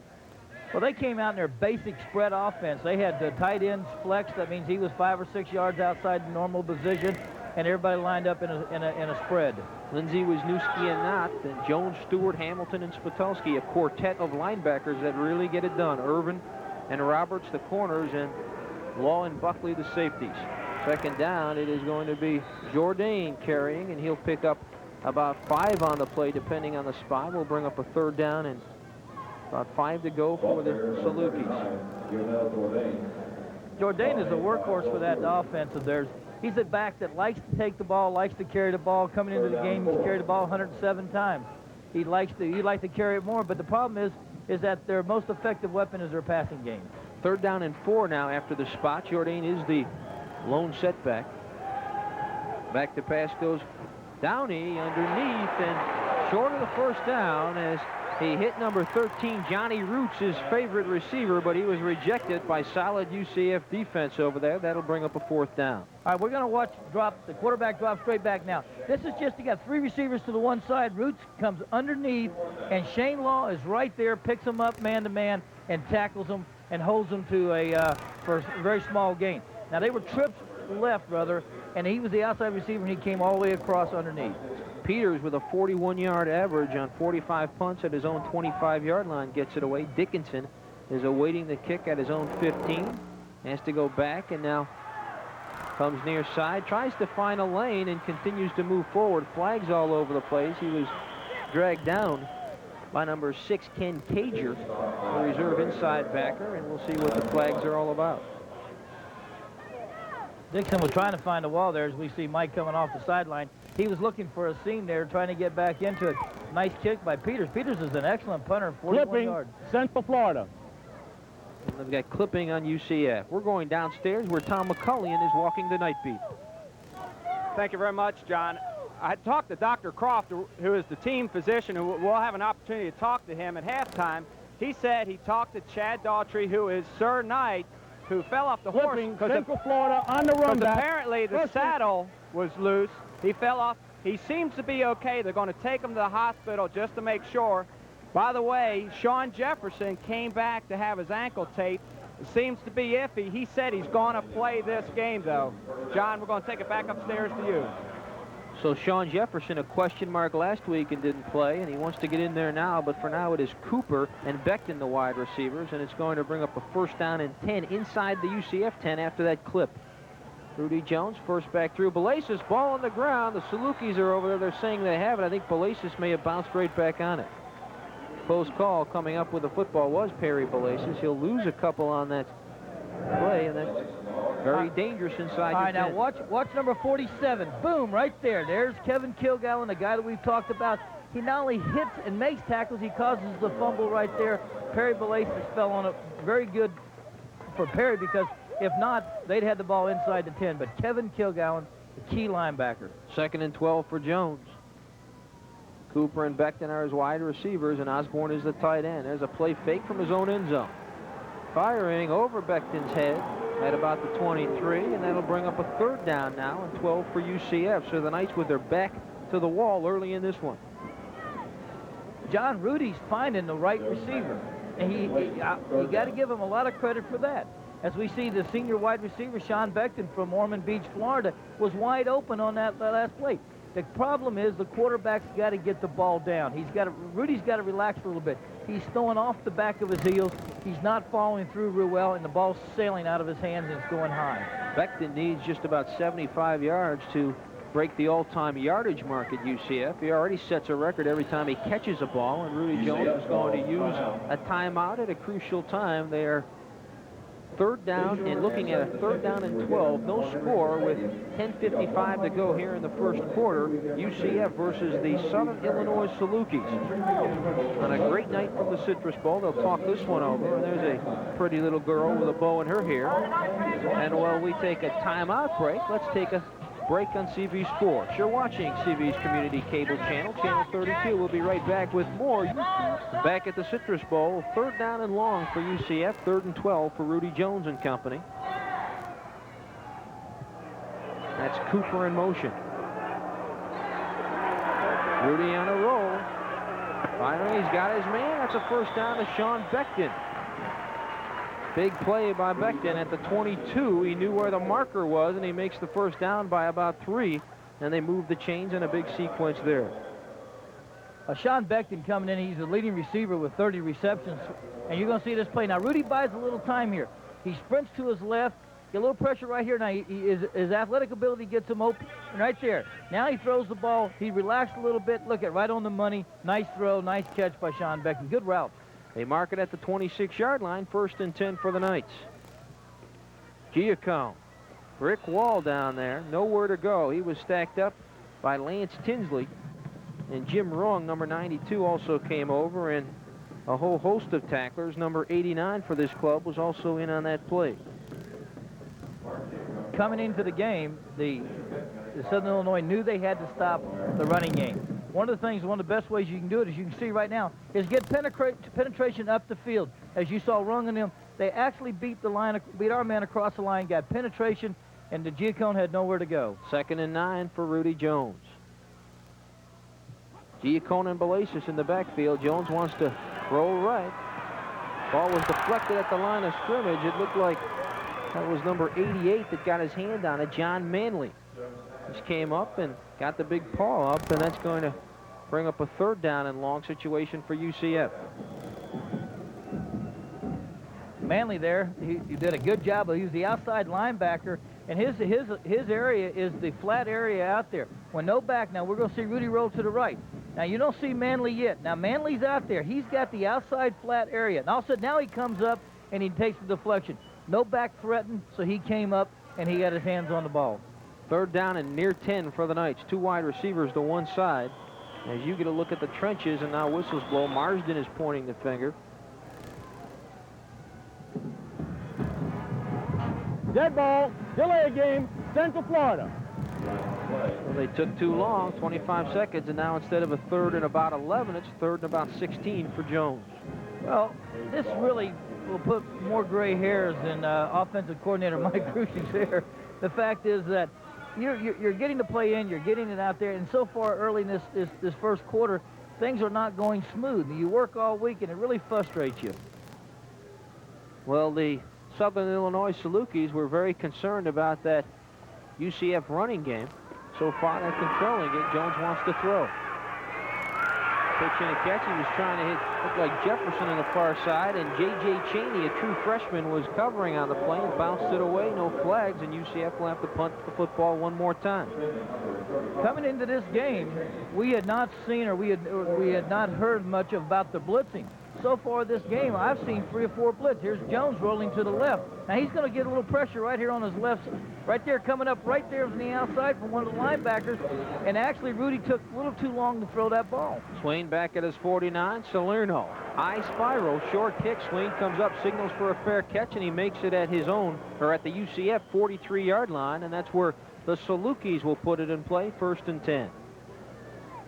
And I know we've got a lot of people out there wondering what a Saluki is, and we're going to go down to Tom momentarily and find out what a Saluki is. I know he's got his Webster's Pocket Dictionary down there, so he'll fill you in. 9:29 remaining first quarter, no score. UCF and Southern Illinois. 2 wide receivers will go to both sides of the field for Downey, the QB. He's described as a classic drop-back thrower. This is his first year with this club. A missionary who served in Portugal. Junior college transfer from Ricks College. He was reputed as one of the nation's top passers in junior college. 6'2", 183-pound junior, 1,600 yards plus to his credit so far in 1990. Also completes 54% of his passes. He does have a problem, though, Gary. 10 interceptions and 6 touchdowns, so he'll like to turn that around just a bit, as you can see. All right, now we're going to call timeout and to discuss some things over with our coach. That spread offense may be something that we weren't expecting going into this ball game. Let's go down to Tom McCullion, and maybe he's got a definition of a Saluki for us. Thanks, John. I got my pocket dictionary here, and a Saluki is a motorcycle made in No, I'm sorry. Here it is. No, it's seriously, a Saluki is one of the oldest known breeds of dogs that was domesticated by the Egyptians and bred for their hunting capability. Now, the Southern Illinois Salukis are hunting for their 3rd victory tonight against a UCF team that was beaten last week and may have been taking them out of title competition. G. McDowell says no. If they can have 4 big wins tonight in the next 3 weeks, they're going to be back in the hunt for their championship. John, let's hope, and we'll send it back upstairs to you. So we now know what a Saluki is, and I was talking to the head Saluki today, head coach Bob Smith, and he told me he was afraid of that UCF offense, and he said that the UCF defense really bounces around out there. They move and they hit you, and he thought that the secondary could give his passing-oriented offense fits. And what do you expect from him tonight, Gary? Will he get on a different horse, or will he just challenge him? Well, I think he's already challenged him a little bit. Now he's going to 2 tight. He's mixing it up. The play before they called timeout, they had a spread offense out there with 1 back, Jordan back there, and they had 4 wide receivers in the ball game. Now they've gone to 2 tight ends. They've got Henderson, who's an excellent tight end, has got 20 receptions coming in here. Then they got Funches, their other tight end's got 13, so these guys can catch the ball also. What he's going to do, he's going to make Deke Pollard think over there.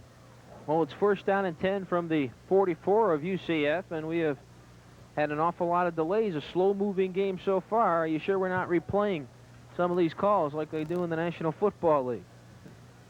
I don't have any idea what the delay is, and whether it's a clock or they're. But I know that they got the score. There's somebody on the sideline. They've been talking to the officials on the sideline with a walkie-talkie. I think the clock is a problem. Johnny Roots is a wide receiver that is the favorite target of Brian Downey. We may see him soon in this one. 1st and 10. Yarnell Jourdain taking the ball for just a couple. He was wrapped up initially by number 48 Nelson, who got him around the ankles, and he was helped out by number 91 Lindsay. That'll bring up a 2nd down and long situation for Southern Illinois. They advanced it just inside the UCF 42.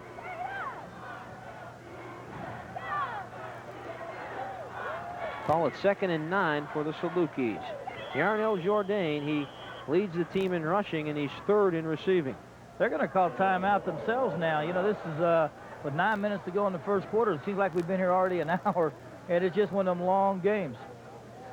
And with a timeout, we'll take another short break. UCF football will continue on CB's community cable channel, channel 42. Ian Oliver is wide left, and Roots is wide right. The lone setback is Jourdain. Here comes Downey rolling. He's got a man underneath. A big hookup inside the UCF 30. That is Ransom Funches, 6'2", 206-pound junior.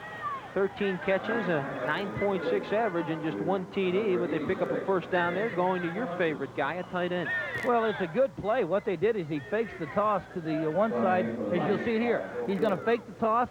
He rolls out. It's a bootleg to this side. Now he's got his wide receiver going deep, and Funches just delays, then gets out in the flat. And what happened there was Bill Stewart had that area, and Bill could not get out there quick enough. First and 10 from the UCF 28-yard line. Downey will pitch it to Jourdain inside the 25 before he runs into number 42, Hamilton. Rick Hamilton came in with 61 tackles, 6'2", 215-pound sophomore, and he laid the hat on him there. Pickup of about 3 on the play. Call it 2nd and 7. As you see, it's a quick toss to the outside now. Now Hamilton will be coming up. Rick Hamilton is a good hitter. Boom, right there. He only takes off the block, takes on the block, but he takes on the ball carrier and makes a good hit right there. Good aggressive linebacker, and he's one of the leading tacklers on this team. He has 70 tackles, as we can see right there. 1 sack. He has 2 interceptions also. Well, they gave him 4 on it, so it's 2nd down and 6 to go for the Salukis. Downey and a deep handoff to number 28. That's Greg Brown, and he moves forward for a couple before he is stacked up by Willie Britton, number 77 for UCF. Brown is also a weapon. He has 8 catches for 71 yards, and he's run the ball 55 times for a 4-yard average. Well, Robert Lindsay got tackled that time, and that's what the flag was on that time, as we saw that hanky go flying there. Robert Lindsay got tackled there by one of the offensive linemen on that straight. It was like it's almost like a draw play. He just drops straight back, hands it off. The only back in the backfield, and it's to give it a look like he's going to fill the ball. Britton and Lindsay both in on that stop for UCF, and that'll march it back to the 34-yard line of the Knights now. Walter Gibson comes in and Nelson comes out, so the Knights with an extra defensive back. 2nd down and 16 to go for Southern Illinois. UCF showing blitz. They come up. Downey back. Over the middle, deflected, and could have very easily been intercepted. Also, it could have been caught off the tip by Ian Oliver, number 29. He was in the neighborhood, but no damage done. It's 3rd down and 16. Well, now you'll see the receivers come underneath now. They're going to just drop straight. The quarterback drops straight back. His receiver comes right up underneath them and it tries to catch the pass short and tries to pick up the first down from that way. But that's a tough pass when you got to go 16 yards with it. Johnny Roots is in the slot left.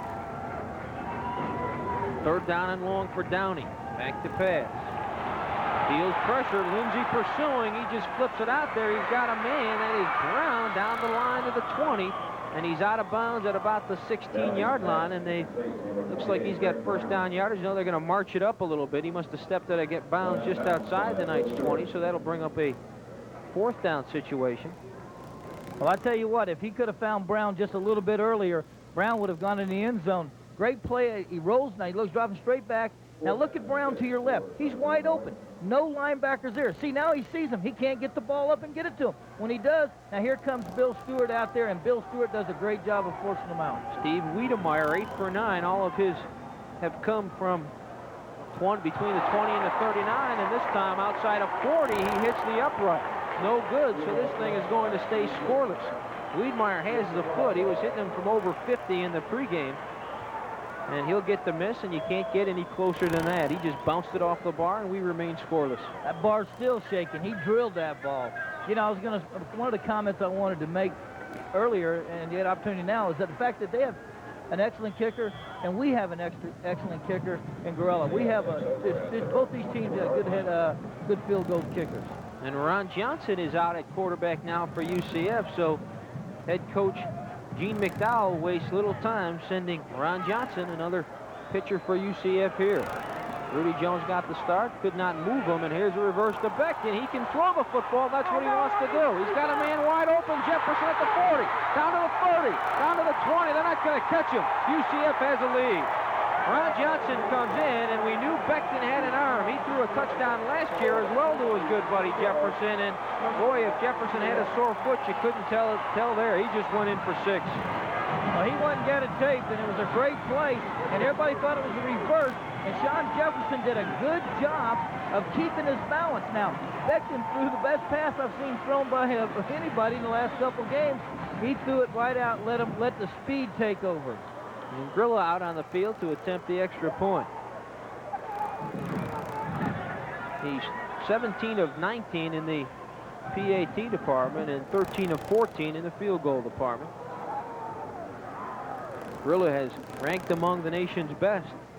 He can really get it done. Played as a true freshman and was an impact player, and here we go again with him. He always seems to be there. Hit one outside of 50 versus Memphis State. Out of the hole around Johnson. This one is perfect, and UCF has opened up a 7-0 lead with 7:55 to go in the first quarter. And boy, things were kind of quiet, a slow start, and they have now brought this crowd to their feet on an electrifying play. Good call. Well, what makes... We'll talk about that play after we get back from this commercial. So with a score UCF 7 and the Salukis nothing, we'll take a short break. You're watching CB's Community. Brown are back deep at their own 2-yard line at the respective hash marks.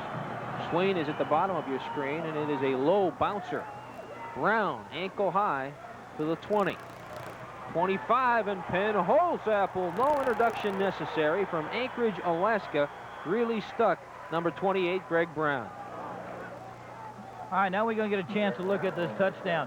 What makes this play was that we run a lot of reverses. We run a lot of reverses effective. Everybody bites. Now, Jefferson runs what they call a post flag. He went in, now he breaks out on the flag part, wide open, good catch. Now his speed takes over right there. But running all the reverses that we run set up that play. 1st and 10 at the 24 for Southern Illinois. Downey on a play fake. Spitolski is coming over the middle, and he couldn't find number 1 Justin Roebuck. Good coverage down there by Buckley and Shane Law. It's 2nd down and 10. Well, there's a look at the scoring drive. One play, 76 yards. Just consumed 13 seconds. We're going down where Tom McCullen is in the night zone. John, I'm down here with brother Sean, and that was a beautiful play. I think you set it up earlier, coming back and get your foot taped, having everybody thinking you're going slow, and you took off. Well, I've been hard with ankle injury since we played Memphis State, and about 2 weeks ago the other one sprained on me, and for this game I felt pretty good from McDowell let me play, and on the kickoff there he tried me to twist a little bit, so I tried to get a stack, and then we did the razzle-dazzle play called X counter, X around, and Beck threw it to me. So write that down, John. We're going to do it at your next picnic. I tell you what, I think you have all kinds of records. 37 games through the reception, and now you're starting a new streak with 1 touchdown throw. Well, that's my 3rd career touchdown, throw. So I threw him one last year, and 2 years ago I threw one to Arnell Spencer. So, it's just a little more pressure on these other 3 quarterbacks because McDowell and Kruzak may come in and put you back there. I doubt that'll happen. John, we're going to take it back. That's one more great moment from the SNS boys. There you go. One more from the SNS boys. John, we're going to take it back upstairs to you. And I'm sure there are many more to come. On 1st and 10, Brown took it left side and didn't find much room.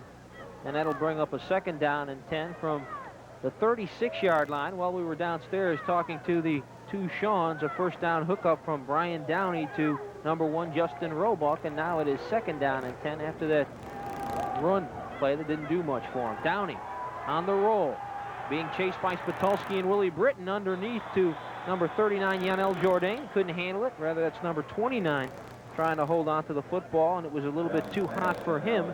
Incomplete, and that was Ian Oliver, an outside wide receiver. 3rd down and 10. Well, give credit there to excellent coverage downfield.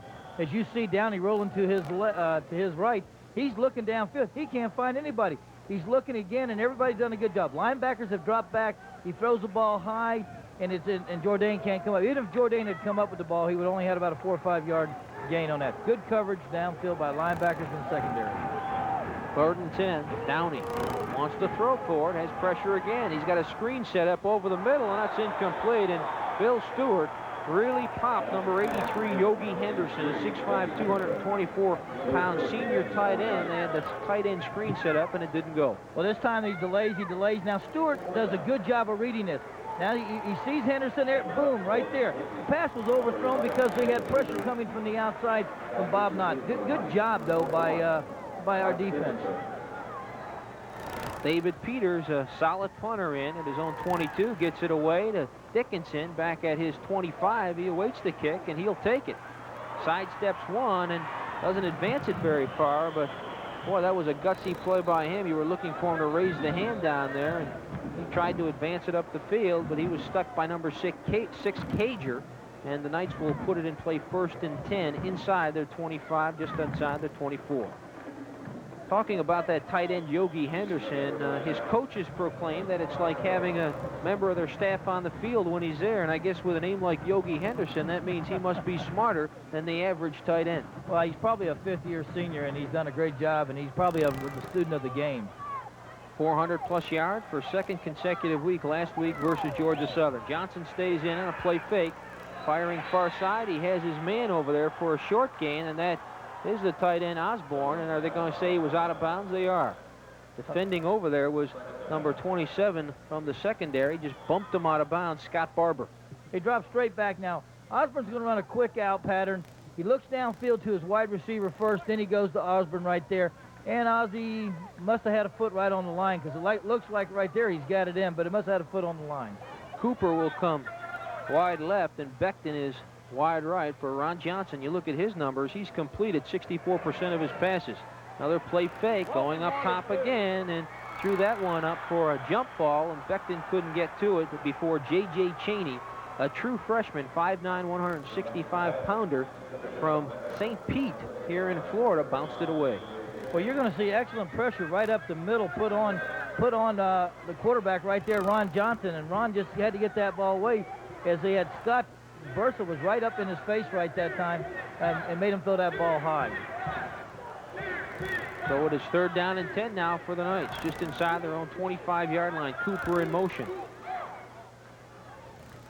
English and Montrell Green, and now Ron Johnson has to run for his life, and there's nowhere to go. Number 88, John Manley, 6'1", 227-pounder.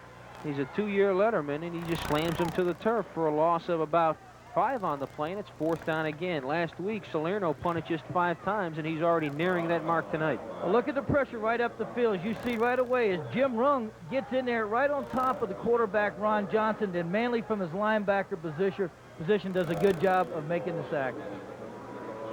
Billy Swain is back at his 45. Salerno, a high spiral, will send Swain back toward his 40. He has to signal for a fair catch. Good coverage by UCF, and that's where they will set up shop. Will the Salukis on their own 47-yard line, rather 42-yard line. Check that. So again, good field position for them, but it could have been worse if not for a nice punt by Salerno. Well, you take away the one play, the trick play that UCF has run, the defense for the Southern Illinois Salukis have done a real good job. They've taken away the running game. They have actually isolated the running game and are forcing our quarterbacks to throw, and that's something we haven't done real well all year. 2 backs in the backfield now. Number 28, Brown, and Jourdain. This will be Brown, left side, and he is stacked up right at the line of scrimmage. Bob Knott, number 84, was the man that initiated the damage, and then he was helped by many of his friends, and that'll bring up a 2nd down and about 10 again as he just barely got back to the line of scrimmage. One of the things that, getting back to our offense a little bit, is we see right here on their offense, Bob Knott and Robert Lindsay do a good job of penetrating and stopping. Mike Krusick wanted to get a little more consistency in his passing game, and that's the reason he started with Rudy. Rudy hadn't done it, and he brought Ron in, and just got to get a little more consistency there. Oliver and Root and Funchess lined up in the slot. Looking for Johnny Root, Irvin covering, and it's out of bounds. No good over there. No flags on the play either. Another 3rd down and 10 situation, so both defenses have been able to handle the opposing opposition, except, as you mentioned, for that one exception, that trick play that worked for 6 points for UCF, a 79-yard pass from Becton to Jefferson. Well, that was their best against our best, and when we go to interceptions, I'm talking about. Here you see Johnny Root, the number 1 receiver, speed versus speed here, and there you go. You see a good job by Ray Irvin getting the man out, forcing him out of bounds. 3rd and 10 for Downey, 4 wide receivers. Spatulski on a blitz, over the middle, knocked away. Shane Law was over there for the Knights, and again, good UCF defense will turn away this offense of the Salukis that love to put it up. Well, you look at the quarterback right there. He is really upset at his offensive line. He's saying, give me some protection. You'll see right up here. Now watch Bob Spatulski come right up the middle. Boom. Now look at him throwing off his heel. Did you see Johnny? He's dropping straight back. He threw off his heel, and he threw that ball high. He'd like to plant and drill the ball. That time he couldn't. You see Peters, he's got some impressive numbers from his own 30. Nearly got that one blocked. The spiral to Dickinson at the 20. Sidesteps one and then goes down. He tried to sidestep one, and he was wrapped up over there by number 8 of this Saluki team, and that would be Derek Faulkner with a timeout. We're going to take a short break. You're watching CV's Community. We're going to see the play. While we were away, Giacone got wrapped pretty good, Gary. Watch number 47 right there. Kevin Kilgallen, a guy that has made probably now close to 100 tackles this year already, is the man that caused that big play for the defense right there. 2nd down and 9. Giacone managed to pick up just 1. Cooper and Becton, the wide receivers, and a play fake for Ron Johnson. He can run it. Trying to get outside, and he does. He's got a decent gain over there near the mark before he's buried on the far side by Kilgallen, and number 59 helping out over there, Eric Mullen. Mullen came in with 29 tackles, but Johnson knows what it is to take it up the field. He doesn't hesitate when he makes the decision to move. Well, you're going to see it right here. Ron Johnson drops straight back. He's looking to his left. He's looking toward Osborne and toward Sean Jefferson. He rolls back to his right. Now he sees Beckton. He can't get the ball to him, so he takes it upfield right there. Now he's going to duck and slide right in there, very close to a first down. Looks like they're measuring down there. They're going to bring it out. UCF's very close as Ron Johnson rolled right. Johnson, 5'11", 160-pound junior, 16 of 25 for 235 yards, a 64% completion QB. 1 TD and 2 interceptions. Came in versus Troy State and ignited UCF. On a 4th down and 6, he scrambled to keep the drive alive that gave UCF the go-ahead score to win that game on opening night. We remind you that women's soccer, University of Massachusetts versus UCF live October 28th at 1 p.m. right here on CV Sports. 3rd down and 1. They were just short. Johnson, and there's movement on the right side. It's Jason Kotar, number 44, inserted into the game for UCF. He's in the game because of injury to their backup tight end, G.G. Paris, who sprained his knee in Thursday's practice. Now Jason, who played some tight end, is a fullback, played some linebacker, and they put him in the game, and he just got a little excited there and jumped offside. So now it'll be 3rd and 6. I guess he's kind of like Jim Jensen here. He can do it all. Pretty soon he'll be taking the snap at QB. Well, that hurts. You know, you get to be within inches of getting a first down. Now you got to look at a passing situation of 3rd and about 5 or 6. 3rd and 6. Jefferson and number 21 Dickinson in the game at wide receiver. That's Valasis and Giacone, and Ron Johnson again is going to try to. He's fumbled that ball, and I think Marsden may have fell on it. He had the first down. If UCF has the football, they'll have the first down at the 31. I think number 60 Marsden lunged on that ball heads up. He came up without it, though. Let's wait and see. It is going to be UCF football, and it probably was Marsden that got it for us. 3:05 to go in the first quarter. We'll take another look. Ron Johnson does a bootleg. He's looking downfield first, and that's a good hit by Kilgallen. You see the guy number 47? We're going to be talking about him all night. He's an All-American. My gosh, is he good. 1st and 10 as Johnson scrambles again. The ball is spotted at the 32. 2 wide receivers at the top of your screen. Here's a toss to Giacone, left side. A lot of room outside the 40 to the 45, and he is bounced out in a big way by number 42, Jeff Long. He's a leader on this team, 6'3", 191-pound senior, but Mark Giacone, a leader in his own right. 25 times last week for 123 yards. That was his 3rd 100-yard-plus game, and he wants another tonight. You see the toss, you get him outside. Now, Perry Valasis is right there. Nice block by Perry. You got a good block right outside by the offensive lineman, and he's right down the sideline. He's very close. He's almost got the first down, about a 9-yard pickup. Giacone gets in gear. He may give this defense of Southern Illinois fits. That was Brett Williams was in there and did a good job of blocking, number 51 in for Tom Levy, and did a good job of getting downfield.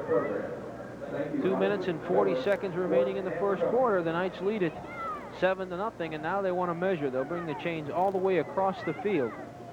Bob Smith, the head coach of the Salukis, very concerned about this UCF veteran offensive line. Marsden, Bishop, Lively, Connor, and Goforth, and then guys like Britt Williams and David Swift, along with LePayne and Schoen, and Gordon King can come in and help out at any moment as well.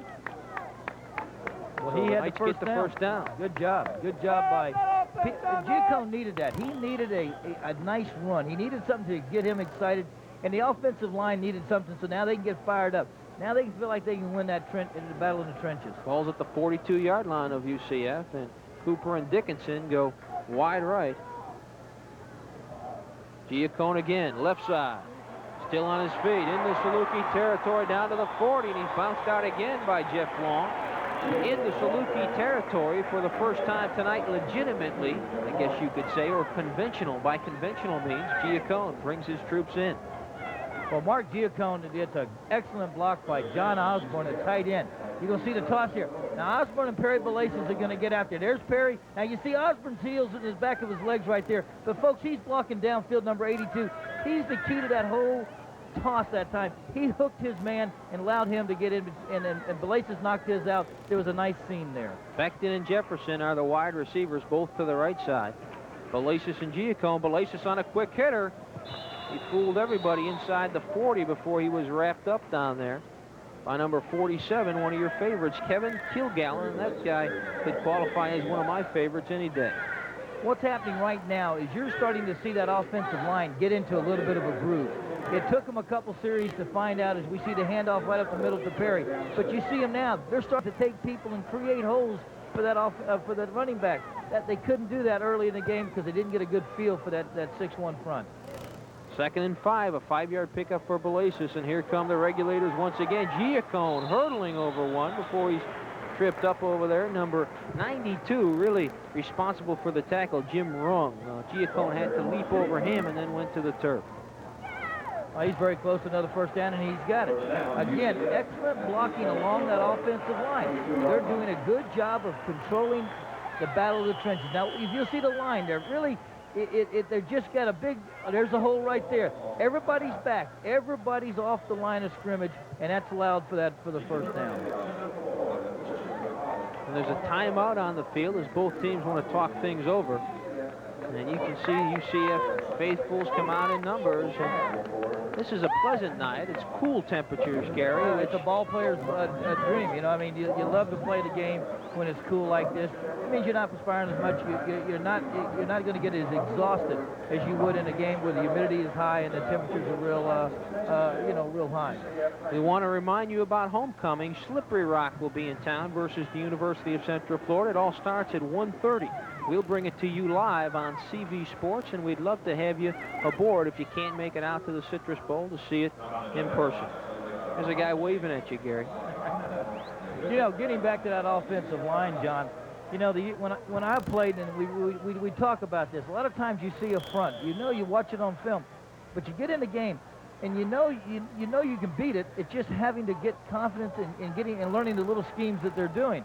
And a lot of times the first two series, it looks like you're in a stalemate, but then what happens all of a sudden, it clicks. And when it clicks, the ball, you start picking up 4 or 5 yards of carry. And that's what's happened so far with the UCF offense. 1st and 10 from the Saluki 32 for Ron Johnson and company.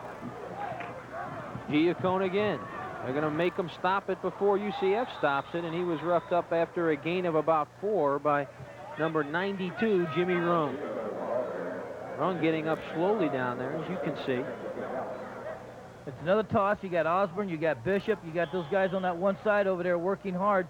And what Giacone does, he takes it to the outside, and then he sees that it's being stretched. He cuts back inside, and his ability to cut back in his strength, he picked up 2 or 3 yards. Talking to Coach Gooch, he tells me Giacone is learning to catch the ball much better, too. He's got 4 catches this year, and he's been working on that. He's working right side now. Skates inside the 25 to about the 20, and he has another first down.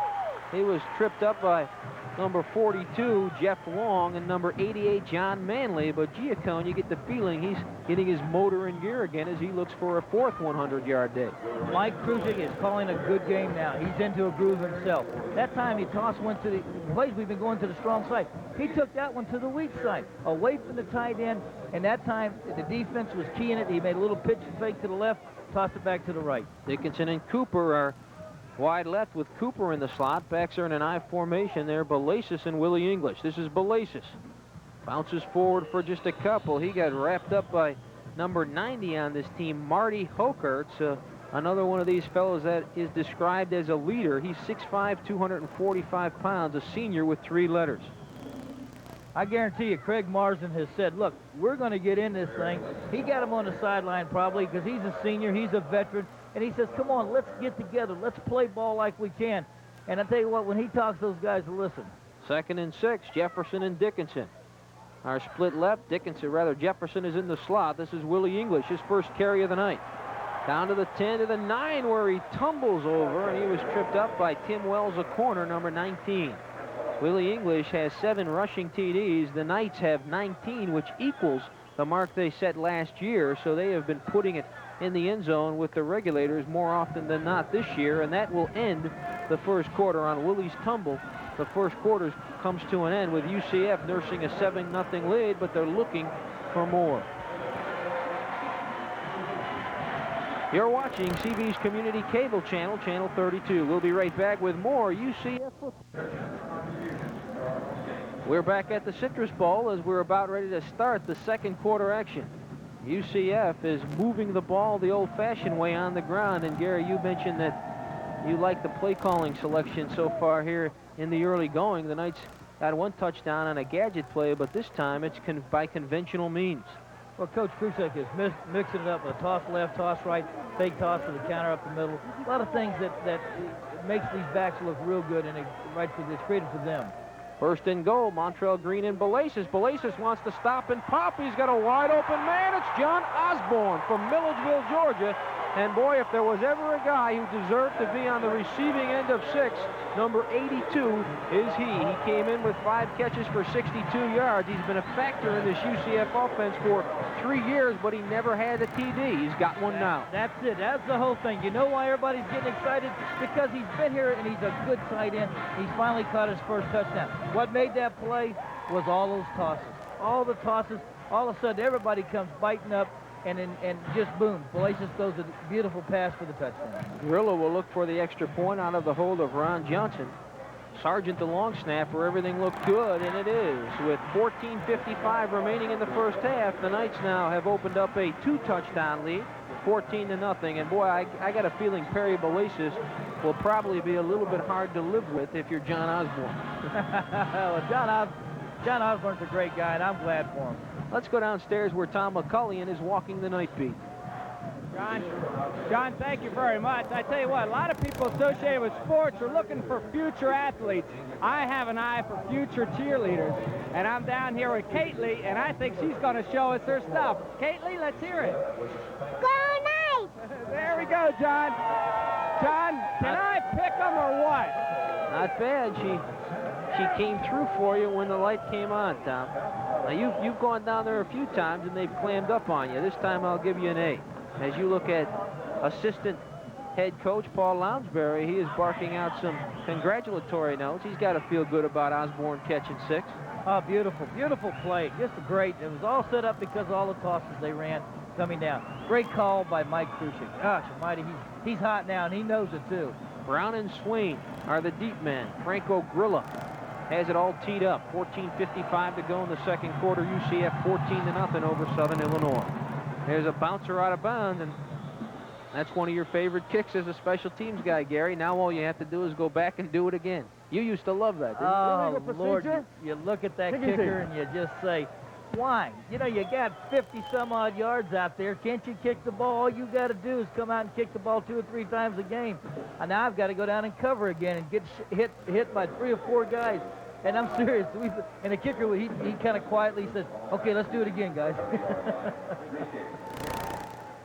So they will re-kick this one, and they'll do it 5 yards back at the 30. Grilla popped one out of bounds last week as well, and I think you said had the same message. You just don't like to see that. Well, nobody that covers kicks likes to do it back-to-back. If the guy missed you the first time, now he knows he's got to get you because he doesn't want to miss you twice on film. Nice-looking scoring drive, a dozen plays covering 81 yards, and the Knights went back to the old style of just roughing it up the middle, and then they handed it over to Perry Belasis, who exhibited his golden arm to John Osborne. Ground ball. That's a dangerous play. That's picked up now finally inside the 20, and there's nowhere to go. Holsapple will rough up the man. That's number 45 who had to take it on the hop. Scott Andrews, a reserve fullback, and boy, when they start bouncing around, we saw an NFL game last week where I think it was the Kansas City Chiefs that just let one bounce and they paid the price. Well, that's a design kick. Now, Franco does a good job of getting that ball to bounce. He wants to keep it out of the threat of the real skilled people. Make that up people tote the ball. Don't let the deep people beat you. Ball is spotted at the 19 for number 12, Downey. Now we've got a new quarterback, number 10, Gibson, on the roll. He pops it over there to Yelnell Jourdain, and Willie Britton pursuing hot and heavy. Number 77 comes over to make the tackle on Yelnell Jourdain. When we look at number 10, Freddie Gibson, we can see he is a get-out-of-trouble type guy. Well, he likes to roll. He likes to sprint. He's not as tall as the other quarterback that was in there, Downey. That time he rolls right. His back is downfield about 4 or 5 yards. But watch Bill Stewart, watch Willie Britton. They do a good job of just holding that to a minimum gain of 4 or 5 yards. As we wrap up the first quarter for you, UCF was 7-2 first down, and they held the ball. They lead it 14-0. Gibson down the line trying to run the option, and he was forced to make a decision down there by number 48, Nelson, and didn't get much on it. We'll bring up a third down and about 4 to go for the Salukis. Freddie Gibson, 6'2", 200-pound senior. He started the first 3 games last year for this Saluki team. He completed 57.6% of his passes, passed for over 1,000 yards. Then he went down with a knee injury, and a fellow named Scott Gaber took him the rest of the way. Enter Brian Downey in the spring. Downey has a great spring and a great training camp, and Gibson just hasn't had a chance to play. He's thrown just 16 passes in 1990. But he's in there right now, and he's an option type of guy. Straight drop back here. Tries to find his big tight end, and he's got himself a first down and more. To the 40 and down at the 41-yard line finally, and that's not the big tight end. That's number 29 for this team catching that football. Ian Oliver, the wide receiver. They move the chains. Ball is spotted at the 41. Ian is almost like a tight end. They call him an H-back. He's a guy that will sit on the outside of a tackle as you watch the quarterback drop straight back. Gibson drops straight back. He sees he finds Oliver. Oliver's open to the wide side. He cuts back inside, and he's got the first down. Bob Smith, the head coach, told me that this fella Gibson deserves to play, and he's in there right now. First back through is number 28, Brown, and he bounced up through there. It looked like 77 Britton got a piece of him, but his momentum kept him moving forward for a reasonable gain.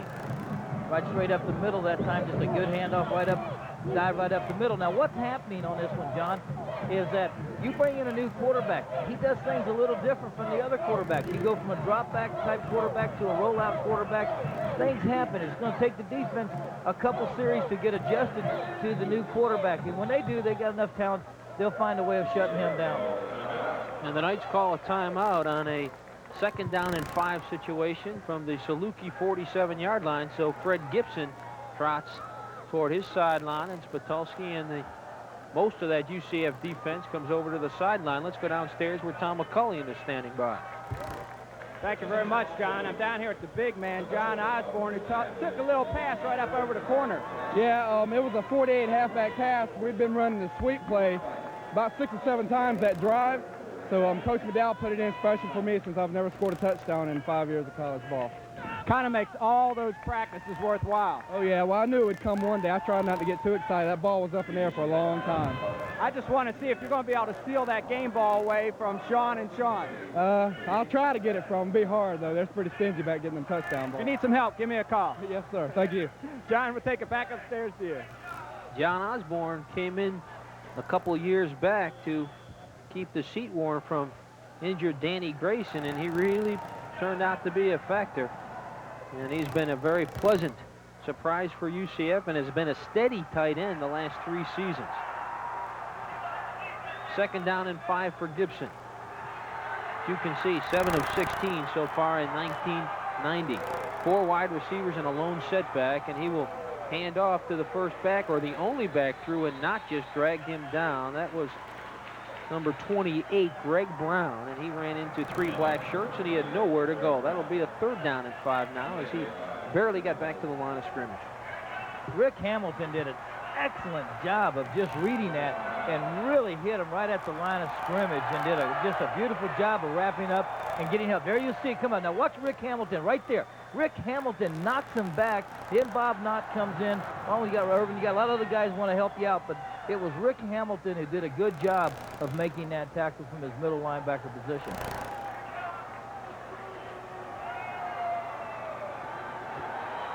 Third down situation. The wave sails through the Citrus Bowl. The Knights leading 14-0, 11:49 remaining first half. Downey. Check that. Freddie Gibson calling signals in for Downey, the starter. Wants to fire. He's got pressure underneath. He's got his man, and it will be a first down. That is number 3, Billy Swain. Ray Irvin was covering on the play, and I think Swain knew where that marker was, and he's got himself a first down. Well, give credit to Gibson, the quarterback that time. Watch him drop straight back, and watch him drill this ball. Now, this ball's right on time. The good delivery, good tight spiral, right into the receiver's hands. Did a good job of, and Swain did a good job of keeping Irvin to the outside of him and made that catch. He had to get to the 48, and that's where he took it. First and 10. Gibson, 6'2", 200 pounds. He's a big quarterback, so he can see very well out there, and everybody's moving. Flags are all over the place. And they'll sort this out, and I think the Salukis may have been moving. Dead ball, false start, Southern Illinois. That's on the whole offensive line. Well, that's a break for UCF here now, because, see, instead of being 1st and 10, it's going to be 1st and 15, and that could be a break here. You see the whole right side, one of the offensive backs jump. Everybody's going to have to take credit on that one. First down and 15 for Fred Gibson and company. He's got 3 men at the wide receiver position and 2 running backs. He's got to step up in the pocket, and Nelson will bring him down. He was getting pressure from the outside, and number 48, Nelson, finished him off, and he barely got back to the line of scrimmage. Call it second down and 15. I think he did find that original line of scrimmage after the penalty. Just good pressure that time. He was he's dropping straight back, trying to find one of his backs. And you see the quarterback drop straight back. Look at the pressure he's got. You got Bob Knott right there. Bob gets the hand on him. There comes Nelson right there. Nelson gets the sack right there. Good job by Nelson. But Bob Knott did a good job of forcing him out of his pocket. Second and 15. Right up the middle to Brown, and Hamilton had him and just couldn't bring him down. Buckley finishes him off at about the 41-yard line, but a good gain. He picked up about 11 on that play. That'll bring up a third down and a long 4. You'll see it's a quick snap, just a quick handoff, quick dive right up the middle. Linebackers were caught out of position that time, and that's the reason he had a nice gain on that. Now, Greg Brown coming into this game has thrown 1 pass, and it was for a touchdown. So he has that ability to throw the ball too. So that's something we got to keep our eyes on. Big third down play here for Gibson and company. He's got a lone setback and 4 wide receivers. Wants to throw. Patulski is coming underneath the Billy Swain, and number 3, Jimmy Roberts, bats it away, and it's 4th down. They like to run one receiver deep and then bring another one underneath. You see Gibson dropping back. He's looking for Swain underneath. Now watch Jimmy Roberts right there do a good job of getting his hand around and knocking that ball down. If you're watching live, we understand you may have had a problem with your pitcher, but we should be okay momentarily. So stay with us on CB Sports as we bring you UCF football in a punting situation now for the Salukis. In to punt that football is number 11, David Peters, and flags are down. Dickinson back at his 10, watches a high spiral. Signals for the fair catch at his 8-yard line, and he makes that grab, and the Salukis were all around him. And we'll sort that penalty out. Again, the UCF defense able to turn back the Saluki attack. What caused that, though, was that 5-yard penalty. Instead of being 1st and 10, it was 1st and 15 and never recovered.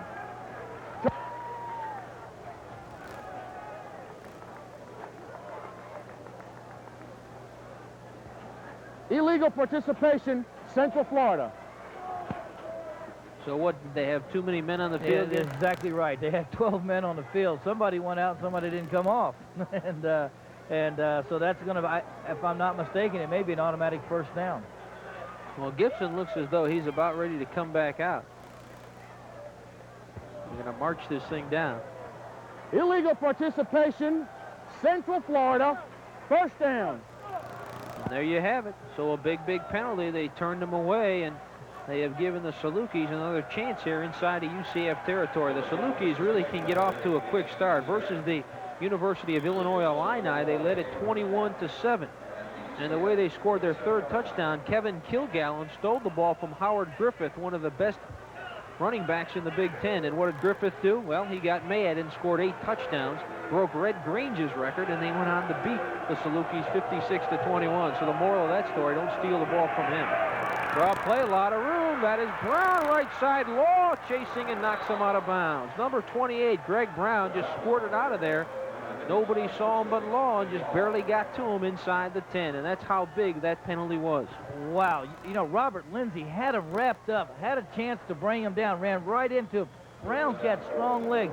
He hit Lindsay, bounced outside, and was down the sideline and did a good job. Inside the 5, first and goal. Number 28, Greg Brown. 65 rushes for a 4.2 average coming in. He had a touchdown on the ground and 8 catches. On the ground again, left side, and this time not a whole lot of room. Hamilton and Stewart, along with number 48, Nelson, bring down Antonio Moore, 5'10", 196-pound senior, with a 3.6-yard running average on 16 carries. His long run on the year is 14 yards. He's got a TD. They like to bring him in there when they get inside the 10. Going to bring up a second down and goal from just outside the UCF 3. Antoine Moore wants it again, I think. Gibson will give it to Moore. Inside the 5 to about the 2 before he's stacked up by Nelson. Hamilton, and also getting up from the pile is Lindsay and Bill Stewart. He moved it close. It'll be third down and goal from just outside the UCF 1-yard line. They look to dig in down there now. You see the toss right there. Good job by Bob Kosowski, doing a good job of forcing that back inside that toss. Now, touchdowns rushing are hard to come by Southern Illinois. Coming into this game, John, they only had 4 TDs on the ground. Lindsey Knott and Willie Britton are the down linemen, along with Spatulski. And Knott came over, rather Nelson came over and tripped up the runner. That again was Antonio Moore, and it's 4th down from the 1. Good job by the linebacking core here. They're doing a good job of reading it, and they're sweeping across there. They're filling in where they're supposed to be, forcing everything back inside, and they're making good plays. Good defense. Actually spotted that ball closer to the 2, so it's 4th and goal. And they're going for it. Gibson may try to hold this one himself. He's an option type of a quarterback. Here he comes rolling. Nelson is chasing. He's got to flip it into the end zone. He's got himself a touchdown. He hits Ian Oliver, 5'11", 175-pound junior. Oliver came in with 10 catches for 140 yards. That's his first touchdown. In 1989, he had 4 TDs, and that one quiets the Citrus Bowl crowd, but Gibson showed a lot of cool. All right, now watch Gibson roll to his right. What makes the plays, he buys time. He's ready to throw. No, not yet, right there. Boom. He finds his receiver, Oliver, coming across. John, his ability to roll right bought time to a receiver that can get open. Coming in for the point after is Steve Wiedemeyer, and he hits the crossbar again, but that time it bounced through, so he's been popping crossbars today, and that time he was lucky and got the Bob Cousy bounce, and he picks up the extra point. With 7:03 to go in the second quarter, UCF leads it 14-7. You're watching CB's Community Cable Channel, Channel 32. We'll be right back with more. He stumbles. If he doesn't stumble, you see him right there. If he doesn't stumble, it's a touchdown. Dickinson and Cooper are at the top of your screen. Montrell Green and Willie English in the backfield for the Knights. Johnson on 1st and 10. Back to the running game. Willie English right. Bounced hard near the 15-yard line. He was hit by number 95 for this team, and that was a pretty good pop from Brian Miller. We look at the Saluki scoring drive. 14 plays, covered 81 yards, and 7 minutes and 52 seconds consumed. Capped off on a 2-yard touchdown pass from Gibson to Oliver. Willie English working to the right that time, and he smelled the sideline, tried to get outside. Good defensive play, though, by Southern Illinois. 2nd and 7 at the 15-yard line of the Salukis. Johnson, play fake, wants to go up top. Going to the end zone. Cooper's got himself a touchdown. And that is his first TD as well. Number 8, Brett Cooper, had 6 catches for 69 yards. 21 was his long catch versus Sanford, and he's got himself 6. Well, he turns Wells all the way around, and Barber out there, who's supposed to be they turn. Now watch him play action, drop straight back. We don't get a chance to see it, but he just turns Wells completely around. There's nobody near him. There's Wells right now. Wells bit on the post. He went to the flag and was wide open. Good job by Cooper. Gorilla looking for the point after out of the holder on Johnson, and it is perfect. And with 6:20 to go, the Knights get that TD back, and that's got to be discouraging to the Salukis. They put together an 81-yard drive and have to convert 4th and goal, and in a couple of short plays, the Knights have it back. You're watching CV's community cable channel, channel 32, and you look at Gorilla, his club ahead 21-7. All right, you'll see it. Play action right there. Drop straight back. Now, Wells is faked out. Cooper does a great job of faking him. Look how wide open he is. Wow, right there. That's all, folks, because of a good fake. Gorilla end over end. Swain way back. Can't handle this one. Out of the end zone, and they'll have to start on their 20. So Gorilla exhibits his strong leg, and now the Salukis are 80 yards away from striking back. They trail it by 2 touchdowns, 21-7. Why does Gorilla kick one like that time? Because everybody moved up on him. All of the skilled people moved up to about the 10 to 15-yard line, John, and that time he just laid into it and made them backpedal. If they'd have caught that ball, they would have been backpedaling. That's a good strategy. Special teams coaches did a good job of setting that one up. Roots and Swain are the wide receivers, and there's a man in the slot, Roebuck. Backs are split behind Gibson, the thrower, who will stay in for the Salukis. He's the second quarterback on the night. Play fake. Not coming after him. Over the middle, and he was trying to hit Roots, and they're going to get interference, I believe, on Ray Irvin. He just held up Johnny Roots. It looked like they both collided, and I think it was a tough call for Ray Irvin. All right, watch the quarterback drop straight back. He's already signaled who he's going to go to. Ray Irvin knows this. The problem is that and boom, right there, pass interference. Good call. Holding. We're going down. Florida. We're going downstairs to Tom McCulley. Thank you very much. Thanks, John. We're down here with Ron Johnson, the hot quarterback in this cycle. Ron, it's just interesting that you guys just can feed off each other. When one guy's in a slump, the next guy comes in and gets the job done. Well, I'll tell you, in practice, you know, everyone works hard and everyone does their job out there to prepare themselves. The other 2 guys are very capable, and, you know, if one guy's having a little bit of trouble, the other guy will step in and help him out. Is there a routine that you guys know against certain teams or certain defenses that one of you guys is going to come on strong, or is it just who happens to be practicing best that week and hot that night? Well, you know, the coaches make the decision, of course, who starts, you know, based a lot on practice performance and who they think is best suited also for the team we're going to be playing, so it just varies. Congratulations to that touchdown. It was pretty. John, we're going to take it back upstairs to you and Gary. This is Brown, and he's got no room on the right side. It was knocked down by Ray Irvin that really popped him, and ball came loose after the whistle, and Bob Knott thought he had a dream come true there for a moment, and now they're going to bring it back. You know, Ron Johnson's got to be totally, you know, excited, and Ron's doing a great job. He's stepping in here, doing a job. And then, but one of the things that the offense, though, what the coaches would like to have, they'd like to have a consistent quarterback. Nobody likes to play 3 quarterbacks. They'd like to have the one guy that can go out there and be the general on the field and lead the team. We've not been able to find that this year. Gibson going back.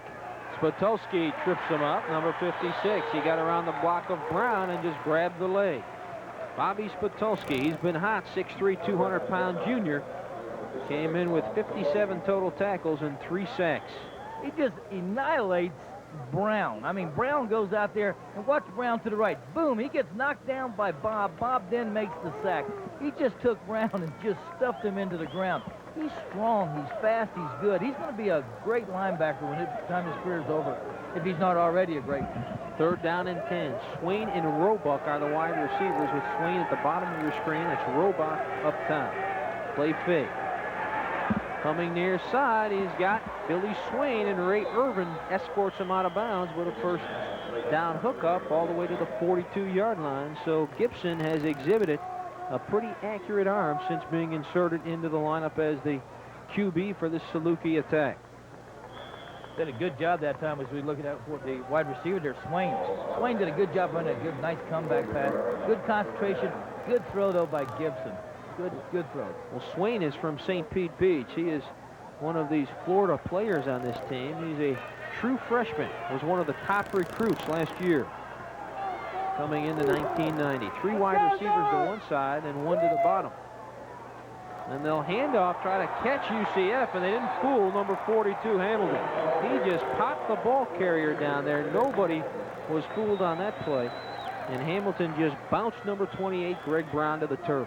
You know, Jourdain must be hurt because we haven't seen him at all in the second quarter. But now watch Rick Hamilton come right up here. Wow, what a hit. Folks, that is you can't teach it any better.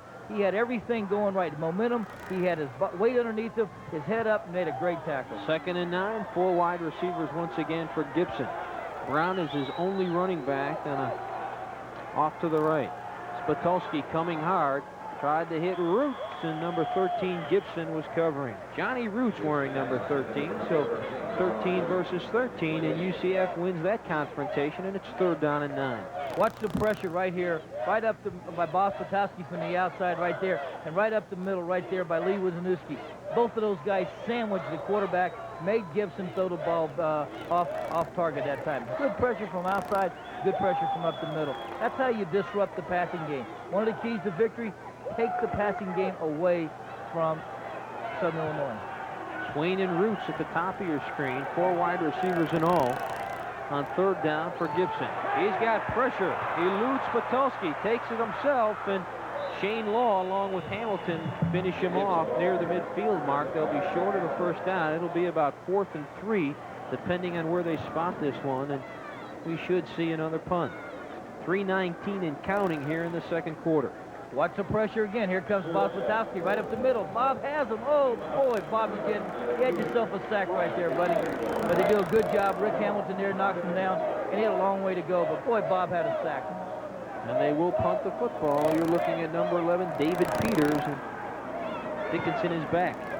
Dickinson has a 6-yard average on returns, and he decoys a fair catch, and it did bounce into the end zone. And it was just decoying, trying to get the Salukis to slow down just a bit. Boy, that just made it into the end zone. Some good hustle by Southern Illinois, but the Knights will take it at the 20 when all is said and done.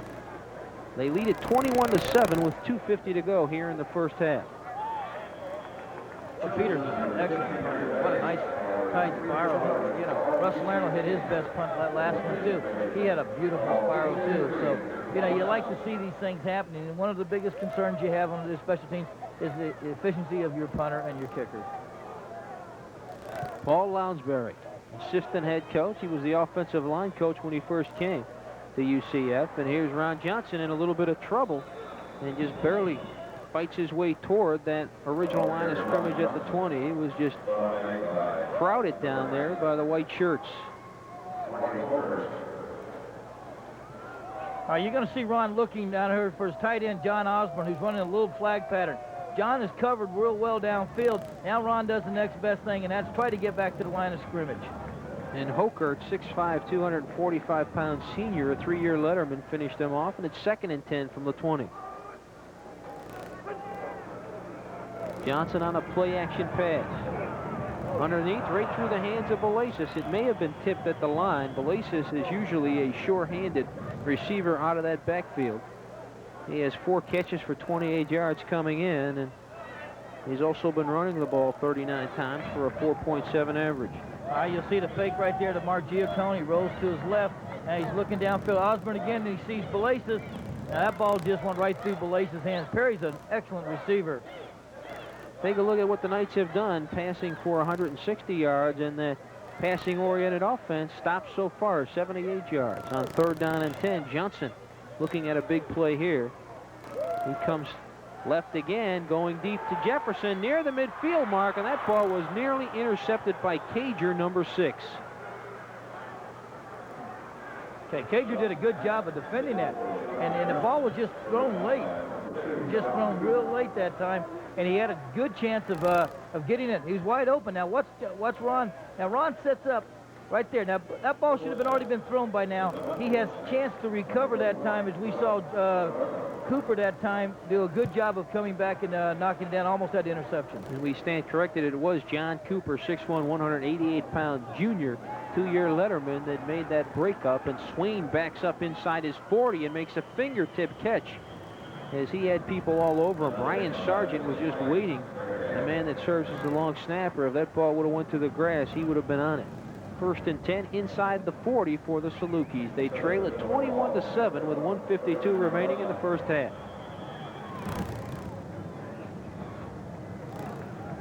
And number 12 will come back in at quarterback now, Brian Downey.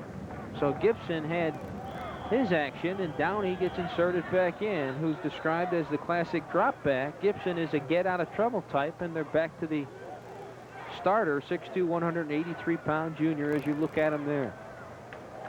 Well, I feel like Bob Smith now thinking, okay, you know, we're 1 minute and 52 seconds. It's a 2-minute type offense situation. Let's bring in the quarterback that is throwing the ball, a better throwing quarterback, and he's brought back in Brian Dowdy. It's like a 2-minute drill coming up here. 3 wide receivers, and black backs are split behind Brian Downey. 1st and 10. Right at the 40-yard line for the Salukis. Downey back, trying to hit his man, and it was almost intercepted. It may have been caught off the tip, and now they're going to say no. Uh-oh, there's going to be a flag there. Johnny Roots thought he had it inbounds after Spitulski bobbled it upstairs, and because he disputed it down there, he'll pay the price. Well, he bumps the official. When he comes up, you can throw a little bit of a tantrum, but you can't touch that official. And when he hit that official, that's when he threw the flag. Dead ball, unsportsmanlike conduct, Southern Illinois. All right, now watch him. If we can see it, well, we can't go all the way with it. If he'd have bounced up that when the ball was out, he was fighting the line of scrimmage there. They called it incomplete pass. And then what happened was he bounced straight up and hit that official while throwing a little bit of a tantrum there. You can't touch that official. So that'll cost them. They're bringing that thing back. The ball was just inside the 40. Unsportsmanlike conduct, Southern Illinois, 2nd down. See, it's a 2nd down penalty because it was dead ball. It was already after the incompleted pass. It's when he feels a little bit of a tantrum. So now it's going to be 2nd down no longer. 2nd down and 24. So they hit him with a big one, a 15-yarder. Set at the 25-yard line for Downey. Plenty of time over the middle. He had Roebuck, and it just squirted through his hands, and Shane Law, number 6, tried to pick it up on the hop. It's 3rd and long. Well, he'd like to get that one back, Brian Downey, because Roebuck was wide open across the middle. They had a chance to pick up about 24, 25. Now watch the quarterback drop straight back. Brian Downey got good protection there, looking downfield, plenty of protection. Now watch this throw. There, it may have got deflected there. I wasn't sure, but the ball was behind Roebuck there, and he was wide open.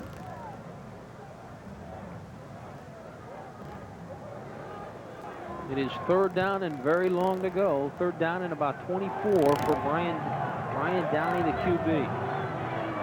He's on his horse, not as chasing. Firing far side, he was looking for number 29, Ian Oliver, and Gibson, along with Roberts, covering. And I think even if he would have had him, it would have been out of bounds. It'll be a 4th down play, and now the Knights offense should have a chance to make something happen. You know, I'm an FSU graduate, so I have a hard time understanding some of these things. It was 1st and 10, and they got a 15-yard penalty. And how can that scoreboard keep saying 24 yards or something? It should be 25. You're right, and I'm following the scoreboard. Dickinson is back on his 35.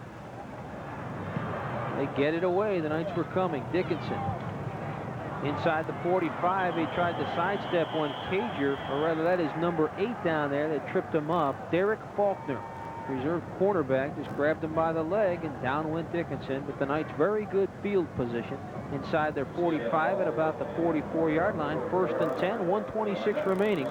So plenty of time. Ron Johnson, the quarterback, brings his troops out. As you look at Dickinson, the man that ran back that punt, he had a 24-yard return last week that really set the Knights up nicely versus Georgia Southern. No huddle offense for Ron Johnson. Spread formation. He is protected well. Now Fields and rolls. He's got Dickinson at midfield, and he'll get bounced out of bounds right there. Making the play was number 88, and a flag fell. John Manley wrestled him out of bounds, and we'll see what that flag is all about. Good gain for UCF. Picked up about 6 on that play. That was a nice catch. I'm not sure about the call. I didn't think they may have called it unnecessary. We'll find out right here. Dead ball, personal foul, Southern Illinois. You know, I'm not sure that's a good call. We'll see it right here on instant replay as Dickinson's one of the receivers coming underneath. Ron Johnson buys a little time, throws out there. Now watch Manley. Manley's the only guy that's got him. Now look at Manley. Oh, I see it right there. Okay. It's Kevin Kilgallen. He's the one. I was watching Manley, the outside linebacker, but that's a good call because Kilgallen did hit him after he was going down and out of bounds. Came in with a headgear, and that is a good call. 4 wide receivers, 5 wide receivers out there for UCF. Dickinson and Becton. And on the far side of the field, it's Jefferson, Cooper, and number 85, Chad Payne. 119, Johnson. Shotgun formation, steps up and fires underneath, incomplete to Becton. Becton had to reach for it. He was covered by Manley, number 88, the linebacker. Well, anytime Ron Johnson starts to move up, everybody thinks he's going to run the ball, and I wasn't sure that Sean did not think the same thing too. And also, he threw the ball just a little bit to the left of him. Becton just 76 yards coming in to be the all-time pass-catching leader in yardage. He already has the record for number of receptions, and he breaks or sets a new record every time he catches one just like that. That one good enough to bring him down to the 16 of the Salukis. 1:07 to go. There's a couple of fellows having a good time as they give Gary Parrish the thumbs up. Watch Ron right here. Now, he lost the ball right here, and a nice catch by Sean Becton. Now, that ball really should have been on more of a rope, but because he had pressure, Ron Johnson got it off and did a good job of at least getting it down there to him so he can make the catch. And they'll stay with 5 wide receivers. Coach Bob Smith of the Salukis worried about the Knights' running game, but right now he's dealing with a potent passing attack.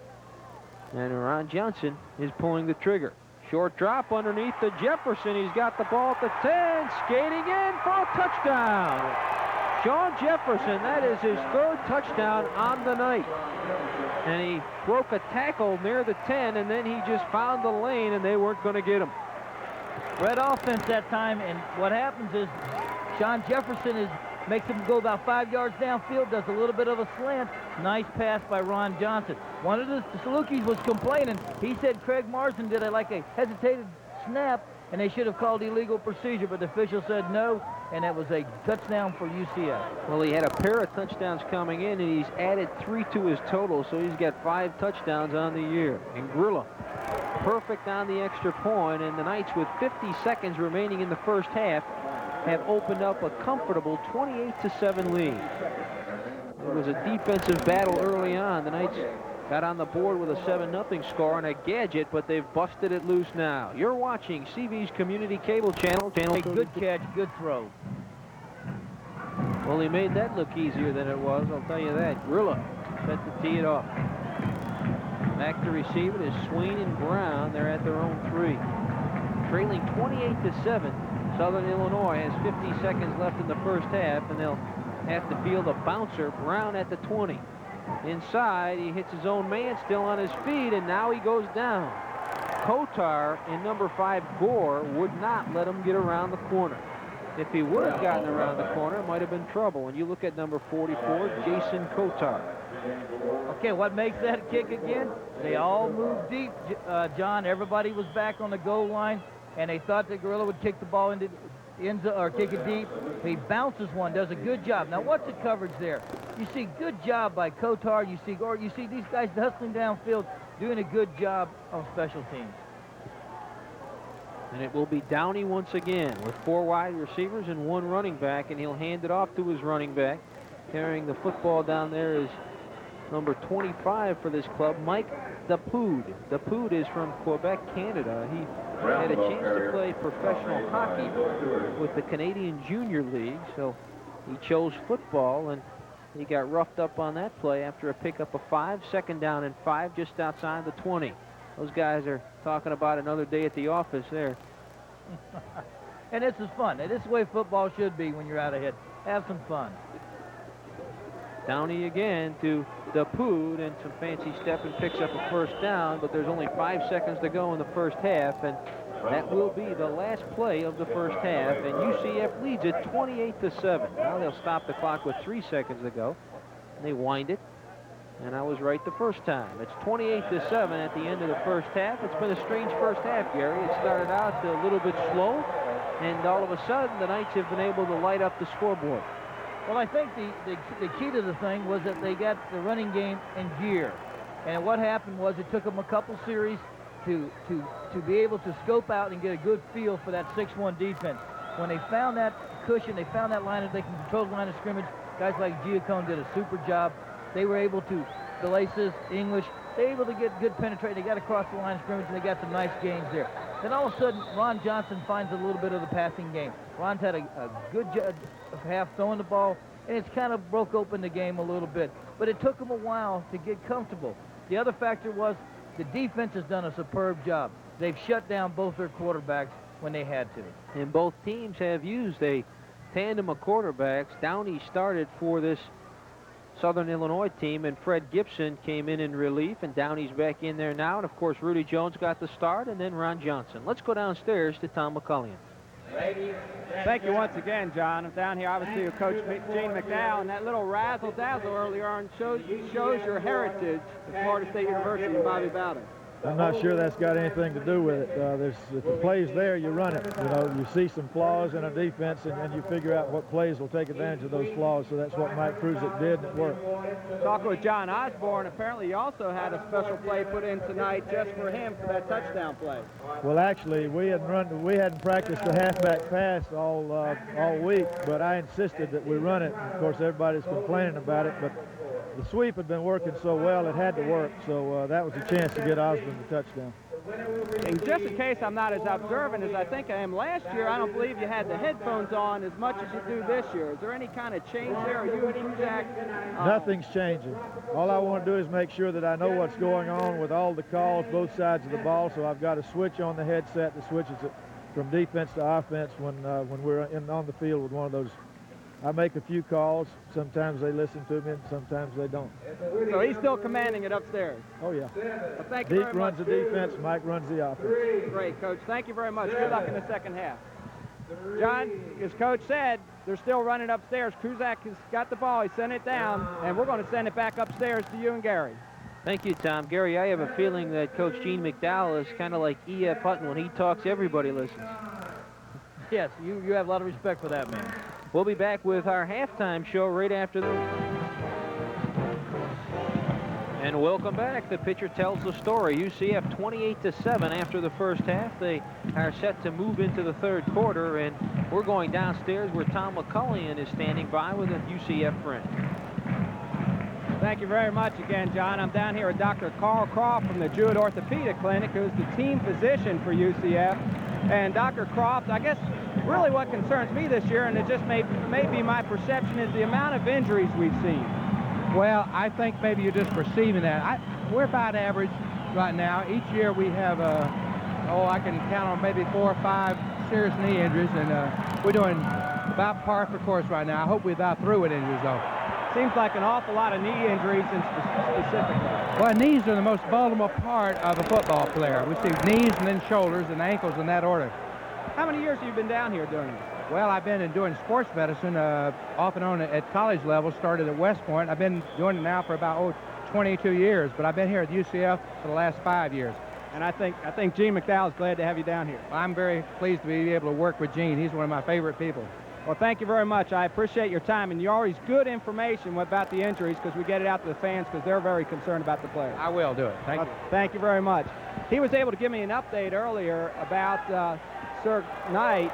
He is at the hospital. He's getting x-rays. He seems to be okay, and when you hear more, we'll let you know. John, we'll take it back up for the action on the field. Thank you, Tom. That is great news from Dr. Carl Croft about the UCF mascot having problems before the game. He fell off his horse and laid on the field for some time, and they escorted him out in the ambulance. And as we look at the statistics, we're happy to hear he's doing just fine. And UCF is doing just fine as well so far. 13 first downs and 201 yards passing, and only 76 on the ground, as the Salukis were concerned about that potent running game at UCF. They haven't had to deal with it too much, although the run has set up the pass. On a third down situation, speaking of pass, that's what they do, and it's incomplete, and they'll be punting from their own end zone. Trying to hit number 25, Dapoud, couldn't get it done. Well, in the first play on this series, I actually started off bad for him when the kickoff. Greg Brown, who's a sure-handed receiver, runs over, catches the ball, steps out of bounds. And as we can see, Brown and the top rushers for them is Brown, 47 yards right there, and Gibson, who came in, had 15 yards. But on the second play that time, the quarterback just drilled that ball by DuPont and didn't have a chance to catch it. And now it is third down. I thought it was already third down. So Downey goes back over the middle, and Ray Irvin strips the wide receiver from the football. And getting up awfully slow down there was the intended, or is the intended, wide receiver, and he's still down on his knees. That is number 13, Johnny Roots. He is their leading wide receiver, and he's holding the left knee, and you don't like to see that. Well, as Dr. Cross said, there's several key things you don't like to see, and our injuries are going to happen. The Lord didn't make knees for football and didn't make the collarbone for football. And that's the two most vulnerable areas, and then your shoulder separations or your knees. And that time, Ray Irvin just nailed Root as he was catching that pass and did a good job. And probably what happened is the way he got hit, he probably twisted his knee a little bit. Now we're going to see it. Drop back pass right here. Quarterback drops straight back. Down, he's looking downfield. Now, good coverage by Ray Irvin. He gets hit. Now watch him fall right on his knee. You see, when he hit that, made a good defensive play, but he fell right down on top of the knee. With the injury timeout, we'll take a short break. UCF football will continue on CV's Community Cable Channel, Channel 32, right after this. We're back at the Citrus Bowl, 28-7 UCF, and Johnny Roots hobbling off the field. He was the intended receiver on a 3rd down and 10 from quarterback Brian Downey. Ray Irvin providing the coverage, and we hope that Roots is okay. He was holding his left knee, and we'll get you a report on him as information becomes available. Right now, the Salukis have their back to the wall. David Peters is just about 2 yards away from the end line in his own end zone, and Dickinson, who caught a ball on a fly last week versus Georgia Southern and returned it 24 yards, is on the Saluki 45, licking his chops. Peters gets it away, and Dickinson has to watch it bounce. Now he takes it waist high to the 35, to the 30, before he's tripped up over there. He took a bit of a aggressive move there before he was knocked down by number 59 on this team, Eric Mullen. Well, you know, when you're 28-7 ahead, you can take chances like that, and that's all part of the ball game. Now watch Peters kick here. As you can see, he shanks this ball. He does not get a pretty kick. This ball goes flying right, boom, right off to the side on the shank. And you see Dickinson takes it on a bounce, makes a good move, and picks up a good gain right there. UCF with the ball at the Saluki 30, 1st and 10. Great field position. Giacone, who had 48 yards in the first half, barrels forward for a gain of about 7. Tripped up by number 90, who just grabbed him by the legs. Marty Hokerts, a 6'5", 245-pound senior, and dragged him down. But Giacone is within striking distance of 100-yard performance number 4 here. As you see Mark go right up there, good blocking that time by Robert Connors, and you see him, he opens a hole for Giacone. 2nd and 3, picked up 7. Ron Johnson tossed Giacone, right side, cuts inside for a couple before he is tripped up down there. Number 90 was over there along with number 69, Lance Tinsley, and it is close to 1st down yardage for UCF. They move the chain over. He's going to be 3rd down and less than 1. One of the hardest things for Bob Smith to do, the head coach, is at halftime, is try to get your team motivated. You've lost 5 straight ball games in a row. Try to get them motivated the second half. Try to come out and do the things. And one of the things is that stay basic. Do the good things you did earlier in the game, and you saw it right there as they kept Giacone from getting the 1st down. Cooper and Becton are at the top of your screen, and this is Giacone. Fights forward for near 1st down yardage. Number 88, John Manley, put him down along with help from his friends. Number 99 was also over there, John Dolenmeyer, a man we haven't heard a lot of today. And he is going to be awfully close, and the spot becomes very important at this time. They'll measure it. It looks like they've got it just outside the 21. He may be a bit short. Now, they're going to say it's short. They're going to say they're going to make it 4th down and less than a yard to go. And Grillo will come out. Alex Goforth comes out of the game at tackle. It's good to see Alex in there. He had his knee rolled on that first series of downs last week versus Georgia Southern. He was hobbled all week, but he's been playing tonight. This will be a 37-yard field goal for Franco. He gets it up, and it is good. No, it's no good. Wide right. He had the distance, and I was a little bit premature there. Of course, you got to give me a waiver on that because this guy's only missed one all year. So if it's automatic, I deserve to be a little automatic once in a while, too. That's okay, Franco. So with a timeout on the field, UCF leading at 28-7. We'll take a short break. You're watching CV's Community Cable. Downey went over the middle to Yogi Henderson, the tight end, for a 5-yard gain. It's 2nd down and 5, just outside the 25-yard line for the Salukis. They got a long way to go.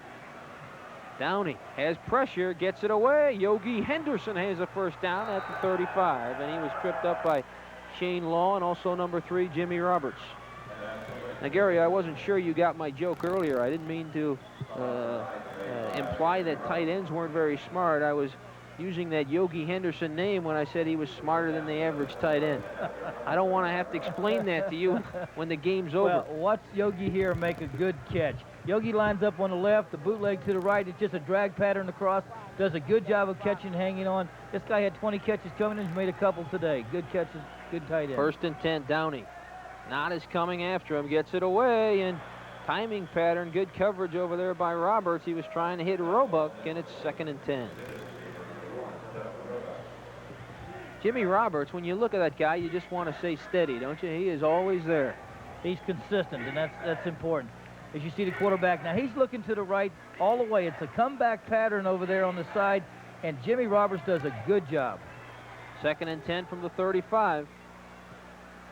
Oliver is left side, and Henderson, Yogi Henderson, the tight end, in the slot, and Downey wants to throw. A lot of pressure, and he goes down. Bob Knott grabbed him with the left hook and just got the tiger paw on him, and before it was over, Downey was on his way to the grass. They lost about 5 on that play, depending on where they spot it. It's going to be 3rd down and 15. As we're going to see right here. Now, watch number 84, Bob Knott. Good swim technique. Rips over right there, grabs it. He's got his shirt hands on him. He's got his T-shirt. That's a sack for Bob Knott, and I'm sure they're going to give half of it to Bob Spatowski, but Bob Knott did a good job. They got to check him for crazy glue on his left hand because he wouldn't let go. Downey on the bicycle, trying to buy some time. Timing pattern. Oliver up for grabs, and Shane Law bats it away inside the UCF 40, and that'll bring up a 4th down situation. And again, the Saluki punt team has to come out on the field. One of the hardest things to do, John, is roll to your left and you're right-handed and try to plant and throw back across your body in a way. And that ball just floated up there, and it just took forever, and Shane Law did a good job of getting over there and almost made the interception. What's the coaching point on that when you're trying to teach? What's the quarterback thinking about when he's trying to do that? Well, you're looking for something a lot closer. He wanted to plant, and he didn't get a chance to plant. End over end punt. Dickinson on the fly at his 40 to the 45. He's a daredevil down there. He was hit by number 26 of the Saluki team. He took a run at him, and that would be Gerald Hampton, a reserve DB, but Dickinson has been an evil Knievel tonight, taking it on the fly and moving it upstairs. Well, again, you've got a 28-7 lead, and you can do things like that. He feels comfortable, and he's into a groove, too, tonight. He's seeing the ball well, and he's making his adjustments well. So the Knights have it on their own 47-yard line, 1st and 10. Becton and Cooper, the wide receivers. That's Cooper in motion. Willie English, left side, has a lot of room down to the 45. Picks up 8, 2nd and 2. He was tripped up down there by number 47, one of your favorite guys down there, that middle linebacker that's all over, Kevin Kilgallen. The problem is Kevin can't do it all by himself. He's going to have some help from the rest of the defense. What you're seeing now, John, is that you're seeing these guys from Illinois looking up at that clock right now, and they're saying, is this the 4th quarter, or are we still in the 3rd quarter? They like to get this game over with. Well, we'll give them the answer. 10 minutes left in the 3rd quarter. It's 2nd down and short for UCF, 2nd and 2. Montrell Green and Willie English. Montrell Green, quick hitter, has a first down to about the 41 before he stacked up and pushed backwards down there. Number 69 made the play. Lance Tinsley, 6', 253-pound junior. Well, the one guy that won't quit and the one guy that will work hard will be Kevin Kilgallen. And I'm going to tell you something right now. I'm very impressed with him. And I don't know how they select the All-Americans in the Division I AA. But this young man should be a candidate right there. UCF still talking playoffs, and you look at Bill Stewart. Now, those guys have the black lunch boxes and those... Couple good linebackers right there, Hamilton and Stewart. That's right. They got the hard hats on, and here's Willie English. A lot of room inside the 30, has a first down. Willie English, just a hard-running ball player, tripped up by number 99, Marty Hokerts, and number 47, Kilgallen. Took both of them to bring them down. They moved the chains inside the Saluki 30 at the 29. Willie English has so much potential. As you'll see right here, it's just a watch the guard pulling, watch Williams, you've got Bishop. Both guards are pulling on this play. Get outside on that play. He does a good job. You had both the guards downfield there. Robert Lindsay with a message. He's enjoying a beverage of his choice, some Gatorade down there. He's been busy. Willie English tumbles forward for a short gain. Going left side, that offensive line has been getting it done tonight. Kilgallen along with number 27, Scott Barber, a strong safety coming up. One of the interesting things you see when you look at the leading tacklers on this Saluki defense, Kilgallen leads them, and then the second and third tacklers are the inside linebackers, and then you get into the secondary for the fourth and fifth. Both of the safeties are the fourth and fifth, respectively. Well, the way it's designed, as we see Willie carry the ball, is that those front people are to take their man away so Kilgallen can make those tackles. Play fake for Ron Johnson over the middle of Dickinson. He hauls it in for 6. Mike Dickinson. That's his first TD on the year. He had some last year. He caught a big one versus Georgia Southern, but that is his first TD on the year. He came in with 17 catches for 149 yards and 8.8 average. His long was 19 yards. He's got himself a big touchdown right there. That'll be his long catch on the year, and it'll also be his first TD. Great concentration on that pass. That pass was just a deep kind of slant, and he did a great job of hanging on to it. Good throw by Ron Johnson. Gorilla out of the hold of Ron Johnson. Johnson wearing many hats tonight. LePayne with a snap. The put down is clean, and the kick is perfect. UCF in command with 8:17 to go in the third quarter, leading this one 35-7. And well on their way to running their mark to 5-3. You're watching CB's Community Cable Channel, Channel 32. We'll be right back. We'll see Ron Johnson dropping straight back. He's looking. He finds Dickinson. Now watch the concentration on Dickinson. Nice concentration there as he had to battle that time. And I don't have the gentleman's name. It's the number 35, and you got it right there. J.J. Chaney, I'm sorry. J.J. did a great job of being right there, but great concentration on Dickinson's part. Dickinson, a track man. He can move. And he was eyeing that one all the way in. Big play by Dickinson. Mike was the second leading receiver on this team last year. 33 catches for 371, and he's enjoying another good year in 1990. End over end kick. Taken down there by Brown to the 10, across the field to the 15. Comes out of the pile to about the 21. And Jason Kotar, number 44, along with number 25 for UCF, Jason Sams. Scoring drive for UCF, 5 plays, 53 yards, 2 minutes and 12 seconds off the clock, and 27-yard reception by Dickinson ices the cake. That's his long reception on the year and his first touchdown. As we see the return here now, watch for Jason Kotar, number 44. There you see coming right up in there. You see a good job by James Gore there, did a good job. Actually, it was Gore that made the tackle. Kotar came along for the ride on that one, and we've got Gibson back in the game here, and he's running for his life over the middle, and it's almost intercepted by Hamilton. Rick Hamilton, 6'2", 215-pound sophomore, almost had a present there. Let's go down to the night beat where Tom McCullion is standing by. Thank you very much, John. Down here, Mike Dickinson, who caught a nice touchdown pass on a post pattern. Yeah, finally got my number called tonight, and had to make the best run through a great pass. Offensive line doing some great protection, great fakes up front. All I do is catch it. Made the easy part. I want to know if McDowell gives you a double scholarship for all this double duty you do out there. Oh, no, I just enjoy it. I enjoy punt returning and catching the ball. Comes with the territory. Fred Gibson on 2nd and 10. We'll take it to you, John. Thank you, Tom. Mike. Number 28, Brown carrying that football, and a fumble on the ground, and the Knights have it. Boy, things are going their way right now. Buckley may have come up with that football, and they just going the other way once again. All right, now watch me roll back. As we watch the quarterback drop straight back, he looks to his left. It's a little screen pass out to Brown out here. Now watch Brown. Now watch Nelson come over. He'll get in there. Right there on the recovery, right there. Nelson is one of the guys down there, and I thought he was the one that came up with it there.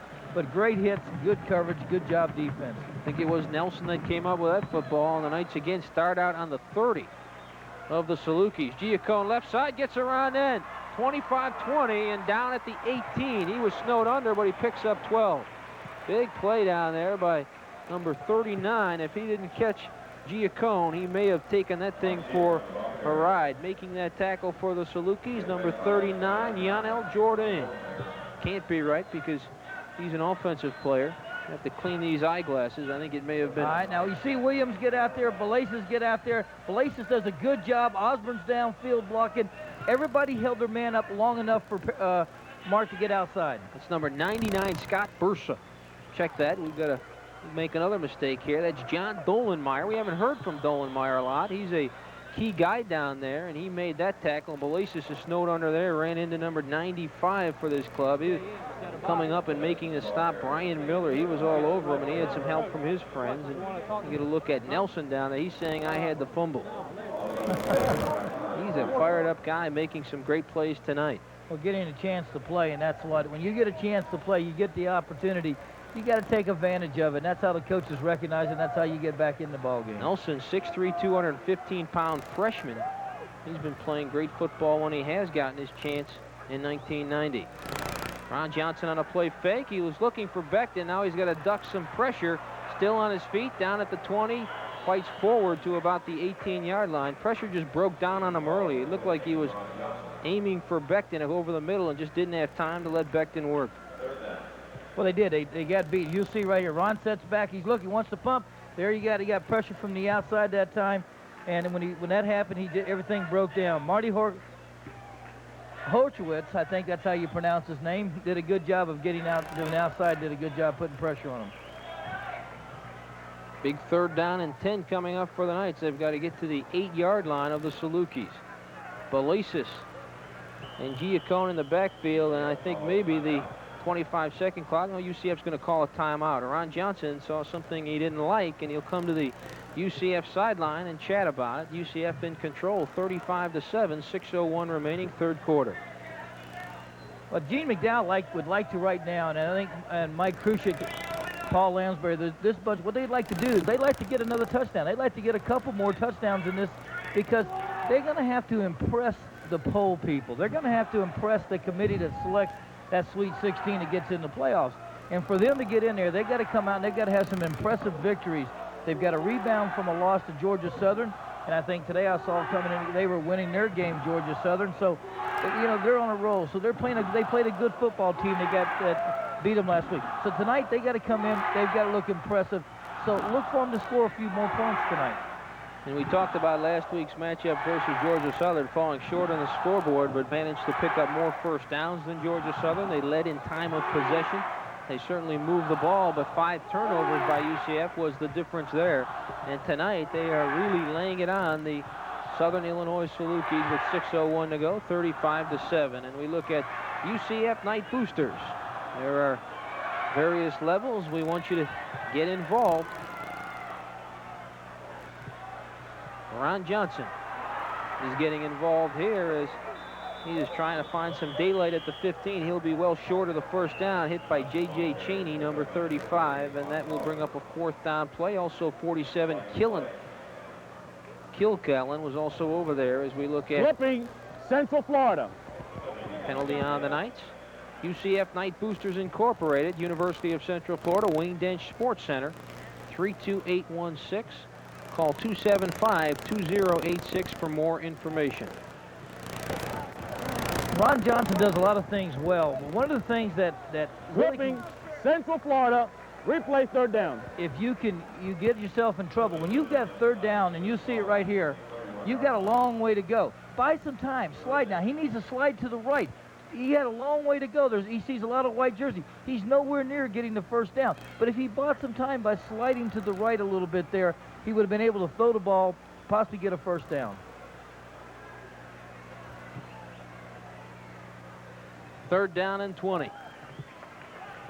Ron Johnson moves to the shotgun. 5:30 to go in the 3rd quarter. He's got 4 seconds on the 25-second clock, and he gets it away. Rolling, stopping, and throwing to the corner. Becton open, and it bounces around, and Sean Becton comes up with it. They had 2 wide receivers over there. It looked like Cooper and Becton, and it ricocheted down in the corner. And when you are hot, you are hot. And right now, the Knights are sizzling. Well, there's no way that was a design play. Matter of fact, when the coaches review it, somebody's going to get in trouble because they were too close together. Somebody ran the wrong route that time, and I'm not sure who did. And but we'll take it, and I guarantee you Mike Krusnick shaking his head saying, when things go right, they go right. 41-7 with 5:18 to go in the 3rd quarter. Ron Johnson will be holding once again. Franco Grilla.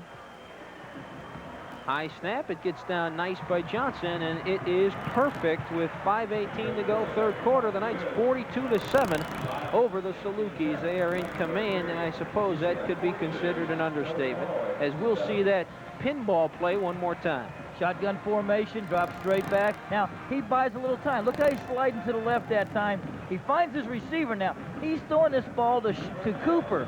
Now, Cooper tips it back right into Sean Becton's hand. It was really not that great a thrown ball. It's just that Cooper did a good job of deflecting it or hitting it and bounced back into Becton's hand. I don't think that was intentional, but we'll take it. Got to take all of them, and I think Cooper's probably lobbying down there saying, I saw you behind me, Sean. I thought you had the better chance, so I wanted to set you up at the net with that one for the spike. Somebody ran a wrong route. You played football, and I've played a lot. And I tell you something, you should never be that close together. Somebody blew a route, but it worked out for us. Everybody's waving to you tonight. Why is that? Because we're winning. Can I get your autograph after this? Grilla tees it up. High end over end. That is number 3 making that catch for this team. Billy Swain out to the 15-yard line. He is stacked up down there. Number 25 for the Knights, Jason Sams, a reserve defensive back, along with 35 Holsapple. In on the stop for UCF special teams. A good crowd on hand here at the Citrus Bowl, having a good time on a cool evening. Well, that's beautiful football weather. It's just simply beautiful. I don't know if we'll be able to go downstairs to Tom McCullion again. He's probably mad at me for interrupting him earlier. Tom, we're going to go downstairs to you, and I want to apologize for interrupting you. I know you so well. I thought you were ending that thing, and I stepped all over you. Forgive me, my boy. That's okay, John. We'll take it into consideration next game. I tell you what, I'm sitting down here with some long-time UCF fans. And Bill and Matt, I tell you what, a lot of exciting football tonight. Let me ask you, what is your favorite play so far? So far, it's been the passing game so far down the end zone. The 2 we've had that made the 2 touchdowns, where the quarterback throws back to the running back and throws in the end zone. You like the razzle-dazzle. And I tell you what, we all like the Monday morning quarterback. We'll take you here on Saturday night. If there's any play you could change, what play do you think that'd be tonight? The one that he kicked that he missed completely. You try that one more time.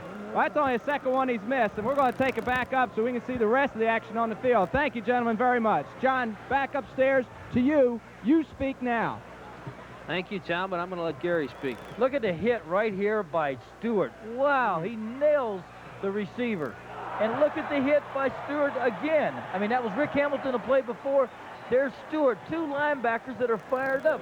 He really are laying in leather on the guys now. Well, they're celebrating Halloween in many of the counties today here in Central Florida, and the Goblins are out tonight, and they're gobbling up this offensive attack of the Southern Illinois team, and there's a lot of hitting going on down here in the 3rd quarter with 4:40 left. UCF 42-7, and a big play coming up now for Southern Illinois. They're looking at 3rd down and 5, ball on their own 20. Gibson hands off, and I don't know, awful close. First back through just fought through there, but I don't think he picked up the 1st down. Depending on where they spot it, they'll spot it inside the 25, and he's going to be short. Brown carried the ball and kept on digging, but there just wasn't enough white shirts running interference for him. All right, you see a little bit of a stunt there. Now, watch Nelson right there, the linebacker, come from outside as Wisniewski and Knott did a little stunt on the inside that time to jam things up. Nelson comes from the outside does a good job of making that tackle. 4th and less than 1, and trailing 42-7. They're going for it. Gibson, the quarterback, 2 wide receivers and double tights, and went right side with it, and I think they may have gotten it.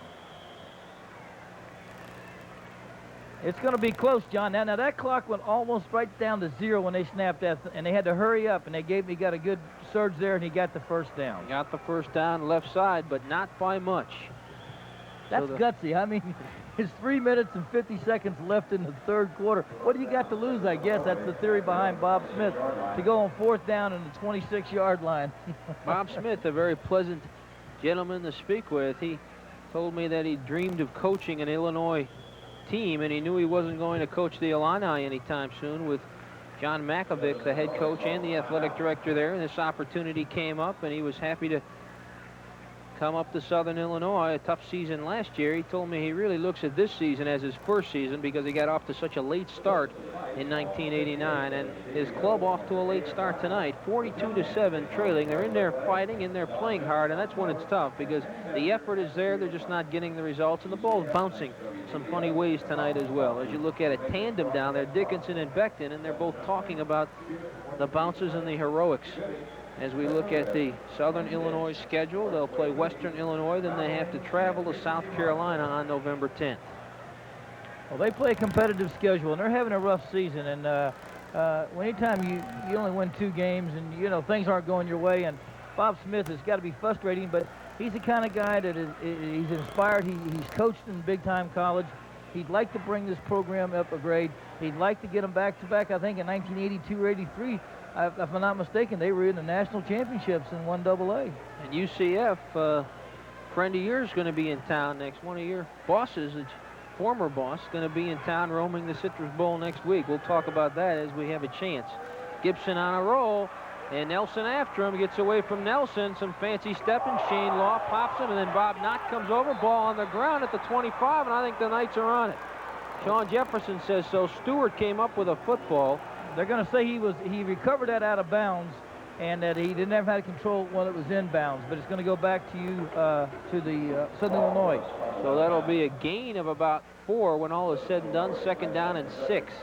Gibson working hard for that gain. Watch the bootleg here. Now Gibson's going out. Now what makes the play is the linebackers are downfield. You've got Stewart that's downfield, and he has got his man covered right there. And there's Law coming up. Now Law comes up. You'll see Stewart right there. Both of them had good coverage, and he had to force him to run the ball.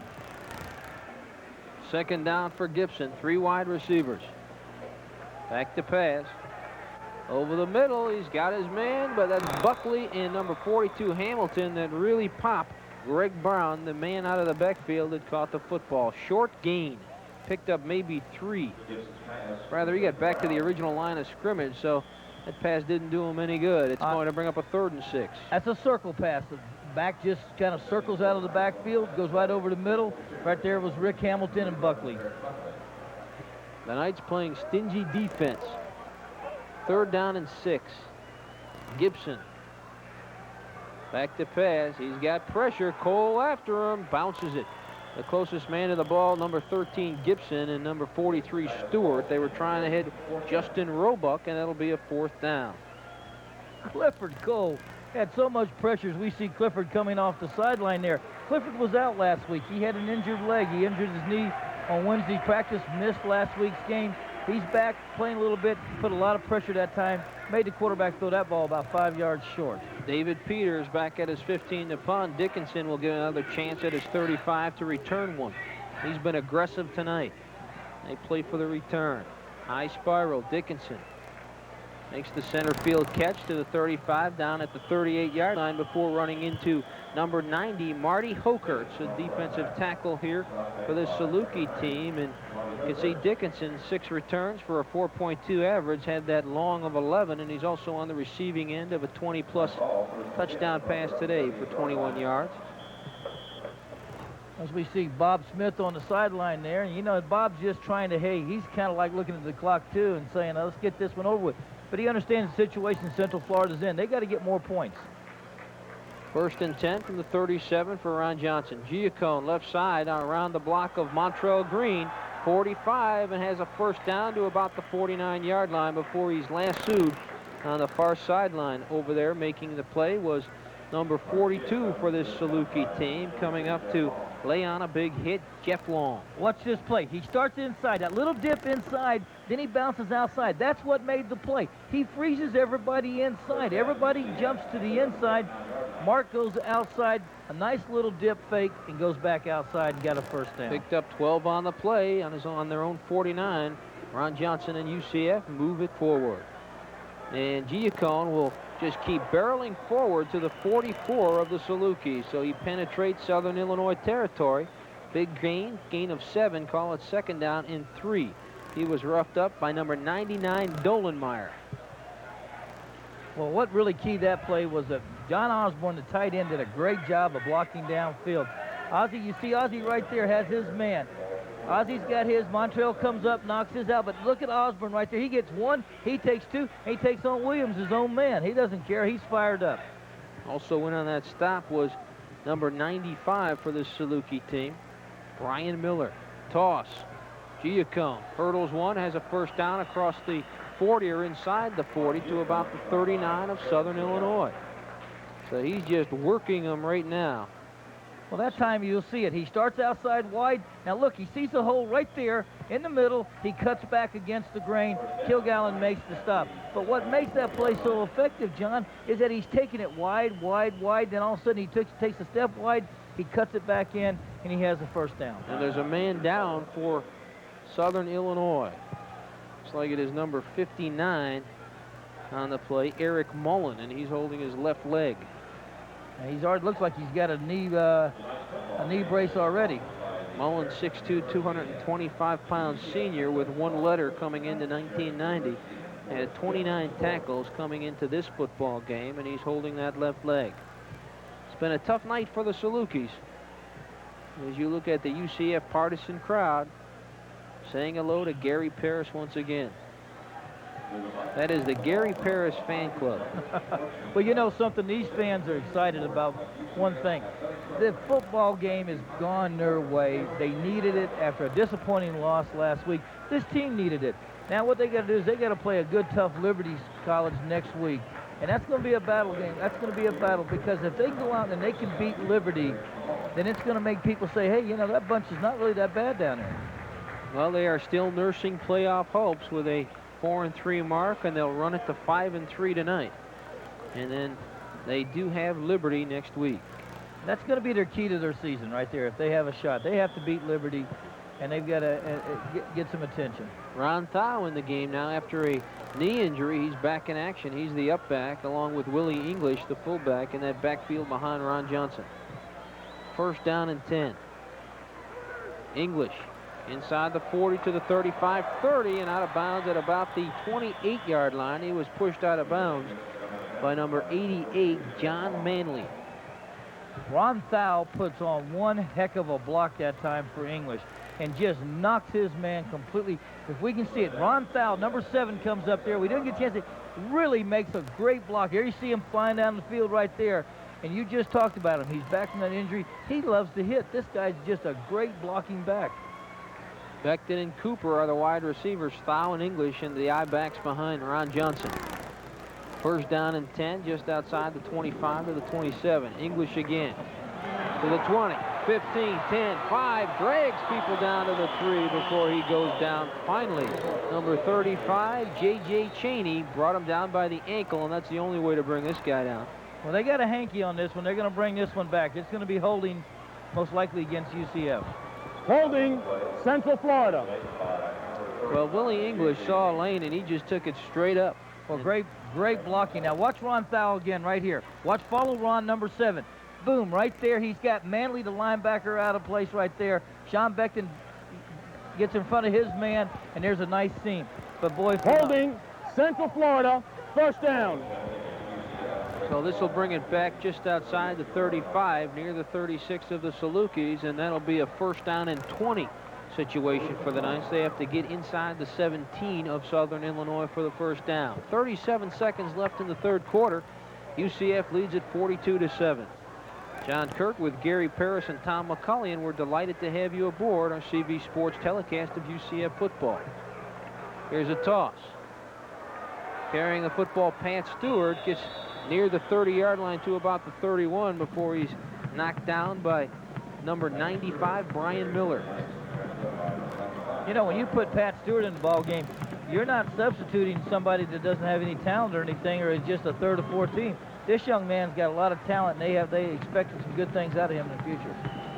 And the third quarter comes to an end with a score, UCF 42, Southern Illinois 7. We'll take a short break. You're watching CV's Community Cable Channel, Channel 32. At the Citrus Bowl, 2nd down and 14 for UCF. The ball is spotted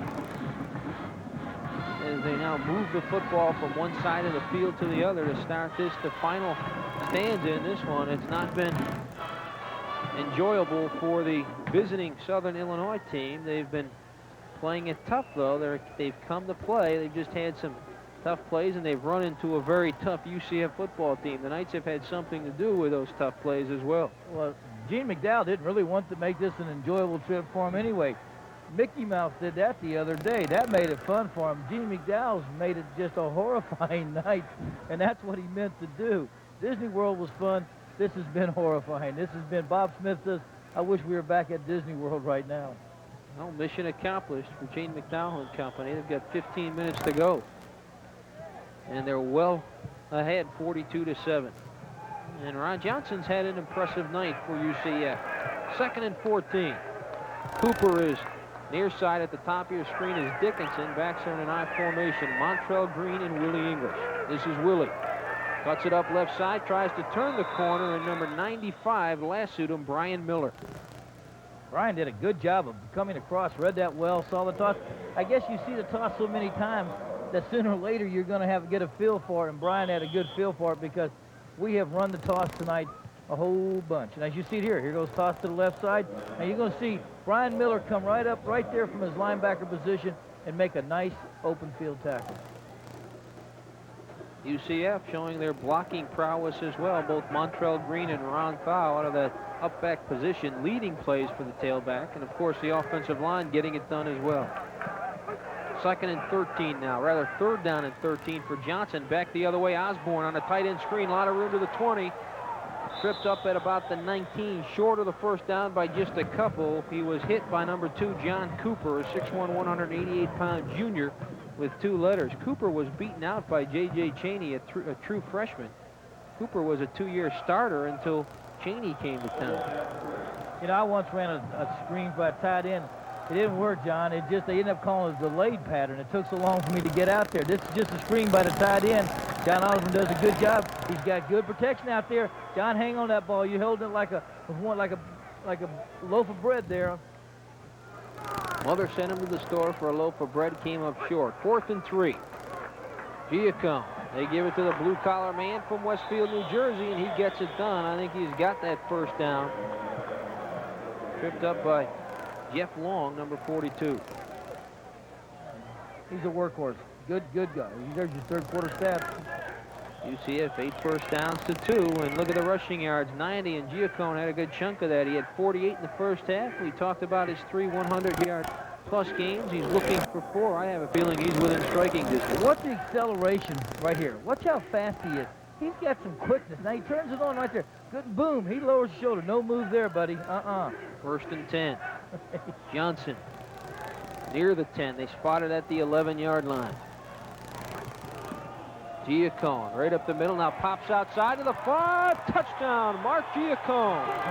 Holy cow, Giacomo is just having a great senior year here at the University of Central Florida. I think he is moving toward his 4th 100-yard gain. He told me the other day that he's closer to 210 pounds. We like to say he's a little bit lighter right out of the media guide, but he's really beefed up. He benches about 450 pounds, as does Perry Balasis, and boy, those guys are about the strongest tandem in the nation in the backfield. 48-7. Point number 49 will come off the foot of Franco Grillo momentarily. Who would have thought of it? That's what they would have said before the game. Who would have thought it would have been like this? And it has turned out to be a beautiful game for Central Florida, a game they needed. Here he is. He's got 110 yards. He's happy. 18 carries, averaging 6.1 yards. and he got a touchdown. Mark Giacone, he's getting congratulations down there by everybody. He's a workhorse. Well, Giacone actually is within striking distance of the single season rushing record here. He would have to finish very strong in the last 3, but if he keeps this up, anything's possible. He already owns the 2nd spot on the all-time list. Let's go down to that blue-collar guy named Mark Giacone, where he's standing when he's standing by with our guy Tom McCullion downstairs. Thank you very much once again, John. I'm down here at the G-Man, and I tell you what, you had speed I didn't think you had when you turned the corner. Well, I kind of put it in the 4th gear, and luckily it was there today. And I just took it in. Great blocking of the line and fullback, and luckily I had that extra turbos. Well, you had 4th gear going around the corner, and you stuck it in overdrive when you went into the end zone. Well, I was kind of warmed up, and it just felt good. I want you to end a controversy. We're talking about 210 pounds. Did you hit 210? Is that with all your gear on? No, actually, tell the truth. About the 2nd game of the season, I was up to about 216. Right now, I'm probably between 208 and 210. Is that Sim Flats, or is that Illegal you? procedure, Central Florida, re-kick. John, back up to you. Mark Giacone, he weighs about what the undisputed heavyweight champion of the world weighs. Evander Holyfield weighing in at 208 and picked up a 3rd-round knockout over Buster Douglas to become the undisputed heavyweight champion. Well, Giacone has laid out enough punches tonight, and he has just knocked these Salukis completely out of this ball game. You know what? He's such a pleasure to coach. I mean, Alan Gooch has got to have fun coaching a guy like that. That guy gives you 120% at practice and in the game. What a delight. Him and Perry Belations are just super guys, and what a lot of fun it would be to coach those kind of guys when all you have to do is say, okay, I want you to go this way. And there's a graphic for you. UCF tied the single season record with 2 rushing TDs. That's on the ground. That gave them 19 for the year, and that's all they had last year. Well, tonight they throw for 6 TDs. They said they wanted to improve on the passing game, and I believe they have. Franco Grilla tees it up. He popped it out of bounds to make you mad again. They have to bring it back. This ball's loose. It bounced off a defender, or rather one of the return men, and Penn Holsapple brings down number 82 of the Salukis, who just happened to pick it up, Jeff Johnson. And Holsapple makes short work of it, but good field position when all is said and done for the Salukis. It's just inside their 45, or at their 45, 1st and 10. Derek Connor, that big, quick tackle. He's working hard tonight and having a good time. He was out with a stomach virus a couple days earlier. He told me he'd be ready to play, and he has played tonight. 1st and 10 for the Salukis. Downey in at quarterback once again. 4 wide receivers and a lone setback in the form of Antonio Moore. This is Moore right up the middle. He carried him for about 4 yards before number 90 Cole and number 84 Knott, along with Wisniewski and company, brought him down. 2nd down and 5. Ball carrier, Antonio Moore. Well, you'll see the defense now. What they'll do is they'll pin back their ears. They're going to come flying up the field because they're going to try to get a few sacks here, and they know they got to throw the ball to get at least try to get a score here, so the opportunity for the linemen to get some sacks. Moore picked up 7 on that previous play. We stand corrected, 2nd and 3. Back to pass Downey, firing near side. He's got his man Billy Swain. He's ridden out of bounds by Roberts, and he's got himself his 1st down just outside the UCF 40-yard line, 1st and 10. Just a quick pass that time, and he just gets himself. We see one of the ball boys on the side there. He took a lick. He got hit pretty good there as he was trying to get out of the way, and he got toppled over there by Swain and about 3 of those black shirts of UCF.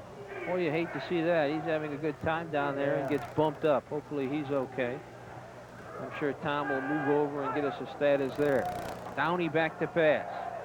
On the fly, being chased by Wisniewski and company. He hits his running back, number 36, Antonio Moore, bumped out of bounds by Hamilton.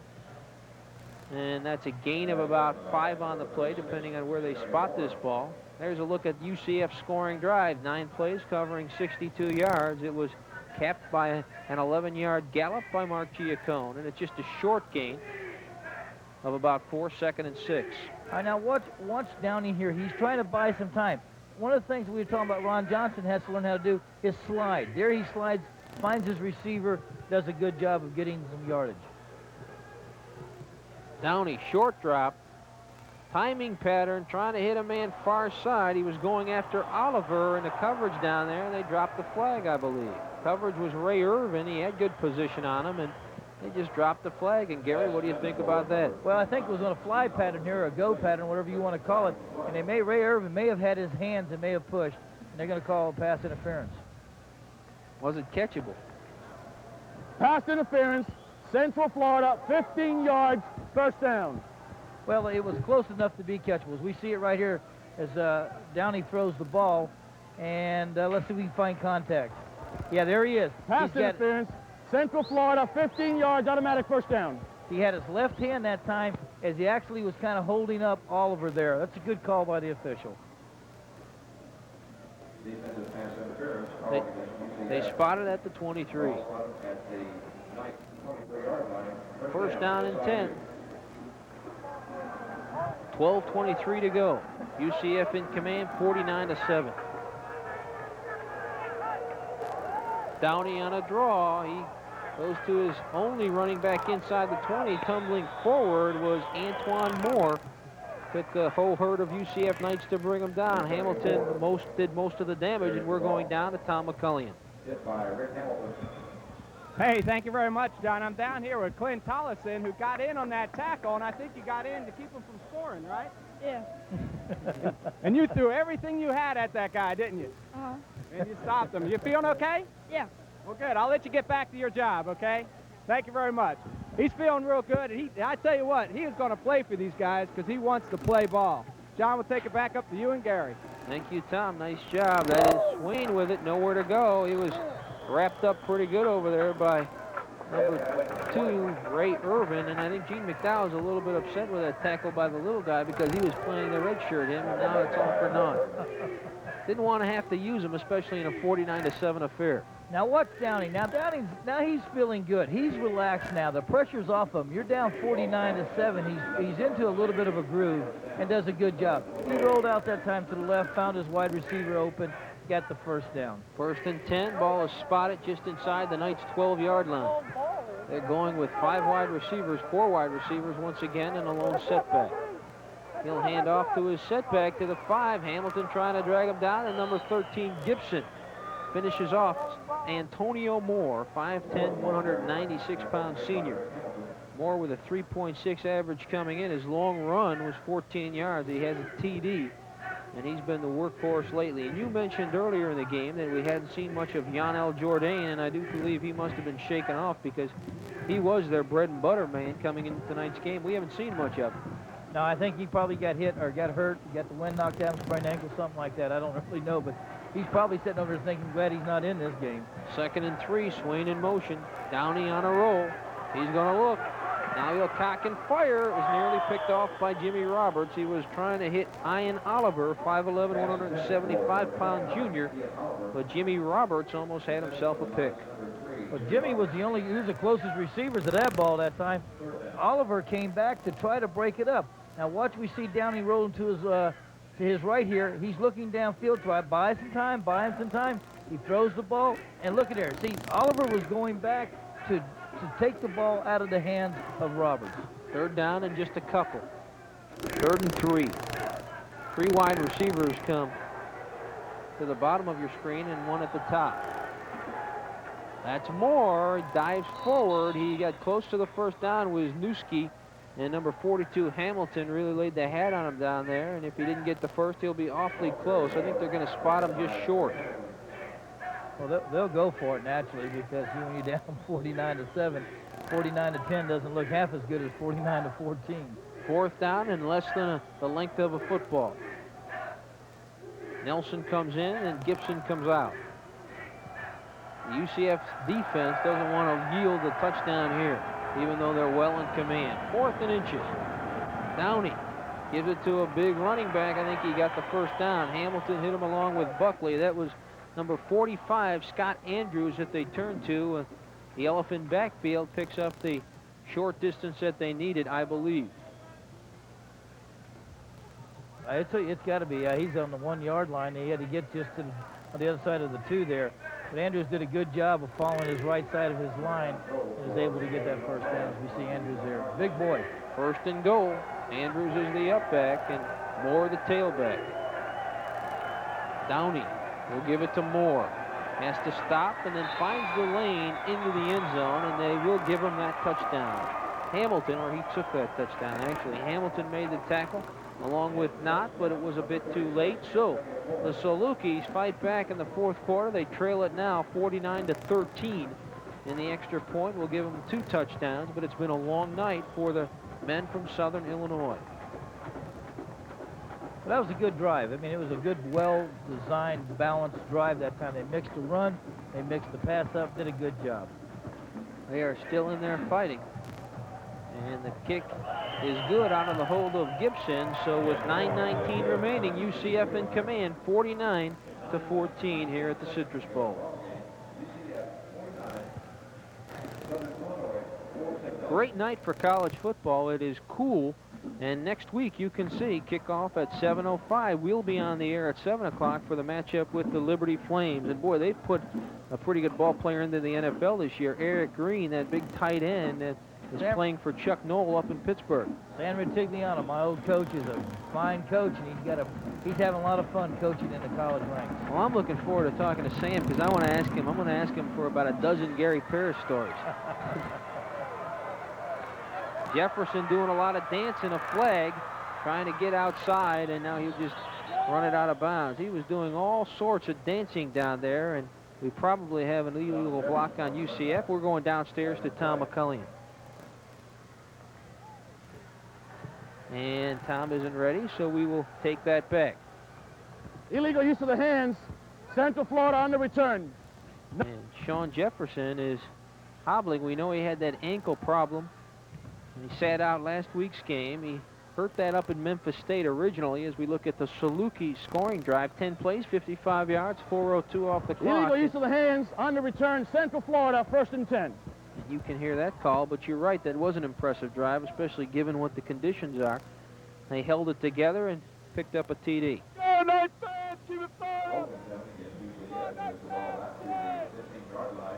Back to the 15 now for Ron Johnson and company. Belasis and Willie English in the backfield. The wide receivers are Payne and Dickinson.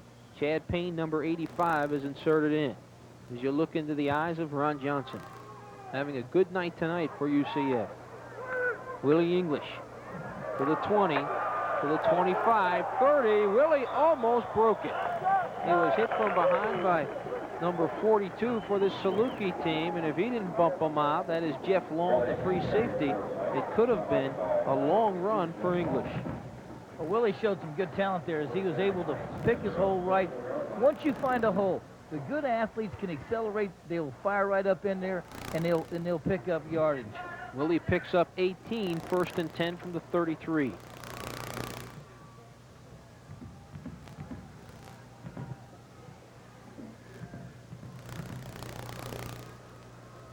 Long count for Johnson. This is English. Right side, David Swift leading the play, and there's English hurdling over one, and a flag falls. He's finally tripped up down there, and again, I think he was thinking touchdown. We're going downstairs to Tom McCullion, who has a pretty good linebacker standing next to him. That's right, one of the best linebackers down here. In fact, he recovered a fumble in the 3rd quarter, David Nelson. I couldn't get you earlier because you're playing so tough, concentration. Yep. Yeah, Coach, we had a tough scheme put in this week, and just got to have your mind in it there. But now that we're ahead, trying to lay it back a little bit. What set up that fumble? Really hard hitting? Just defense is flying around. Everybody's playing great, the whole team, defensively, you know. All righty, great. Thank you very much. Good luck tonight. John, take it back upstairs to you and Gary. Thank you, Tom. And Osborne comes out hobbled. Penalty on UCF brings it back to the 30. Well, the problem they got right now, they don't have a true tight end in there because G.T. Paris is out because with a knee injury. He happened to him on Thursday, so Osborne's down, and they'll probably go with Jason Kotar. Kotar is the tight end. He is at the top of your screen. Johnson gives it to Willie again. Bounces to about the 35 before he runs into number 69, Lance Tinsley, 6 foot, 253-pound junior. Met him head on, but Willie picks up about 5. It's going to bring up a 2nd down and 11. Picked up 4 on the play, so 2nd down and 11. All right, we watch Willie take it here now. He's following Perry Belaces. Perry takes his man, knocks him outside. The next best thing to do is cut inside. He could not get outside, so Willie did the next best thing he could do, and that was try to find a couple yards to the inside. We want to remind you of the CV game of the week, the high school game of the week, Dr. Phillips versus Evans High School. The air date for that is October 29th. Ron Johnson on the run. Good gain for Johnson before he is met and put to the ground by Scott Barber, the strong safety. Well, they're going to call face mask that time as Barber, or one of them got the face mask there as he was coming across on Ron Johnson. Let's go back down to the night zone with Tom McCullion. Okay, I got someone down here that Gary may recognize, and that's G.T. Parrish. And we're looking, I saw you in your jeans. I thought maybe you're out there to run a little quicker. Nah, I just hurt it their day in practice, and I'm hoping I can get back by next week, middle of next week. They think it's a bad sprain. I'm hoping I can get back by next week, so I should be able to. Okay, so you're going to train some more? You're going to have it taken a look at this week? Well, they already looked at it, so they just said I should, just lift on it and run on it, and I'll be all right, they think. So. Okay, good luck to you, and hope to see you next week. Thank you very much. Gary, you reckon? G.T. Paris, an all-state tight end in high school, and I guess chips don't fall far from the block, or apples don't fall far from the tree. I can't think of anything else, but like father, like son, also gets it done, I guess. I just hope he gets ready and gets to play, because John Osborne needs a break.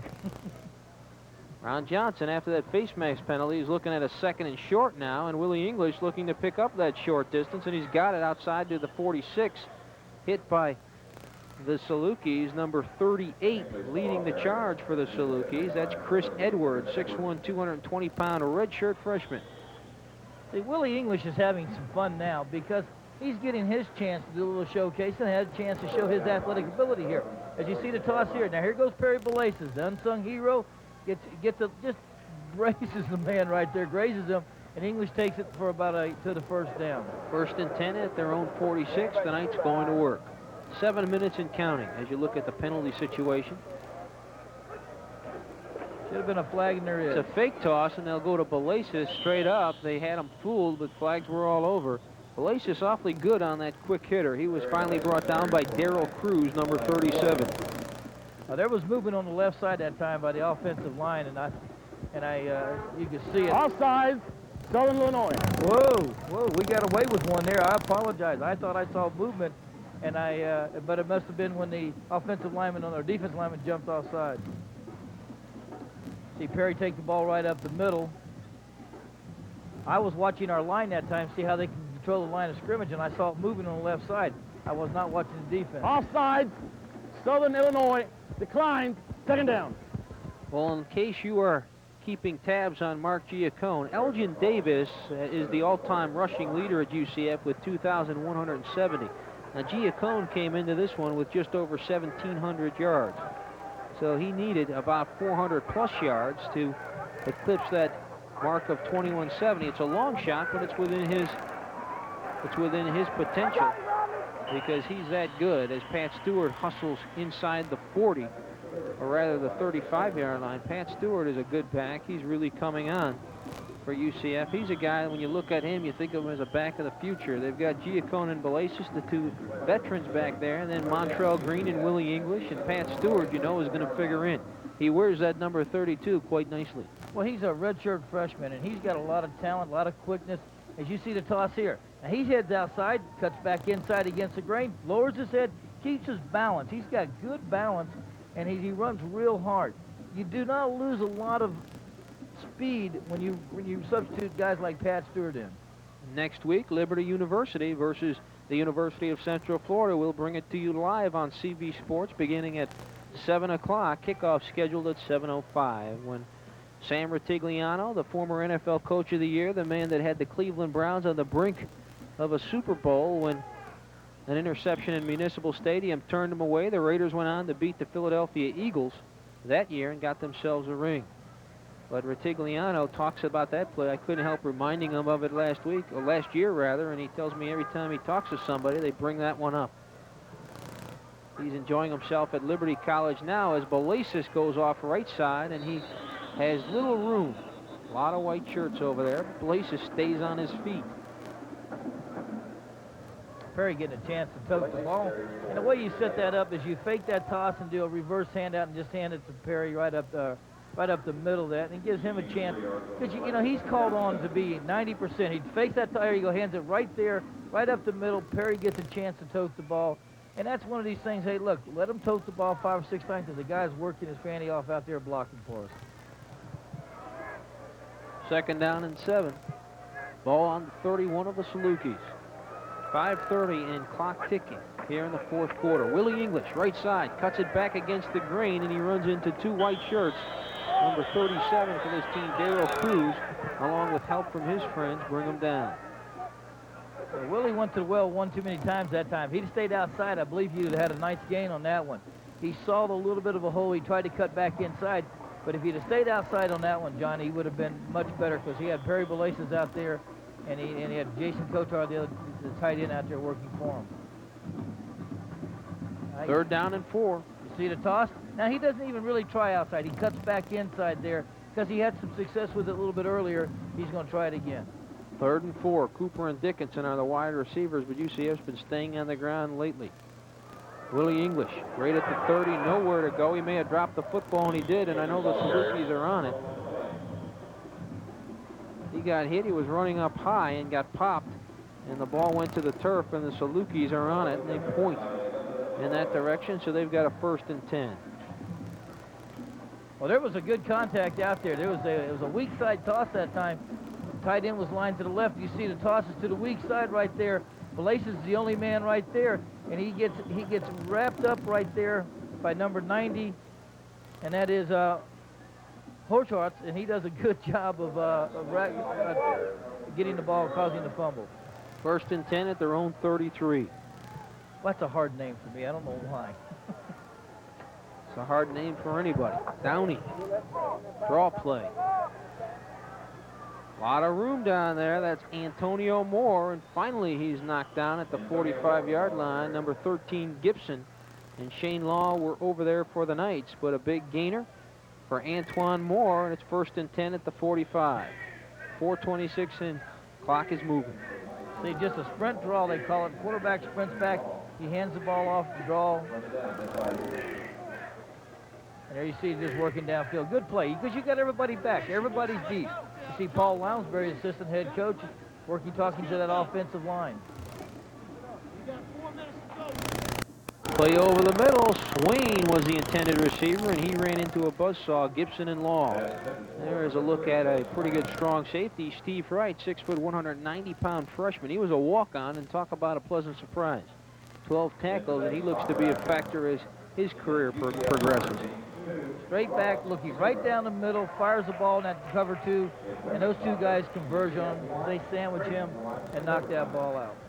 Well, Giacone came in with over 1,700 yards, 2nd in all-time rushing at UCF. He needs to eclipse 2170 to become the all-time leader. He's got 3 games and a 100-yard game this game, so it's really not out of his reach. I keep talking about that, but I bet you Giacone gets out the number 2 pencil tonight and does some basic arithmetic and figures out that, boy, if I can do this, this, and this, I might be able to knock at the door.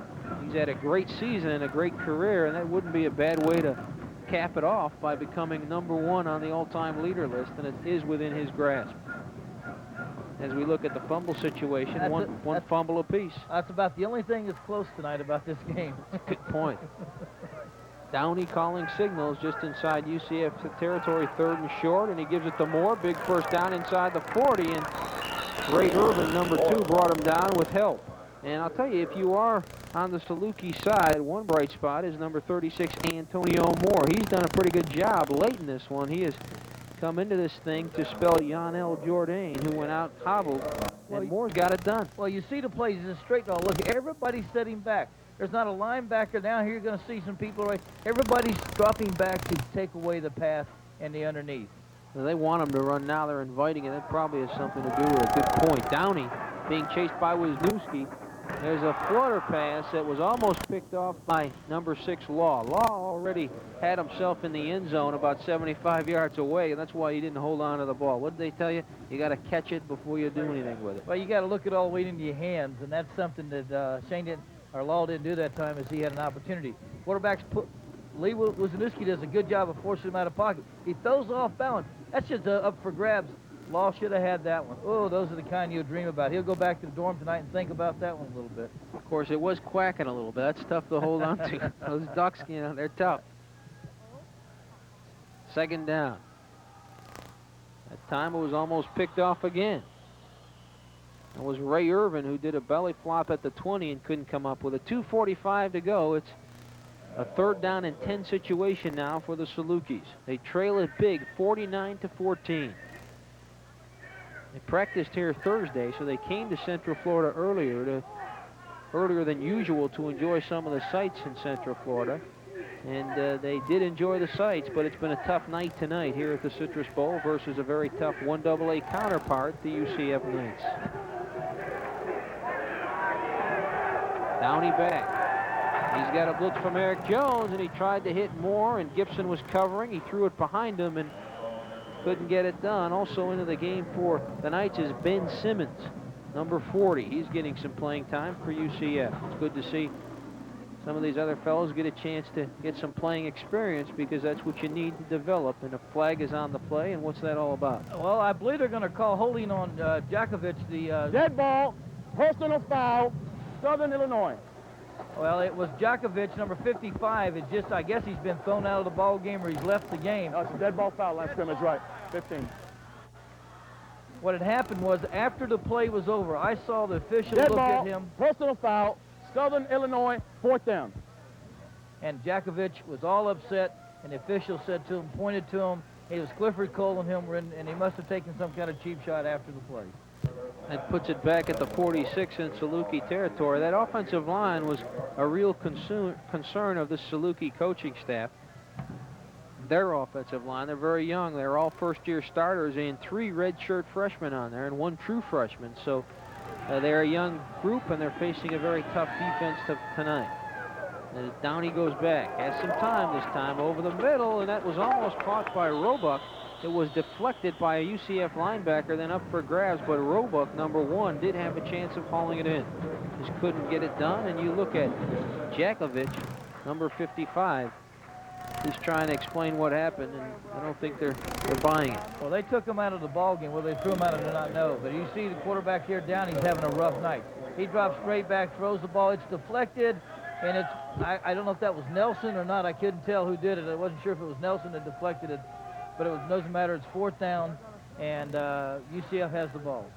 Number 40, Ben Simmons, I think, got his hand on that. Simmons, okay. We got to give him credit because he doesn't get too much of an opportunity. We want to let Ben know he got his hand on that one. Willie English inside the 40, a lot of room to the 30, 25-20, and he's down there. Just inside the 20 by number 35 for this Southern Illinois team, J.J. Cheney. The flag was down again, and this one may come back. Holding, Central Florida. Look at tonight's attendance, 14,052, and I think the mosquito situation has a lot to do with that. Doggone mosquitoes with the encephalitis. I was holding Central Florida, replay 1st down. Inbounds, right? I was trying to see if I could find who was holding, but I did not. Here's Willie English, does a good job of finding the right seam, and has a beautiful game, but it's going to be called back because of holding. There you see a couple of happy guys. Bishop and Connor. Yeah, there he is. There's Bishop and Connor, 2 offensive linemen that have done a great job tonight. That offensive line, boy, they are impressive. 2:09 and counting. Ball is back at the UCF 44. 1st and 20 for Ron Johnson. Johnson in command. Willie English. Ron Thal leading it, and he is chased down by Marty Hokerts, number 90, 6'5", 245-pound senior. Your favorite name on this Southern Illinois team. I'm glad you said it. I've had a hard time with that one. I can handle a Jakovich or somebody like that, but that one's tough. As we see Willie here trying to find a seam, looking for a seam anywhere, just not there, and does a good job of picking up a couple yards. 131. Dickinson and Cooper out near side, and it is Thal and Willie English in the backfield behind Johnson, and here's Willie trying to skate, turn the corner. He can't get outside. He was hit there by number 31, who came up and really laid the hat on him. He had outside contain, and Cager was able to hold on. Kevin Cager, number 31. Well, he and Cruz did a good job. Cager and being a defensive back, Cruz being a linebacker, did a good job of holding containment that time and stretching that play all the way out. When you can stretch it out, you got a good chance to stop it. You see the clock, 51 seconds and counting, and Teddy Coltrane, a wide receiver for UCF, is out with a vertebrae problem. We were talking to him the other day, and he's anxious to get back, even though the doctors have sidelined him, but he wants a second opinion. He wants him to take a closer look because this is his senior year, and he'd like to be part of this stretch drive for the playoffs.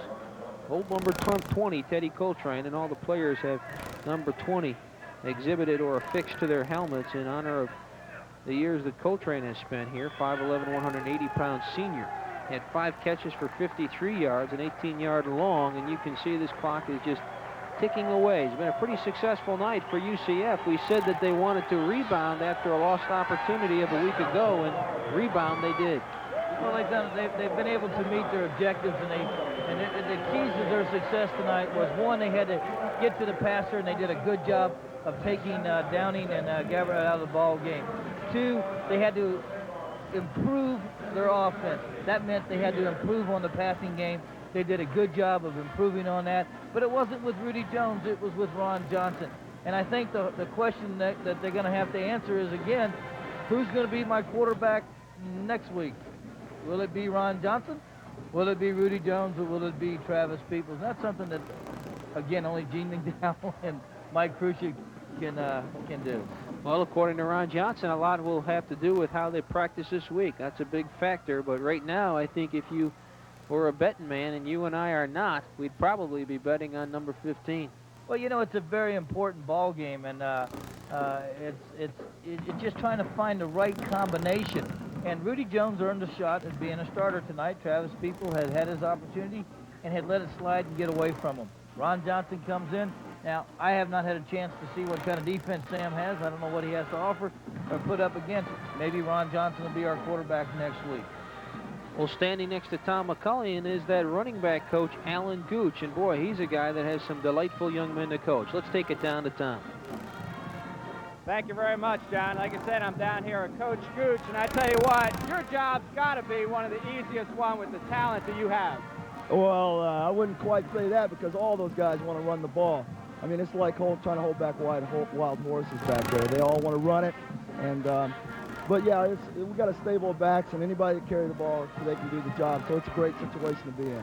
To the casual observer, it looks like any of those guys can work out in any situation, but obviously they have their own special talents that situation will call for. Right, you're exactly right. Willie and Mark both run the toss sweep real well, but I'd say Mark probably runs it inside a little better. And Willie has good hands and, you know, pretty good speed. We mix it up. We want to get the right guy in there, but you're right. It is a great situation. They can all do the job. A couple of weeks ago, we had an insert with you where you're going through the high up and over. Right, the up and over. And we haven't seen that yet. And when the call comes, who's it going to go to? Well, probably be Pat Stewart. He's got the vertical, so. And you can tell he can whiz it in there, so we like that. It's not going to go with Mark Giacone then. Oh no, Mark Giacone's vertical inch is about as tall as he is. Yeah, no vertical. You leave him to run through the line. Well, Coach Gooch, a great victory for you tonight, and good luck the rest of the season. All right, thank you very much. Thank you now. All right. Bye now. John and Gary, we're going to take it back upstairs to you.